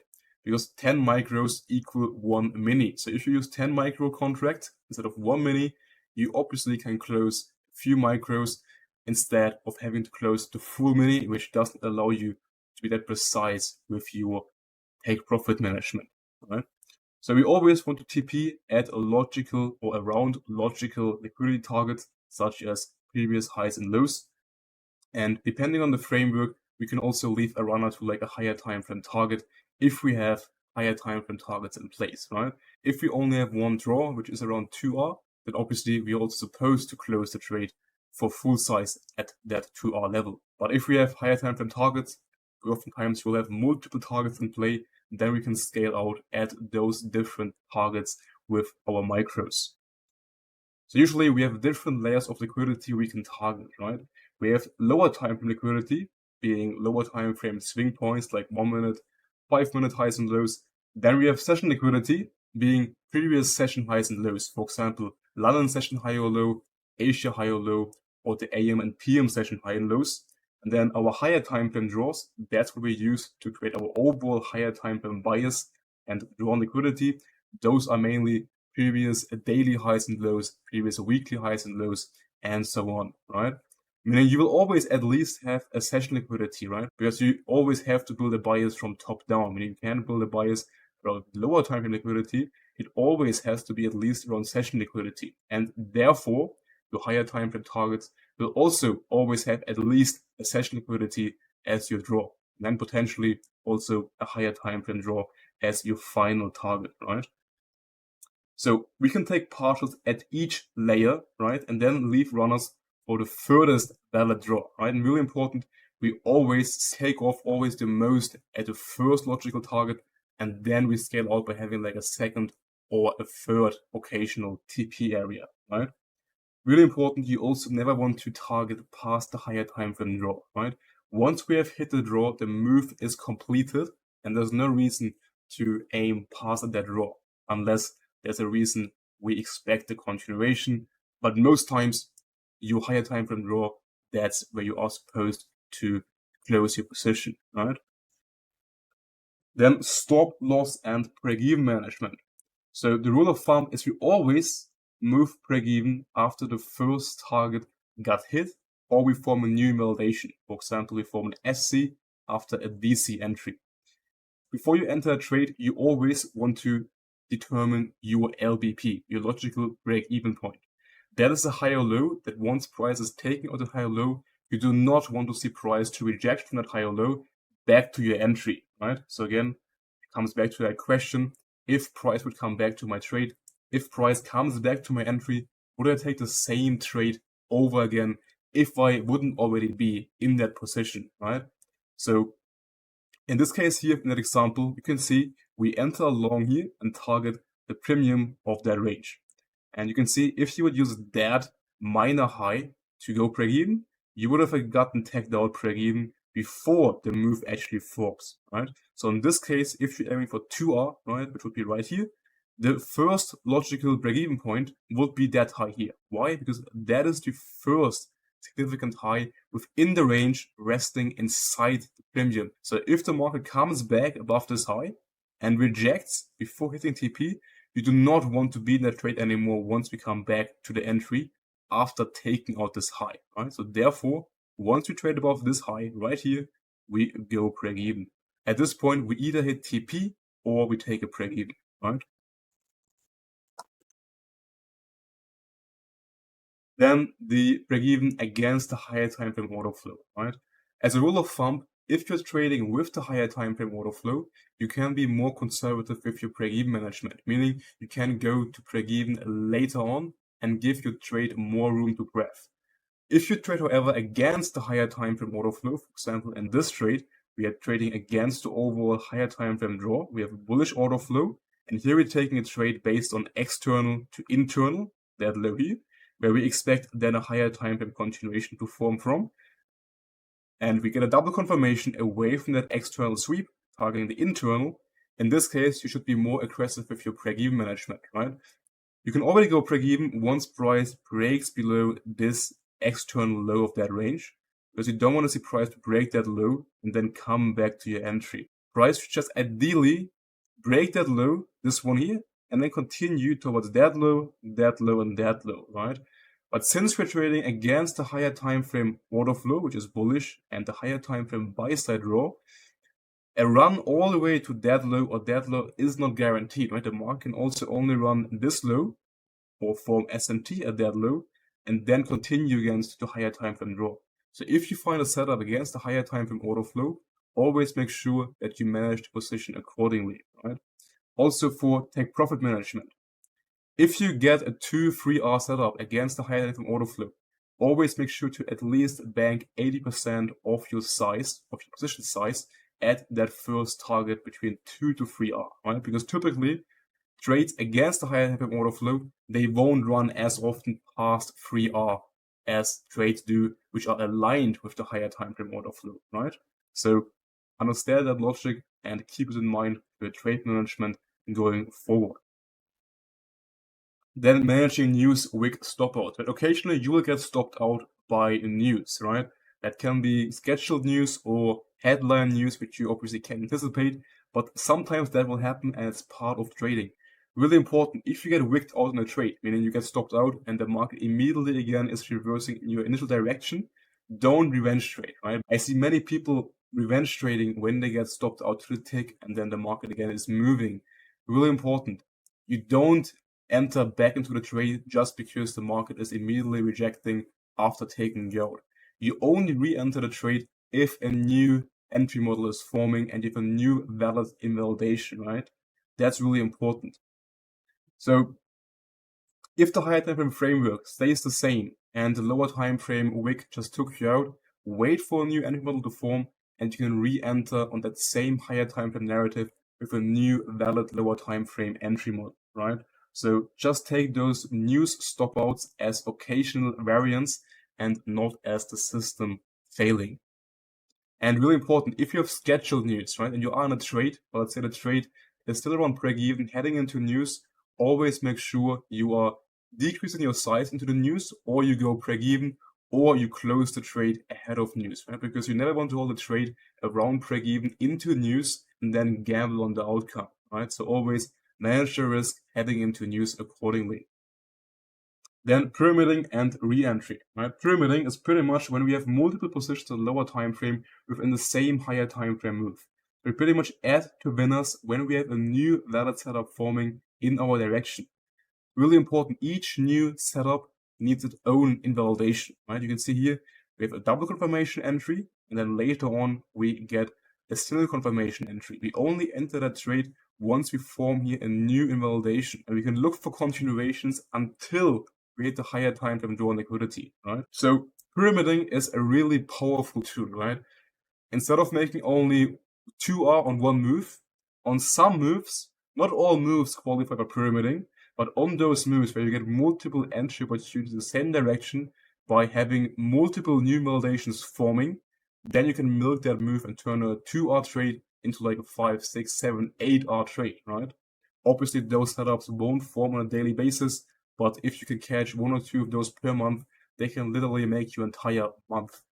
So when not to add, right? You never want to add when we have slow or choppy price action. You only want to use pyramiding and we have clean follow through in the order flow. So if you have a consolidating slow delivery in price, you don't want to add.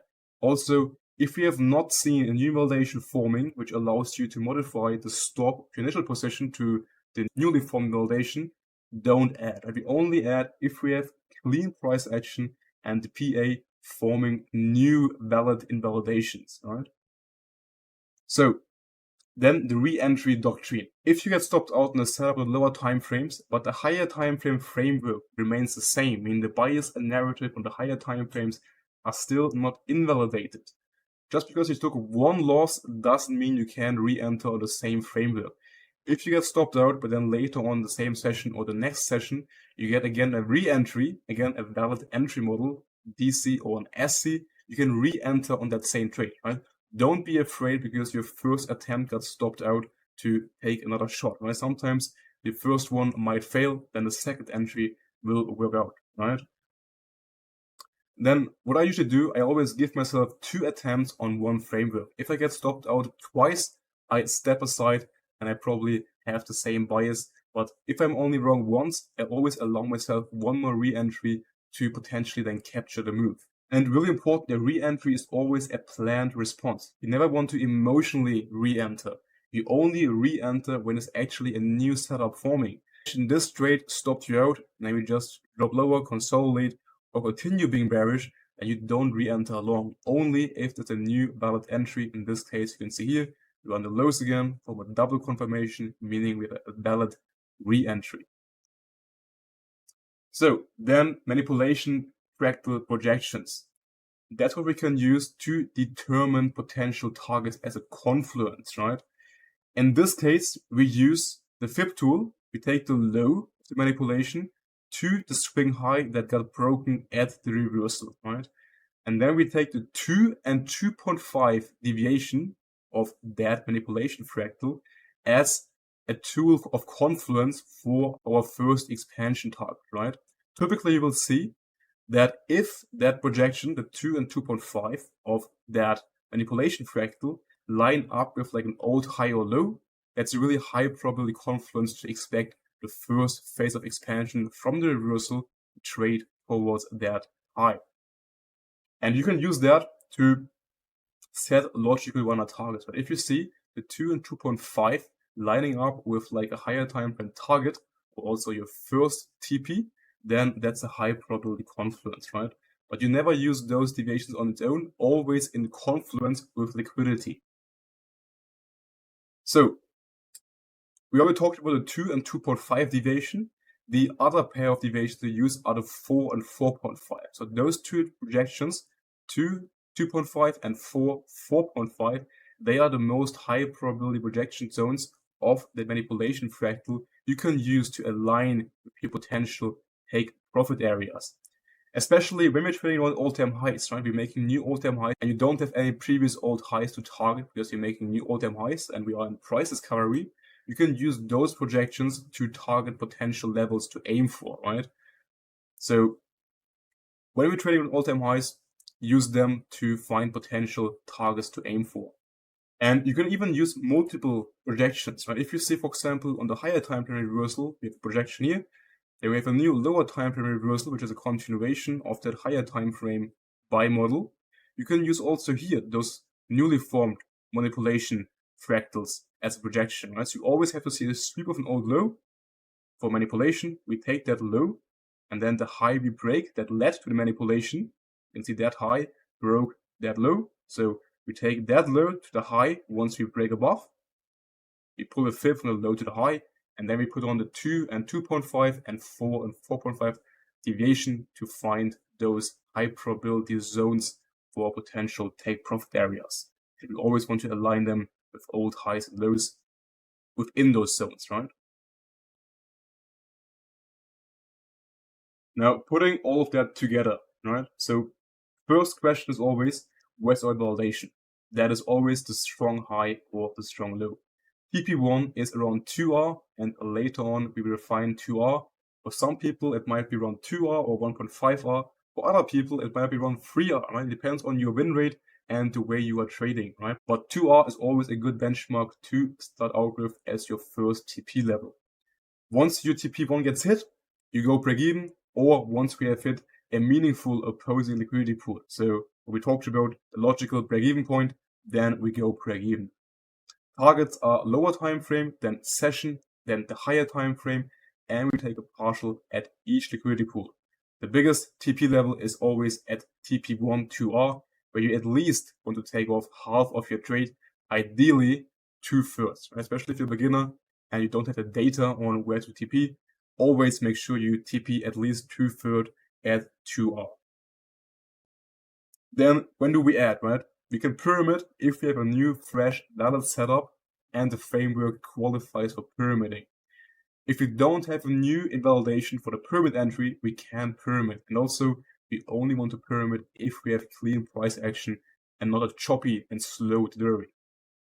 Then runners, right? We leave runners for old higher time frame draws, and we can also use stacked fractal projections to have an extra confluence for those targets, right?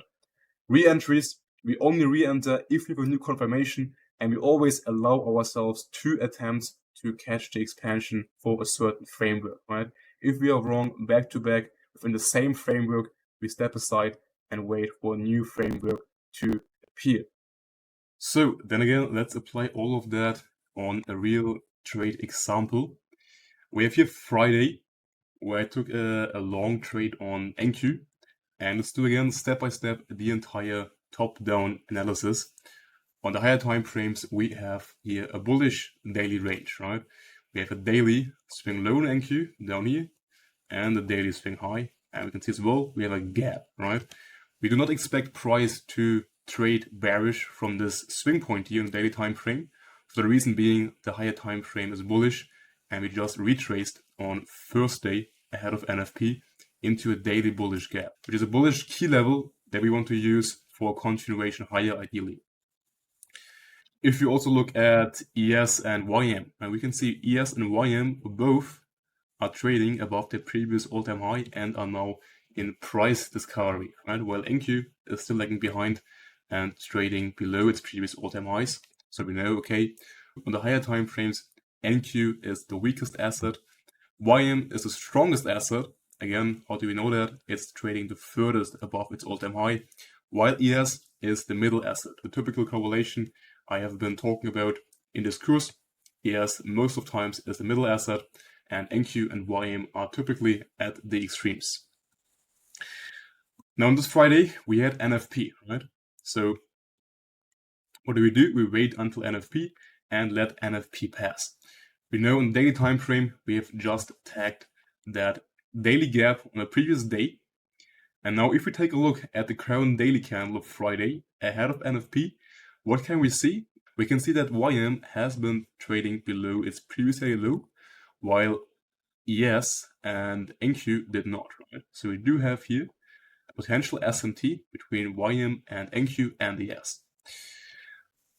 Now, before we get into the trade itself, I also want to show you guys how you can apply those standard projections to get an idea of where price might extend to towards all-time high. On NQ, we obviously have those previous highs as our draws, but on YM and ES, we are in price discovery, right? Meaning now we can apply those fractal projections. On daily time frame, we could use, for example, that low and that high, right? On daily time frame, we broke that high here, which led to the manipulation of that low. So we could use that high and that low, and then we can see the 2 and 2.5 deviation would be around 7.9 to 8K-ish, right? We can even refine this further to the H4 time frame and see if we can get another high or low, which we could use for our projections. The hourly time frame as well, let's check. And what can we see here? That hourly move is at a low, and that is the high which we broke here, right? So that is the fractal you want to use in the hourly time frame, the low to the high, right? I can also show you guys the settings of that FIB tool, and those are the settings you want to have on your Fibonacci retracement tool. Now, if we check where do those 2 and 2.5 projections align with, we can see, extend that a bit right here, 2, 2.5, and you can see once we have hit that 2 and 2.5 level right here, that's when we get the retracement, right? So we can use those standard projections not only as a potential TP level, but also as a level where we can expect potential retracement and then a continuation into where? Potentially the 4 and 4.5, right? Typically, if the 2 and 2.5 lead to a retracement, and then we see a continuation, price is likely trading towards the 4 and 4.5, which then will be again at 8.1, 8.2K, right? Now let's get back to the actual trade framework here. We already know YM has been trading below its previous daily low, and ES and NQ did not. So we do have an SMT at those equal lows. So ES and NQ, they do not have to trade below those lows because we have that SMT, right? Now again, what can we see here on the hourly time frame? Or is it the H4 time frame first? On the H4 time frame, we can see price formed here a swing point on the H4 time frame before we have here then the next H4 candle. So we are trading currently within H4 candle 4. We have that high here above. We also have here a small gap on the H4 time frame as a potential draw. And now we just wait and let NFP pass, right? So NFP is at 8:30 New York time. So let's skip through that candle, and we can see NFP is pushing price higher, right?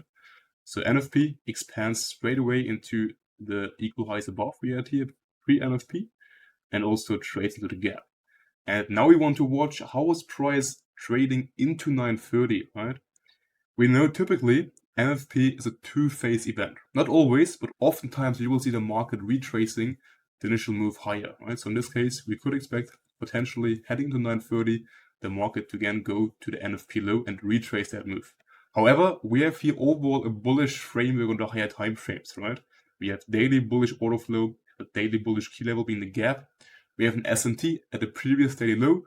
So overall, the higher time frame narrative suggests more likely to see a bullish framework. Right? Now let's see how are we trading into 9:30. So we have 9:30 here, and we can see we retrace into 9:30. We pop up higher, and then we see the market starting to consolidate here. Right? So I also had here on an eval a trade, which was pretty much 9:30. We open up from an SC when we close above this down close candle after sweeping that low, right? So here we form an OB. I took that long here on the high here just to get my profit target for the day on an eval. On the funded, I did not take any trades here. The funded long, I will show you guys now in a bit, right? That was heading to 10 a.m. because again, 10 a.m. we open up a new H4 candle. So I was waiting here to see how are we trading into the new H4 candle. How is the current H4 candle closing? And does that closure give me a framework heading into 10 a.m. then? So let's go here to 10 a.m. Now here we have been closing that H4 candle. So let's take a look at the H4 time frame.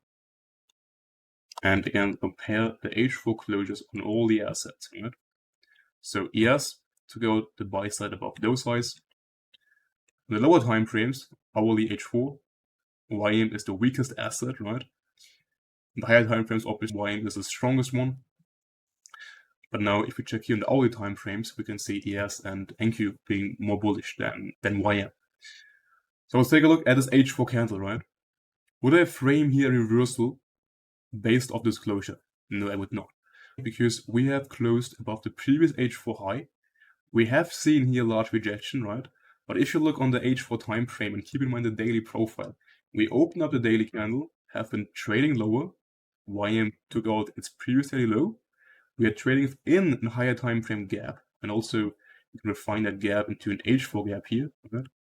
H4 gap as well. And now if we check also what key levels has price formed after confirming here a swing point on the H4 time frame. Swing point here, candle 4 expands away. So this is candle 5. And we form a gap here, right? So price forms here an H4 gap. between candle 4 and candle 2. Right? So candle 2, 3, 4, they form a bullish gap. So we could use that gap to frame a continuation higher. So we could play pretty much this range of that candle, right? Again, we know everything comes down to ranges. So that will be that candle's range, which is also the NFP range. We have a gap down here. And if we expect now the next H4 candle to open up, tap that gap, again internal, to then go to external. So our framework here would be internal to external, from the gap, that internal liquidity pool, to the external, and then potentially continue to the previous daily range high, right? So hourly time frame, we again drop down. What can we see in the hourly time frame now as well? We swept here the previous day's PM low in Asia. So the sweep here of those equal lows. This passed away, a bullish range. And now if we check YM, and YM on NFP has been decoupled, right? It has been trading lower, while NQ was bullish and ES as well, right? So YM has been manipulating to the London low. So we have an SMT here, also at London low with YM. Right? Now let's see how we open up this new H4 candle. You can see here we have those smooth equal lows as well in the 15-minute time frame, which obviously create a gap on the higher time frame. Again, higher time frame gaps are created by lower time frame swing points, which we can see here quite beautifully. Right? So now really important, we know the retracement is done when the assets resync after the manipulation phase. So new H4 candle open here, we open up and we trade lower, right? And now we take out those lows, trade into the gap. Now what can we see happening at YM? YM does not take out again this low. Let's see here, YM opens up, but fails to run this low. So what do we have again here? Another SMT, right? YM is not trading below the previous H4 low, while NQ is doing. So again, we have a potential SMT. We can see as well ES taps that gap as well. YM does not, right? So SMT with YM at that low here. Right. Now, what do we want to see here? We want to see price to again turn bullish out of this key level, right? Lower time frames are obviously right now bearish. So before we're long, we want to see displacement and a V-shaped reversal out of the key level. So let's see if we can get that. Also, we have 10 a.m. here. So ideally, we reclaim 10 a.m. for V-shaped reversal, and then we get our entry model. So let's see what the 1 minute time frame is doing. We have a V-shaped reversal after hitting our key level on NQ and ES, the gap, while we have an SMT as well at the previous daily low in the higher time frames, right, down here. And now we have another SMT at that low, but this time NQ and ES have been manipulating, while YM failed to take out the previous low, right? Now let's take a look at what we could look out for here. We have here low, right? Above 10 a.m., we already have seen our first confirmation on the 1 minute time frame forming here, right? That's our 1 minute OB, those two down close candles, close above. Now, if we get price running through that low here, and then we get like a confirmation, we could long this back to the highs here. That previous H4 high, and then we have the higher time frame draws above. So we have aligned the daily time frame, the hourly time frames, and now we just execute based on that higher time frame narrative, our idea we have on the lower time frames, right? We can also check the 5 minute time frame as well. And 5 minute, we also have an OB here, right? This 5 minute down close candle. So let's see now if we get here our entry. So the market expands, and now we retrace. We take out the low. We consolidate now here above 10 a.m. Swap this low, right? It's internal low. On the 50-minute time frame, let's check that as well. Right, no gap. 5 minute time frame, we have a gap here, right? So we don't want to see price to lose that gap in 10 a.m. because we know now 10 a.m. should act as support, and also we don't want to see a deep retracement here. And we know true reversal does not offer a deep retracement. This 10 AM open should be holding, right? Otherwise our narrative is most likely invalidated. Alright, now we again swap that low. Now we're watching those down close candles, right? If we close above here, we have our entry confirmation. And a sweep of a low, we fail to close above here, price came back low more time, we have another set of down close candles. So if we close above right here, and now we can enter the trade. We long the next candles open, right? We could also wait for a retracement back to the OB, but if we're that close to the OB, I just enter the next candle at the open because I don't want to miss the trade in case just expand higher and don't get a pullback. And invalidation goes at a low, right? So entry, stop loss, and again with all those TPs here, right? I get already 3R up here, 2.5R to the high here, and all the way to the high will be 3.5R, right? Now the next question is, where do I go break even? So in this case, do you want to go break even above any of those highs here?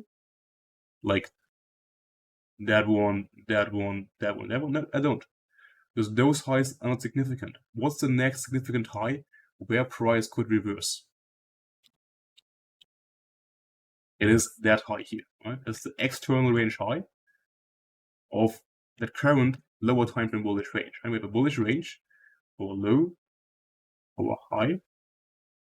So for our range low to high, we retrace, sweep those lows, and now we go on the lower time frame from internal to external. So that is the lower time frame range. And again, the higher time frame range, the same thing. Our higher time frame range, low, high, internal liquidity, the gap in those lows, also internal to external. So we align the lower time frame range within the higher time frame range, right? Both are internal to external. So where do we logically go break even in this case? Once price is trading above this high. So that is our logical break even point. If price is trading above this high, we don't want to see the market to come back to our entry. Again, the question I showed you guys, if I would not be in a trade already and price would come back to my entry, would I take this trade again? Imagine if price takes out this high and comes back to my entry and I wouldn't be in this trade already. Would I take the same trade again? No, I would not, because the market rejects the external of the lower time frame range. If we're truly bullish, it should just expand past that high and continue to the draw. You should not take out the high and reject the entry. Otherwise, it's likely price would come back to that low and that low, right?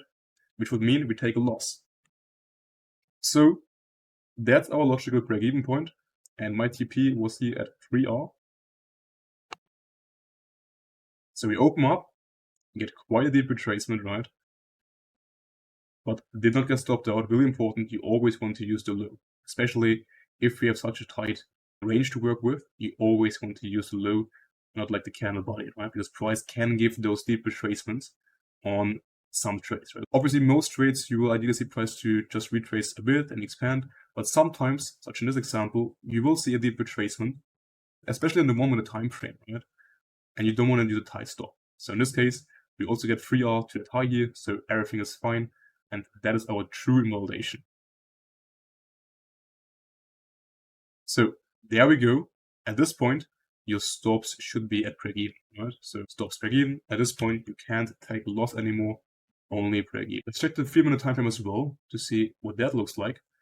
On a 3 minute time frame, you would have gotten also a similar confirmation. Right? Those two down close candles close above here. So on a 3 minute time frame, that will be your entry. Right? This time you would have a bit lower risk to reward, but again, you would not have to use the 1 minute time frame in this case. You would also use a 3 minute time frame. Right? I personally used in this case the 1 minute time frame. So let's see if we can hit that TP. And there we go, TP hit. And the entry was obviously down here. So that was my 3R setup here on NQ. Right? And that is an A+ framework. Right? We have higher time frame, clear narrative. We start on the daily time frame. We have an SMT at a previous daily low, then we let NFP pass, wait for the new H4 closure. That H4 closure reinforces our overall narrative on the higher time frames. We have a key level, internal to external, and then we apply our proper lower time frame entry model, which is pretty much here an SC entry. Where we deform the reversal. We don't use here a single confirmation, which will be the long of this OB right here. Because we're trading in reversal, we want to wait either for a double confirmation or we play the continuation, which we did in that case, right? And again, 10 AM confluence is our key level opening. We come back lower, got in 5-minute value gap, 10 AM, new H4 candle open. When we open this new H4 candle, right here, we open up, open, low, and now we are in the expansion phase, right? And we position ourselves after the manipulation in then the expansion phase. Right? So open, low, high, close. Now we will talk about the most common mistakes I see people doing when trading with that system. So we have different types of mistakes, right? We have mistakes when it comes to analysis, right? Your actual chart reading skills. We have mistakes in your execution, in your process, your discipline, and so on. Oftentimes, your knowledge is ahead of your behavior, meaning you already have a decent understanding of analyzing the market, but your behavior, so your actual trading skills, they lag behind, right? And you have to fix that gap. So why typically people fail evals comes down to multiple things. Oftentimes, people ignore the conditions, right? They trade in low probability market profiles, consolidations, S&D profiles, right? Or overall low probability days where it's not high probability to expect an expansion, right?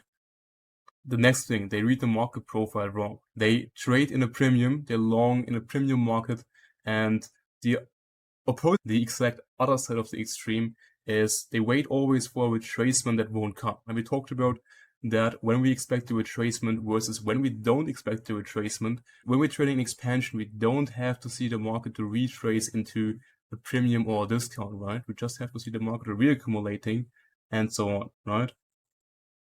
Then discipline mistakes, right? They range after taking a loss of 1 or 2, 3 losses, and they also don't really prioritize their mental capital, right? They also don't recap their trades. You always want to make a session outlook. You trade the session and then you do session review, right? Really important. You always want to review your actions compared to what you plan to do, and then always want to use that to improve your own behavior and also want to learn from the PA, right? What did my outlook expect versus what actually happened? And was there anything I overlooked? Is there anything I can improve and take from that session into the next one? So let's get into the 11 most common mistakes, right? The first one is pattern trading entry models, right? People go to the lower time frames, the 1 minute time frame, and they just trade random sweeps or double confirmations, and they don't do the work before. Right? We talked about that funnel structure where you have to go from top to bottom, use the trading conditions and so on, market profiling, key level, and then the entry model, right? You don't want to trade an entry model with no context, right? Mistake 2, engaging without an expansion profile. You only want to trade if the market is likely to expand, right? So if an expansion profile is unlikely, then you force trades in a profile that won't move, where the market is just in a consolidation. So identify the profile. If it's not expanding, then sit out, right? You don't want to be engaging in a seek and destroy profile. Next mistake, right? If people trade a continuation, they often see price expanding away, and then they're immediately long once the market is in consolidation. When we have an expansion, right, a large expansion, and we expect a continuation, you want to wait for reaccumulation, meaning price to form a range, sweep the range lows, and then look for the continuation. You don't long immediately after large expansion. If you see consolidation, and within the consolidation we form like a random OB, right, because that's what you will see happening. If you're in a range and the market forms a random OB within the range, that doesn't mean that OB will send up price higher, right? Remember, you always want to see price to engineer low, sweep that low, and then expand, right? So always wait for reaccumulation, right? Do not buy in a premium market unless we are still in expansion phase. Then low probability confirmations, right? Low probability confirmations are if we have no displacement, we have large wicks, small bodied candles, and so on. So we always want to see a sweep with displacement and a clean OB, right? Remember the A plus OB criteria. Entering too late in the higher time frame candle, right? If we already have seen a large move in the candle, or the higher time frame candle, the H4 candle, is about to close soon, you want to wait for a new candle to open to position yourself. You don't want to enter late in the candle when that candle already has seen a large move, right? So wait for a new candle, and that new candle will give you a new open low high close or open high low close, and then that candle again will have time and space to expand, right? So always keep in mind where we are trading within the higher time frame candle.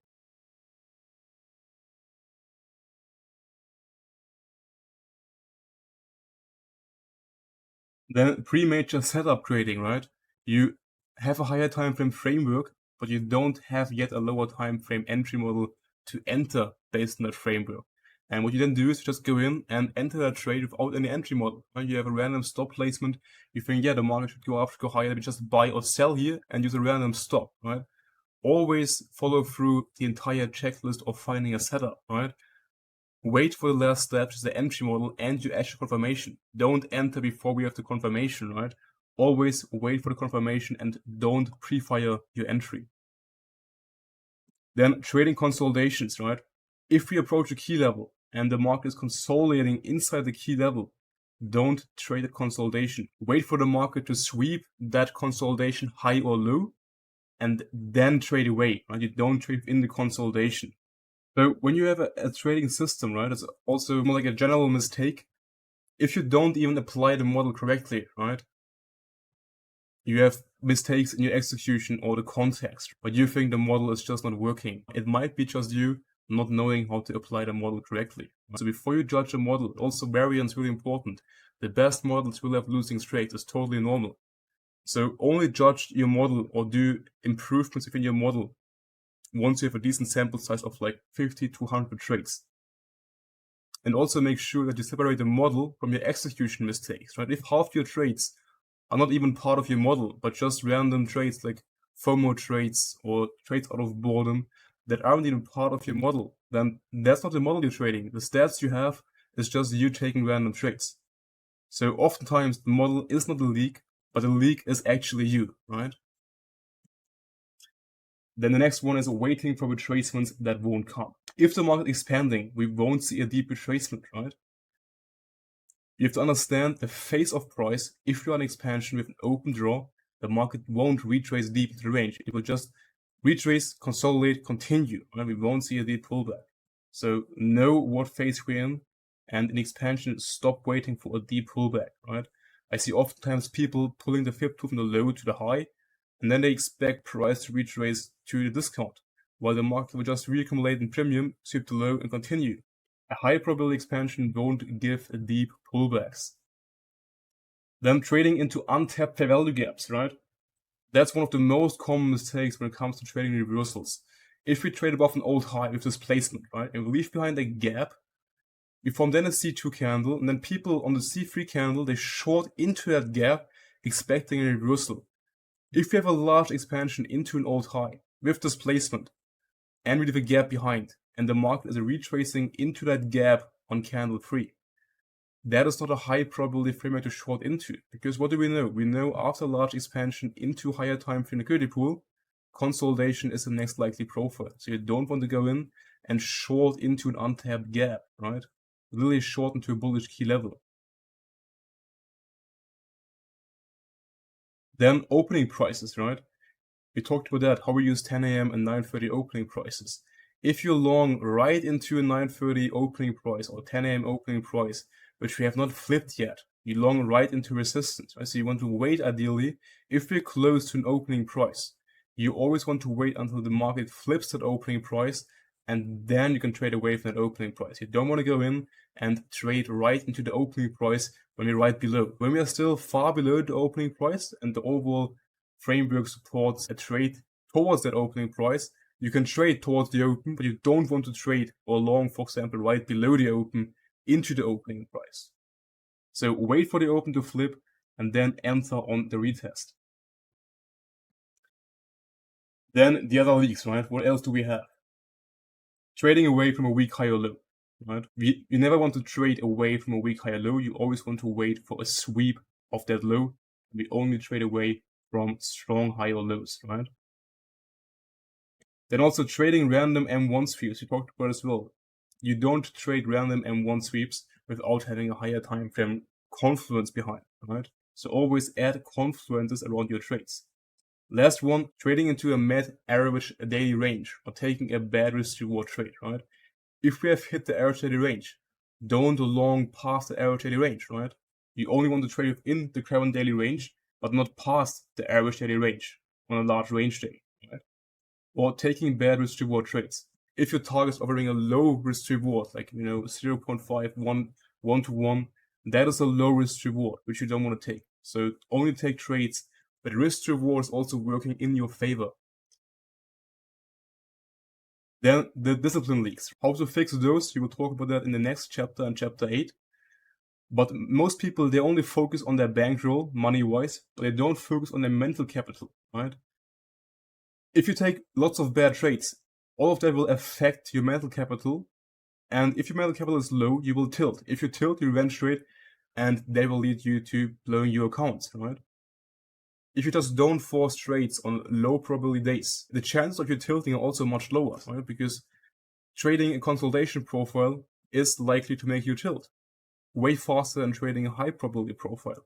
So don't engage when the market is low probability. Then if you never recap your trades or your decisions, you have to be self-aware. Recap everything you do. If you never learn from your mistakes, you will never improve. Here again, you have a quick summary of the most common mistakes. You can screenshot that, whatever you want to do. So really important, be aware of those and don't do those mistakes. Now we get into psychology and process, which is a really underrated topic. So let's get into it. At some point in your trading, you will experience that knowledge and behavior gap. What is that gap? At some point, you will have a big amount of knowledge when it comes to technical concepts, but those concepts don't reflect in your P&L, meaning your trading results. And typically, the reason for that is the gap between what you know and what you do, right? And that gap is what I call the knowledge behavior gap. So what you know and what you do is not matching, right? And most people, they try to fill that gap by watching new YouTube videos, studying new concepts, because they think there is something missing in their trading that will finally make them profitable. But most people, they are themselves the reason why they are not yet profitable, because they keep doing the same mistakes when it comes to executing. And you close that gap by fixing how you behave under pressure, meaning in the live markets, when you're actually executing trades, when you're on a losing streak, when being disciplined is not as easy as when you're on a winning streak, right? When trading is easy and you have winning streaks, everyone is disciplined. When trading is going against you and it becomes hard, being disciplined is not as easy anymore. And that's what separates great traders from average traders. And everything in this chapter will be about frameworks you can use to close that gap. So first of all, you have to understand your mental capital, right? Your mental capital is similar to your phone battery. In the morning, it's fully charged up, but over the day, that mental capital or the battery is getting drained, right? And most people, they only focus on their actual capital, their bankroll, their prop firm account, and they neglect the mental capital, right? But you have to keep in mind both your mental capital and your actual money bankroll. If your mental capital is being empty for the day, your performance will collapse, right? Your performance will be much worse than if you have a fresh mental capital. And all those things that happen to you during the trading day, right? Waiting for a trade, taking a losing trade, all of that stuff will drain your mental capital. And when that mental capital is empty, that's when you will tilt, revenge trade, and blow your accounts, right? So when do we know when to stop trading, right? First of all, if the conditions are gone, I mean the trading conditions don't support a framework anyways, why are you on the chart? Close the charts and wait until again is a high probability framework. Watching the charts without having a framework, that is how you train your mental capital for no reason, right? Then taking losses. If you take 2 L's in a row, you are done trading. Close the platform, right? That rule especially applies to beginning traders. If you're more advanced, you can also take a third trade on a day, but I can tell you from my experience of mentoring hundreds of traders, most beginning traders, if they take 2 L's on a day, they can't judge the charts anymore objectively, right? Because their emotions take over, and at this point, they're just chasing, right? They chase trades just to get back to break even, right? Or to prove their ego, just to revenge the losses. So if you take 2 L's in a row, close the charts and move on. And always remember, a day where you protect your capital is a winning day, even if you have not taken any trades. So mental capital, right? It bleeds across the session and the day. If you start the morning, you have usually full mental capital, or maybe if you've already had a bad night of sleep, your mental capital might not be fully charged, right? So always be aware, how are you feeling, right? Be self-aware. How mentally ready do you feel to trade, right? Do you already feel mentally drained? Then maybe take a step back or reduce your risk. Or for example, you have a tough London session, right? Or you have a framework on higher time frames, but on lower time frames, you just don't get your lower time frame entry model. And that waiting also spends mental capital, right? So once you have that feeling, I gotta now get into a trade, that's typically when your mental capital is empty. And at this point, you know you should be closing the charts and recharge until again you are able to judge the charts objectively with a fully fresh mental capital. Then the value of a serial trade day, right? Just because you've not taken a trade on a day doesn't mean you had an unproductive day. In trading, you have to think differently than in a normal job, right?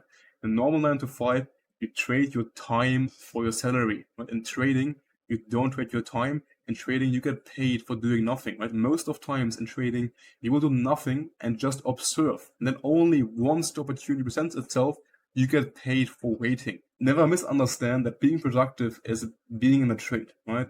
Being flat on a day where there's no setup presenting itself is also productive in trading, because on that day, you're protecting the account from a trade you're not supposed to be in. So not trading is an active, skilled decision and not a failure, right? So get used to not taking trades. So how do you identify emotional trades? If you're a beginning trader, it's totally normal that you're not sure sometimes if a setup is supposed to be taken or not, right? So you pass on that setup, but it ends up being a winning trade.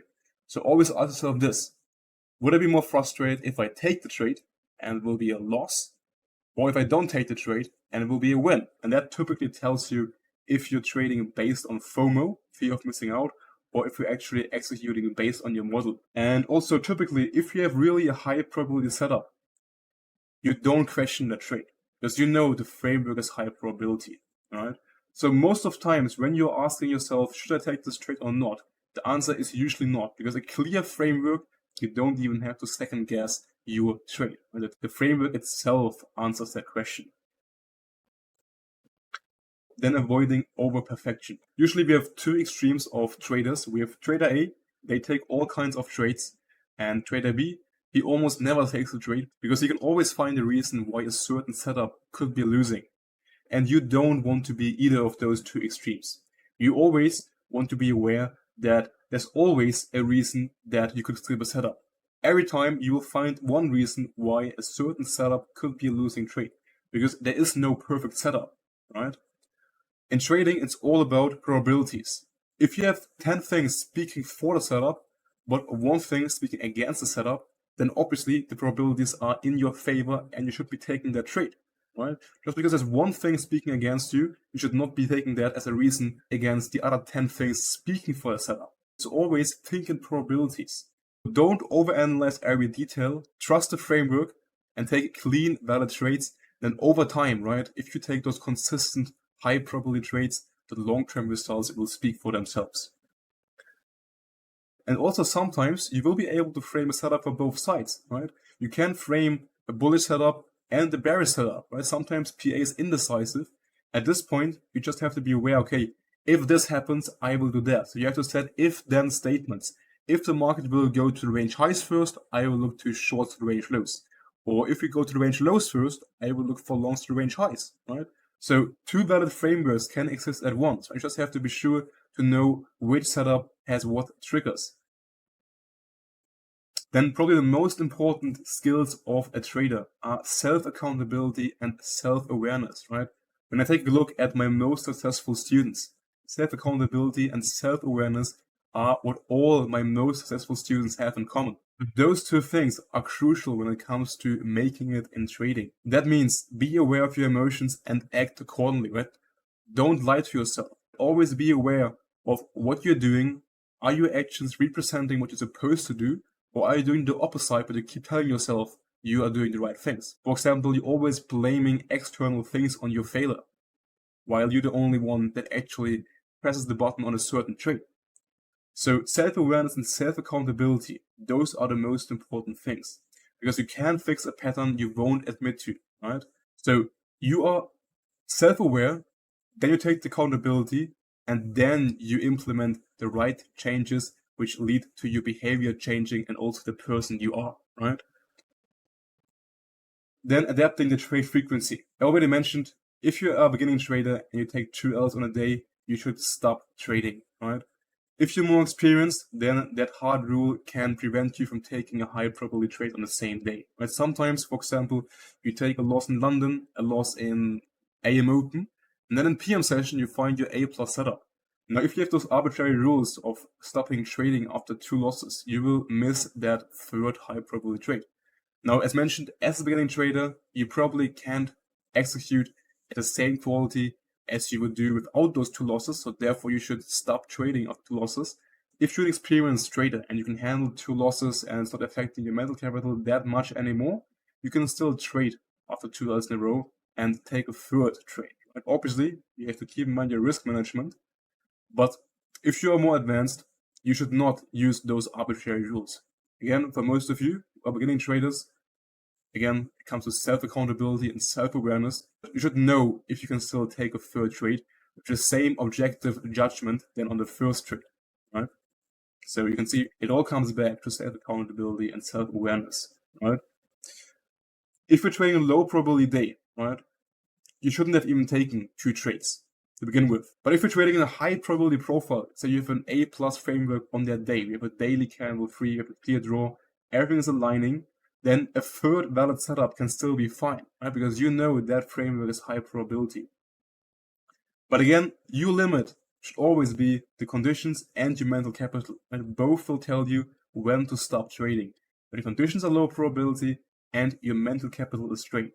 Your number one job as a trader is to always make sure you're never in a position to tilt. Because when you tilt, that's when you blow accounts. You don't blow accounts by taking good losses, meaning losses according to your system. You blow your accounts when you start revenge trading and taking trades out of your system, right? Then again, trading conditions. If you have a ranging profile, you don't want to overtrade in the ranging profile.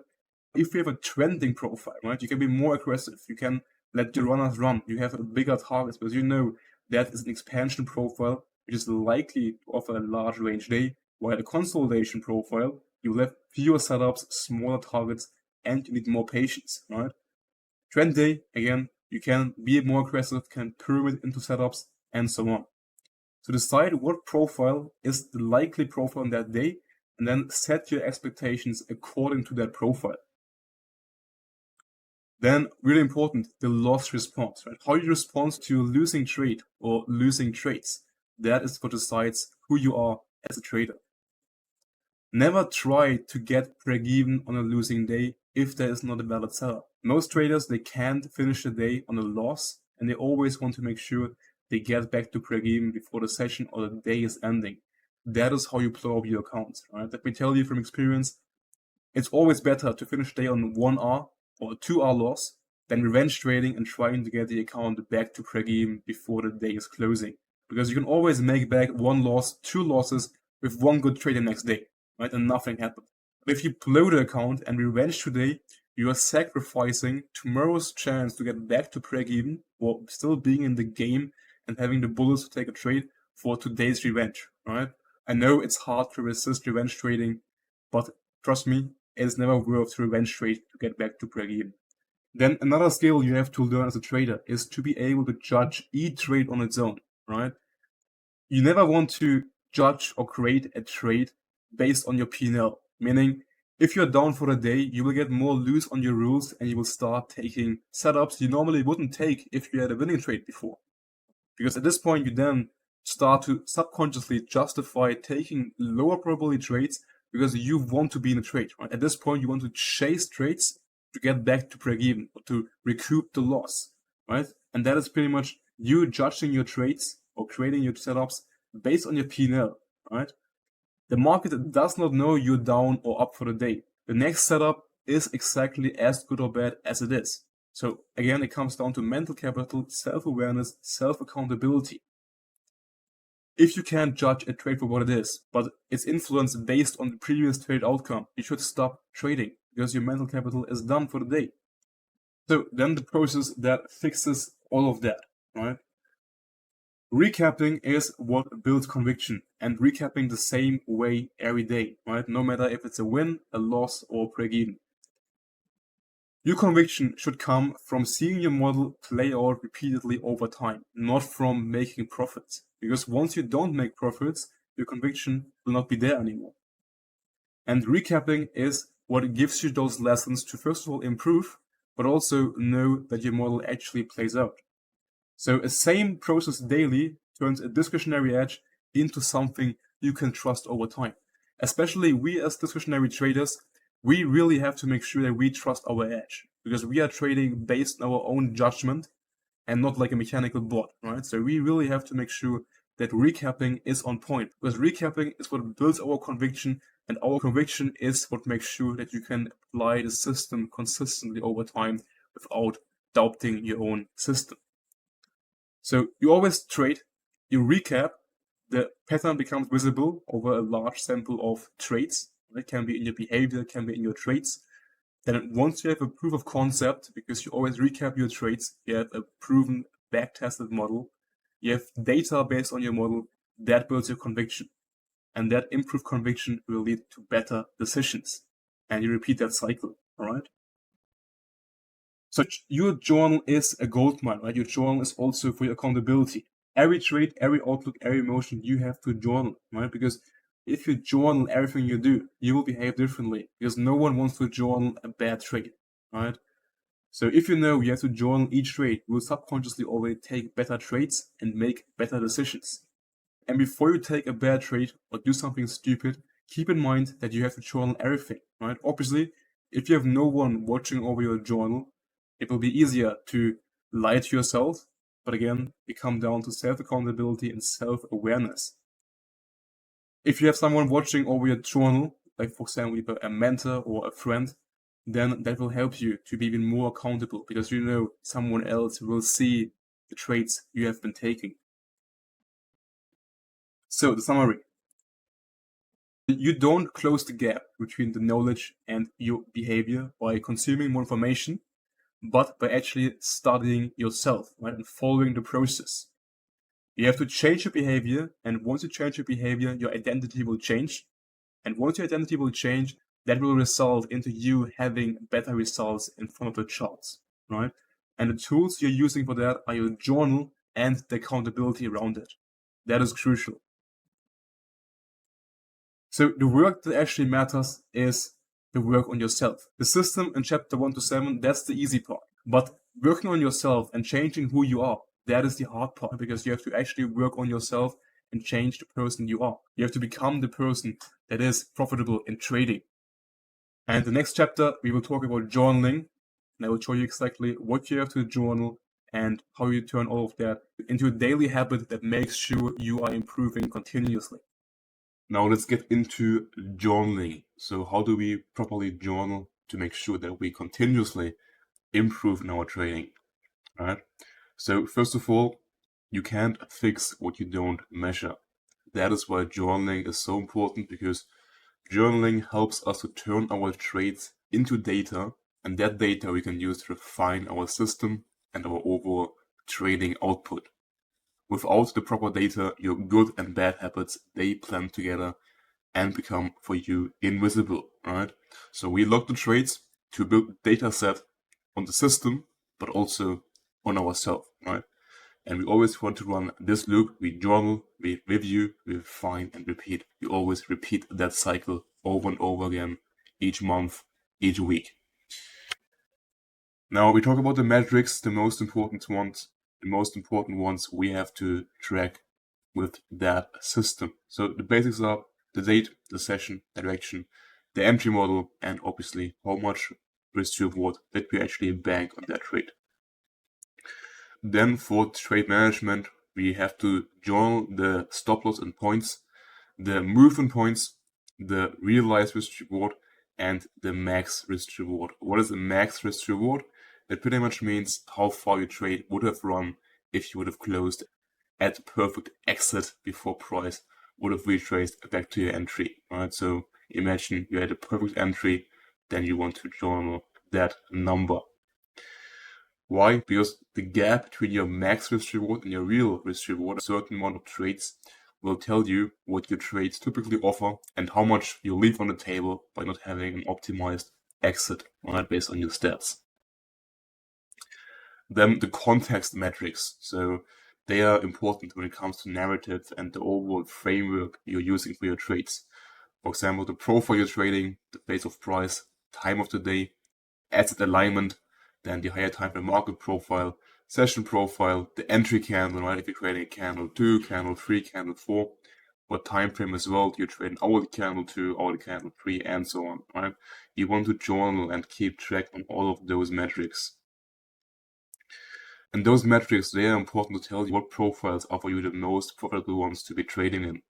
And without that context, you can see that you lost, but you can't see why you lost. And those context metrics, they answer the why, right? So really important. Then your behavior metrics, really important. Was the setup a valid setup or did I force the trade? So grade each trade honestly and regardless of the outcome, right? A winning trade can be a forced trade, and a losing trade can be a valid trade. And that column is really important because it tells you how many trades or how often do you actually deviate from your system. What you also should include always in your journal is a screenshot of every trade. Why? Because the marked up trade is visually for you easier to review later on than only having those quantitative numbers, right?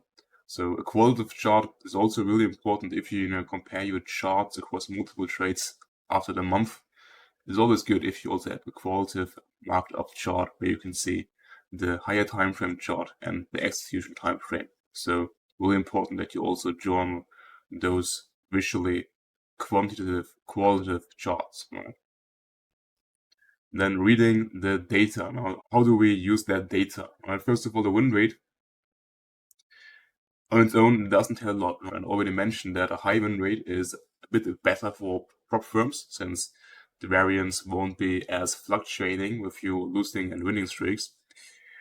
But still, even if you have a lower win rate, say like 30-40%, you can still be profitable if you have therefore higher risk reward. You always have to read the win rate in the context of your risk reward, right? Meaning, if you have a high win rate, you can be profitable with a lower win rate.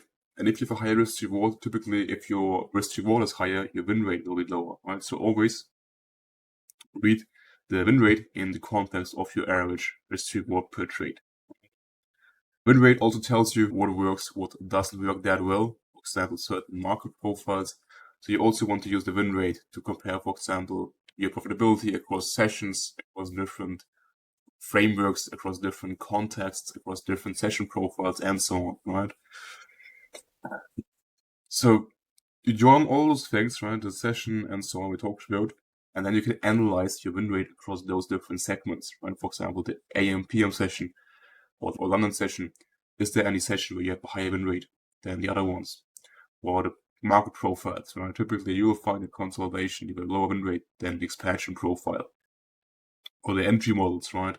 Is the entry model you have a higher win rate on than on the other entry models, right? So overall, you always want to identify winning and losing patterns in your journal. Right? That's pretty much what I do for my one-on-one students all the time. I help them to identify their winning and losing patterns, which they themselves can't identify because they are blind to them, because you can't see your own blind spots. Otherwise, you would not have those own blind spots.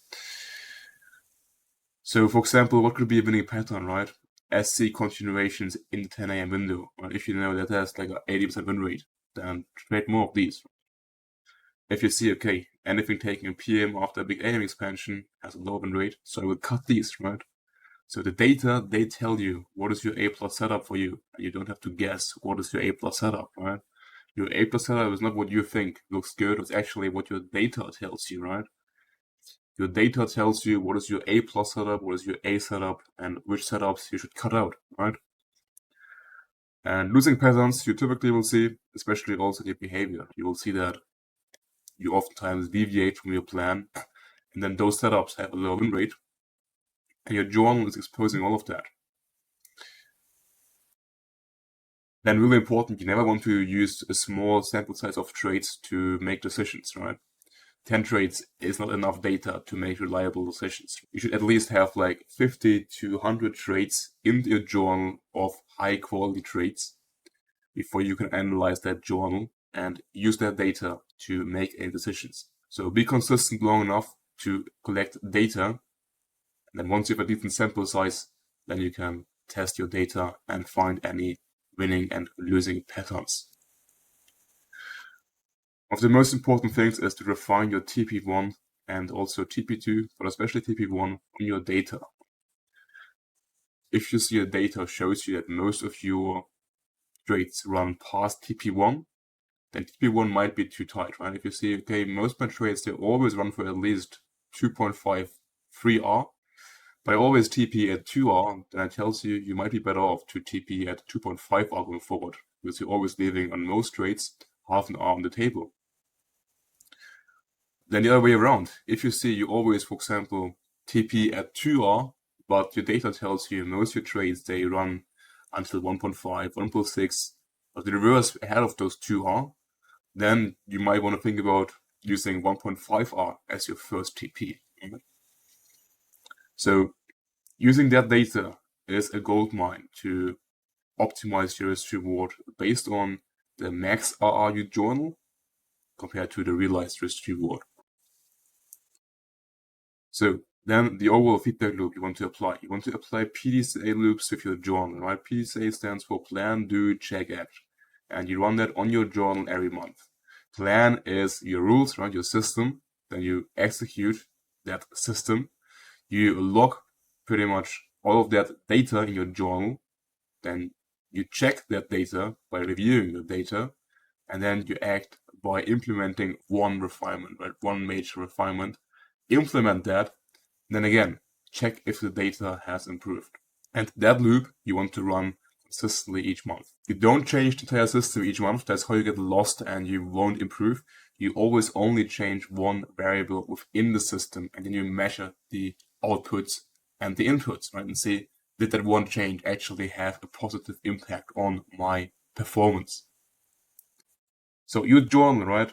That is your accountability. Every trade, every outlook, the emotions you feel all goes into your journal. So to sum it up, your journal is your accountability, right? If you don't journal, you can't improve and you don't know what to improve on. And also really important, you don't close the identity gap with more knowledge, but your accountability.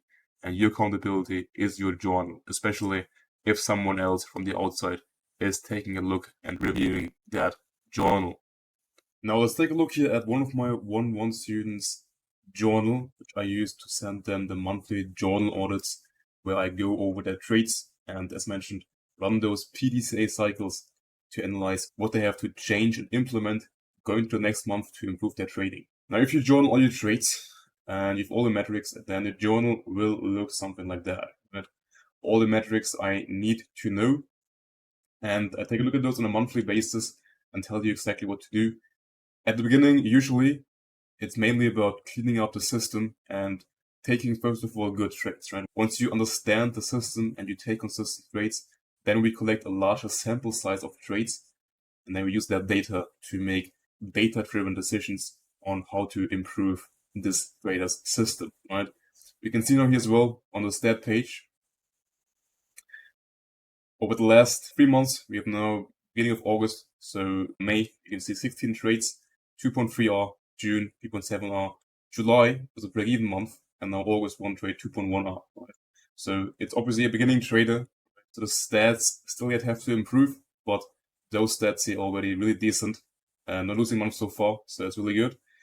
But when I go over those stats, right, for now the focus here on this guy is mainly refine the system. That's been done now in here month 1 to 3, and now it's about collecting data to then use it later on. For now, the only change we have implemented so far, based on his journal and all the data, is a fixed 2 RTP, since his data is same, based on all the wins, break-even, losses, and so on, that a fixed 2R will have the highest expectancy on his stats. And I also told him to only focus mainly on trading hourly candle 3 and candle 4, since that's also his most profitable framework. And so those two small things is now what he has to focus on heading into next month. And then again, next month, I will check back that data. And that's how I find my 1-1 students trading and help them to scale the payouts. Like I scaled Tom to over 500,000 in payouts in under a year. And yeah, that's just to show you guys what you can do on your own. Also, if you are a 1-1 students, I will do that for you, right? And you don't have to take care of that on your own. And now we will talk about prop firm and account management, how to properly scale your account and prop firms.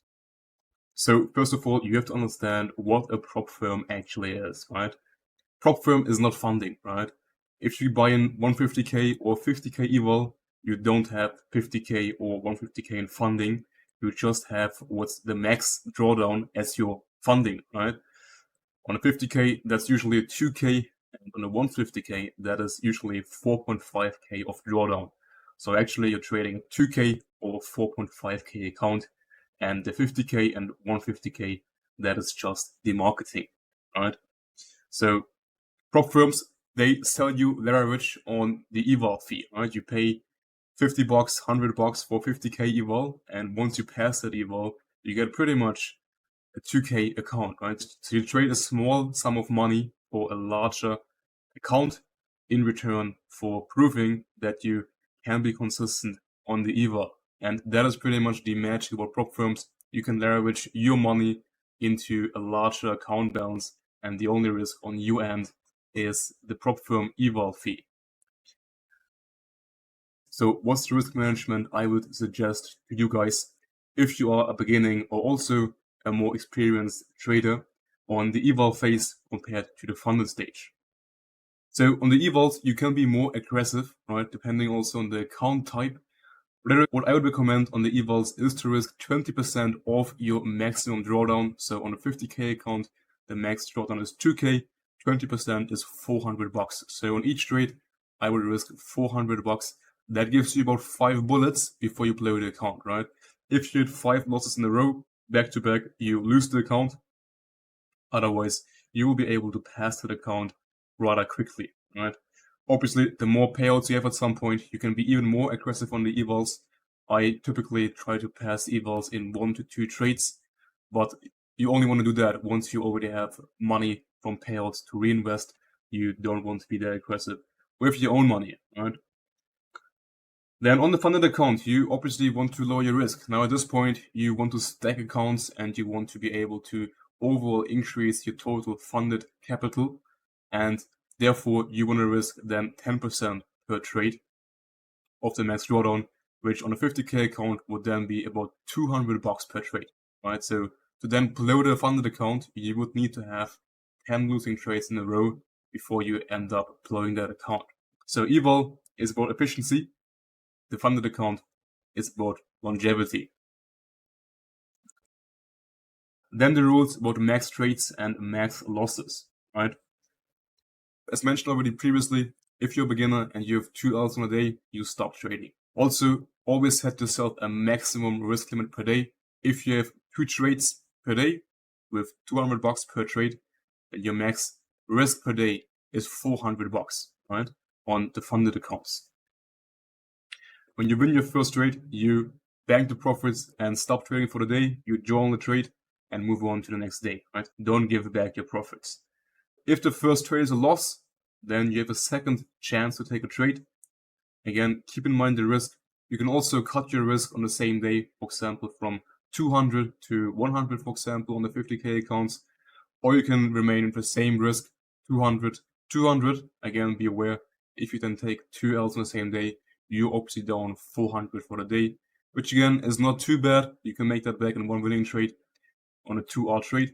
But if you feel like risking $200 on the second trade when the first one has been a loss, then there's also nothing wrong with cutting your risk to 100, right? But I would only recommend doing that if you're a beginner. If you already have some experience and you know you have a proven edge, you don't want to reduce your risk on the next trade, because then you just destroy your expectancy. Right? If then your second trade is a winning trade, you will only make obviously half of what you would have made if you would have risked your standard $200 per risk, or whatever your standard risk per trade is. So if you have 2 Ls in a row, you stop trading. If you have 2 break-evens, you also stop trading. And if you have obviously 1 win, you also stop trading, right?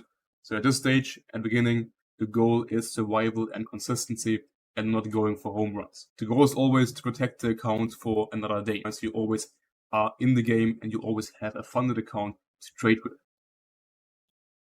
Now, the risk compounding as the buffer is growing, right? On futures prop firms, you have to grow a buffer before you can increase your risk, right? Why? Because until you have hit that buffer, the drawdown keeps trailing. Meaning, if you have an account balance at 51.5K, your max drawdown will be 2K below, meaning 49.5K. Meaning, increasing the risk doesn't make any sense until you have built that buffer in profits and some cushion above.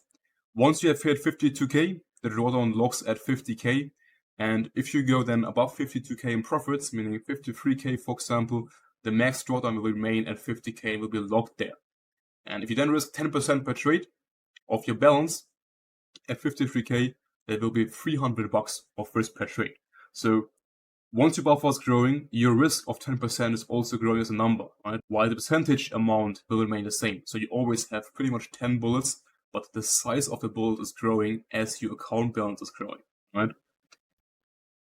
So you obviously have 2 options. You keep increasing the bullet size by having a larger balance, or you always go for 3K in profit, you withdraw 1K, leave the other 2K in the account, and then again you always rinse and repeat, trade the account from 52K to 53K, withdraw 1K, and so on, right?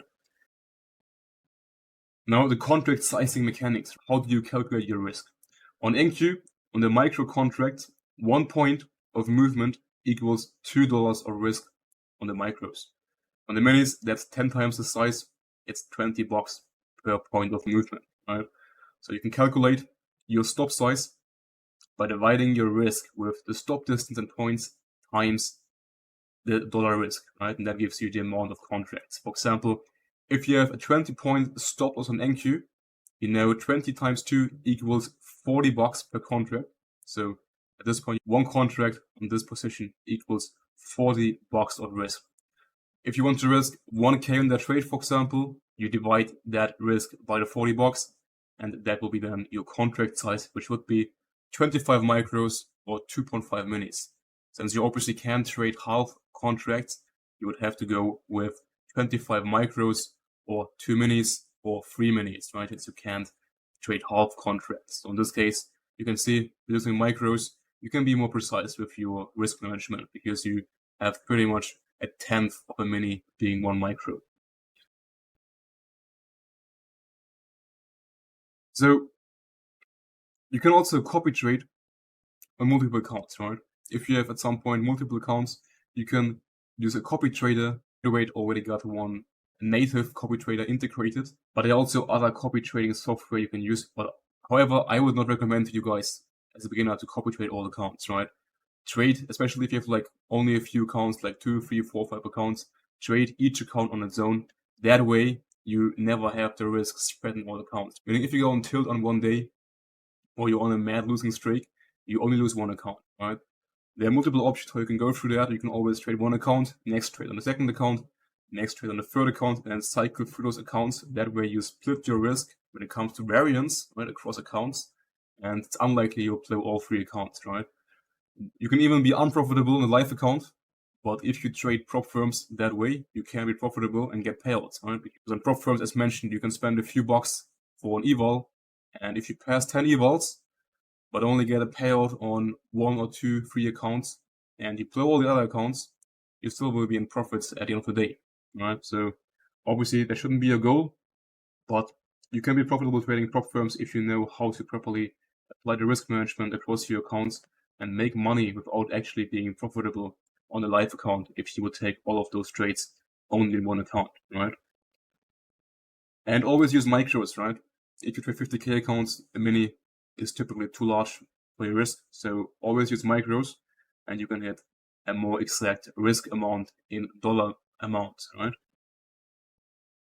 So now how do we get a payout, right? Now you have to know the expectancy of your system, right? And if you know the expected system, but you know your win rate, you know risk to reward, then it's pretty predictable how much money you will make over a large amount of sample size of trades. And why most people fail is because they interfere with the edge while executing the edge on the charts. And they have so many revenge trades, oversized trades, or other deviations from their system within their good trades that at the end, the actual edge won't be displayed in their results because they always interfere with the edge by having all of those trades they shouldn't be taking in between, right? So losses are not your enemy, right? If you take losses according to your system, that's totally valid. Right? It's part of trading. Losses are part of trading, same as winning. So you can't be profitable without having losses. Right? So accept losses. But as mentioned, there are good losses and there are bad losses. Good losses are simply trades according to the model that end up being a loss. So if you want to make it in trading and make money with prop firms, get out of the model's way and let the expectancy play out on its own by taking good trades. Let me give you a quick example, right? If you take 100 trades and we have, let's say, two types of traders. We have trader A, win rate 60%, risk to reward 2 to 1. Then we have trader B, lower win rate, but therefore high risk to reward. Win rate and risk to reward are always inversely correlated, right? Meaning if one goes up, the other goes lower. So either you have a high win rate and a low risk to reward, or you have a lower win rate and a higher risk to reward.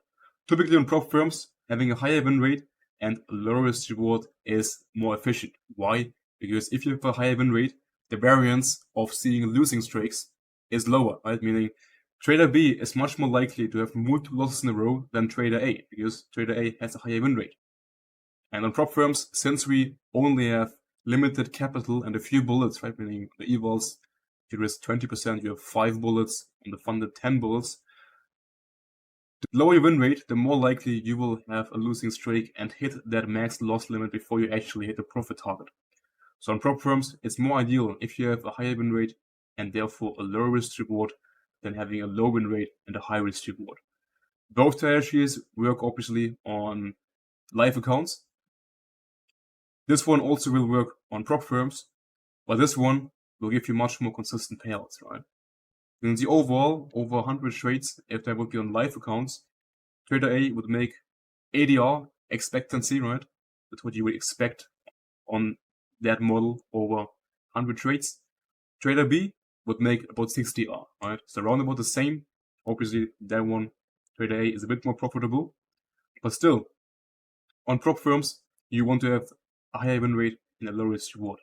It will be easier for you to pass evals and also get consistent payouts. But obviously, trader B also will be able to pay out, but that one is a slightly more optimized system for prop firms. So you don't need a high win rate to be profitable in trading. Right? If you assume you have a 30% win rate, but you have an average R of 3, you can see here you would lose almost most of your trades. If you take 10 trades, you're expected to lose 7 of those 10 trades, but you still will be profitable. Right? You have 3R, 3R, 3R equals 9R, minus the 7R of the 7 losses, you still will be sitting at 2R overall, right? So that just goes to show you, even if you have a quite low win rate, you can still be profitable in trading. Meaning, if you have those stats, don't tilt if you have 3 Rs in a row, because then you will obviously again deviate from your model. If you just stick to the model, you will still be profitable, right? And those stats, 3R, 30% win rate, they are doable, right? You can get there quite soon if you put in the work. So now we have again the whole thing start to finish, right? Chapter 1, higher time frame analysis and market profiling, right? Then a candle framework, entry models, asset alignment, time of the day, trade management, the most common mistakes, and then psychology and process, journaling, and prop firms and account management, alright? Now, your trading roadmap. How do you now approach that going forward? So first of all, learn the model, right?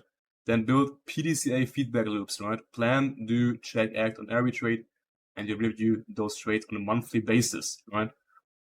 That's what I do with my 1-1 students. Each month I review their trades, their journal with exactly that loop: plan, do, check, act. Then over time, develop a statistical confidence, right? Know your expectancy, know your math of your system, how you trade, and then trust the process over any single outcome, right? Don't obsess about the outcome of one single trade. Always keep in mind the bigger picture. Then use prop firms to scale, right? You can leverage external capital instead of risking your own money. And then over time, scale your account inventory, more accounts, and so on. And don't risk a lot per account. Just scale by having more accounts, right? And always keep in mind, you want to protect the capital over everything, right? Longevity is what compounds into real wealth. You don't make more money by risking more. You make more money by scaling across more accounts, all right? So, most important thing, learn the model and build PDCA feedback loops and get your process sorted out, right? Because that's the engine that makes all of that possible. Those things are the easy part when you have the model locked in. And that is it, the entire SCN NQ model. We talked about profiling, bias, narrative, how to enter trades, how to scale via prop firms. And if you want me watching you over your shoulder and guide you on that road to profitability, then you can apply for my 1-1 program, the SCN Academy, where I help you to compress months into weeks and avoid all the mistakes beginning traders usually do in their trading journey. Now, what is the Academy actually about? As mentioned, it's a 1-on-1 program, which is 12 months long, so 1 full year. And we focus on 3 pillars: education, coaching, and accountability. You can see here some results of my students. For example, Dragos, who is now also a coach inside the Academy and is hitting consistent 5-figure months. Or Tom, who I helped to scale to over $500,000 in prop firm payout in under a year of working with me. And as mentioned, the coaching is based on 3 pillars. You get, for example, monthly video journal audits by me, where I identify your bottlenecks and can tell you exactly what you have to improve on heading into the next month. So I basically run those PDCA cycles for you and tell you exactly what you have to implement going forward. Then next to that, you also will be working with a full-time professional trading performance coach who will help you to solve all of your psychology struggles. As mentioned, we don't only focus on education, we also focus on proper coaching and, most importantly, accountability, where you will have your own process journal inside the Discord, who the coaches, Same and Dragos, will overview and keep track of your progress. And our promise is to coach you until you reach profitability. Even if that should take longer than 1 year, we will keep working with you for free until you hit consistent payouts. Now, the spots are limited for obvious reasons. It's an actual 1-on-1 program where you work directly with me, and my time is limited. So therefore, the spots are also limited. And obviously, we want to make sure that we give every trader the attention they deserve. Now, if you want to apply, then you can find the link down below. And then me and Same, who is also one of my former 1-1 students with well over 6 figures in payouts. And if it makes sense for us to work with you, then we will contact you and will onboard you to the Academy. And that being said, I hope you guys enjoyed this free 5-hour course. Leave a like and a comment down below and talk to you guys again soon.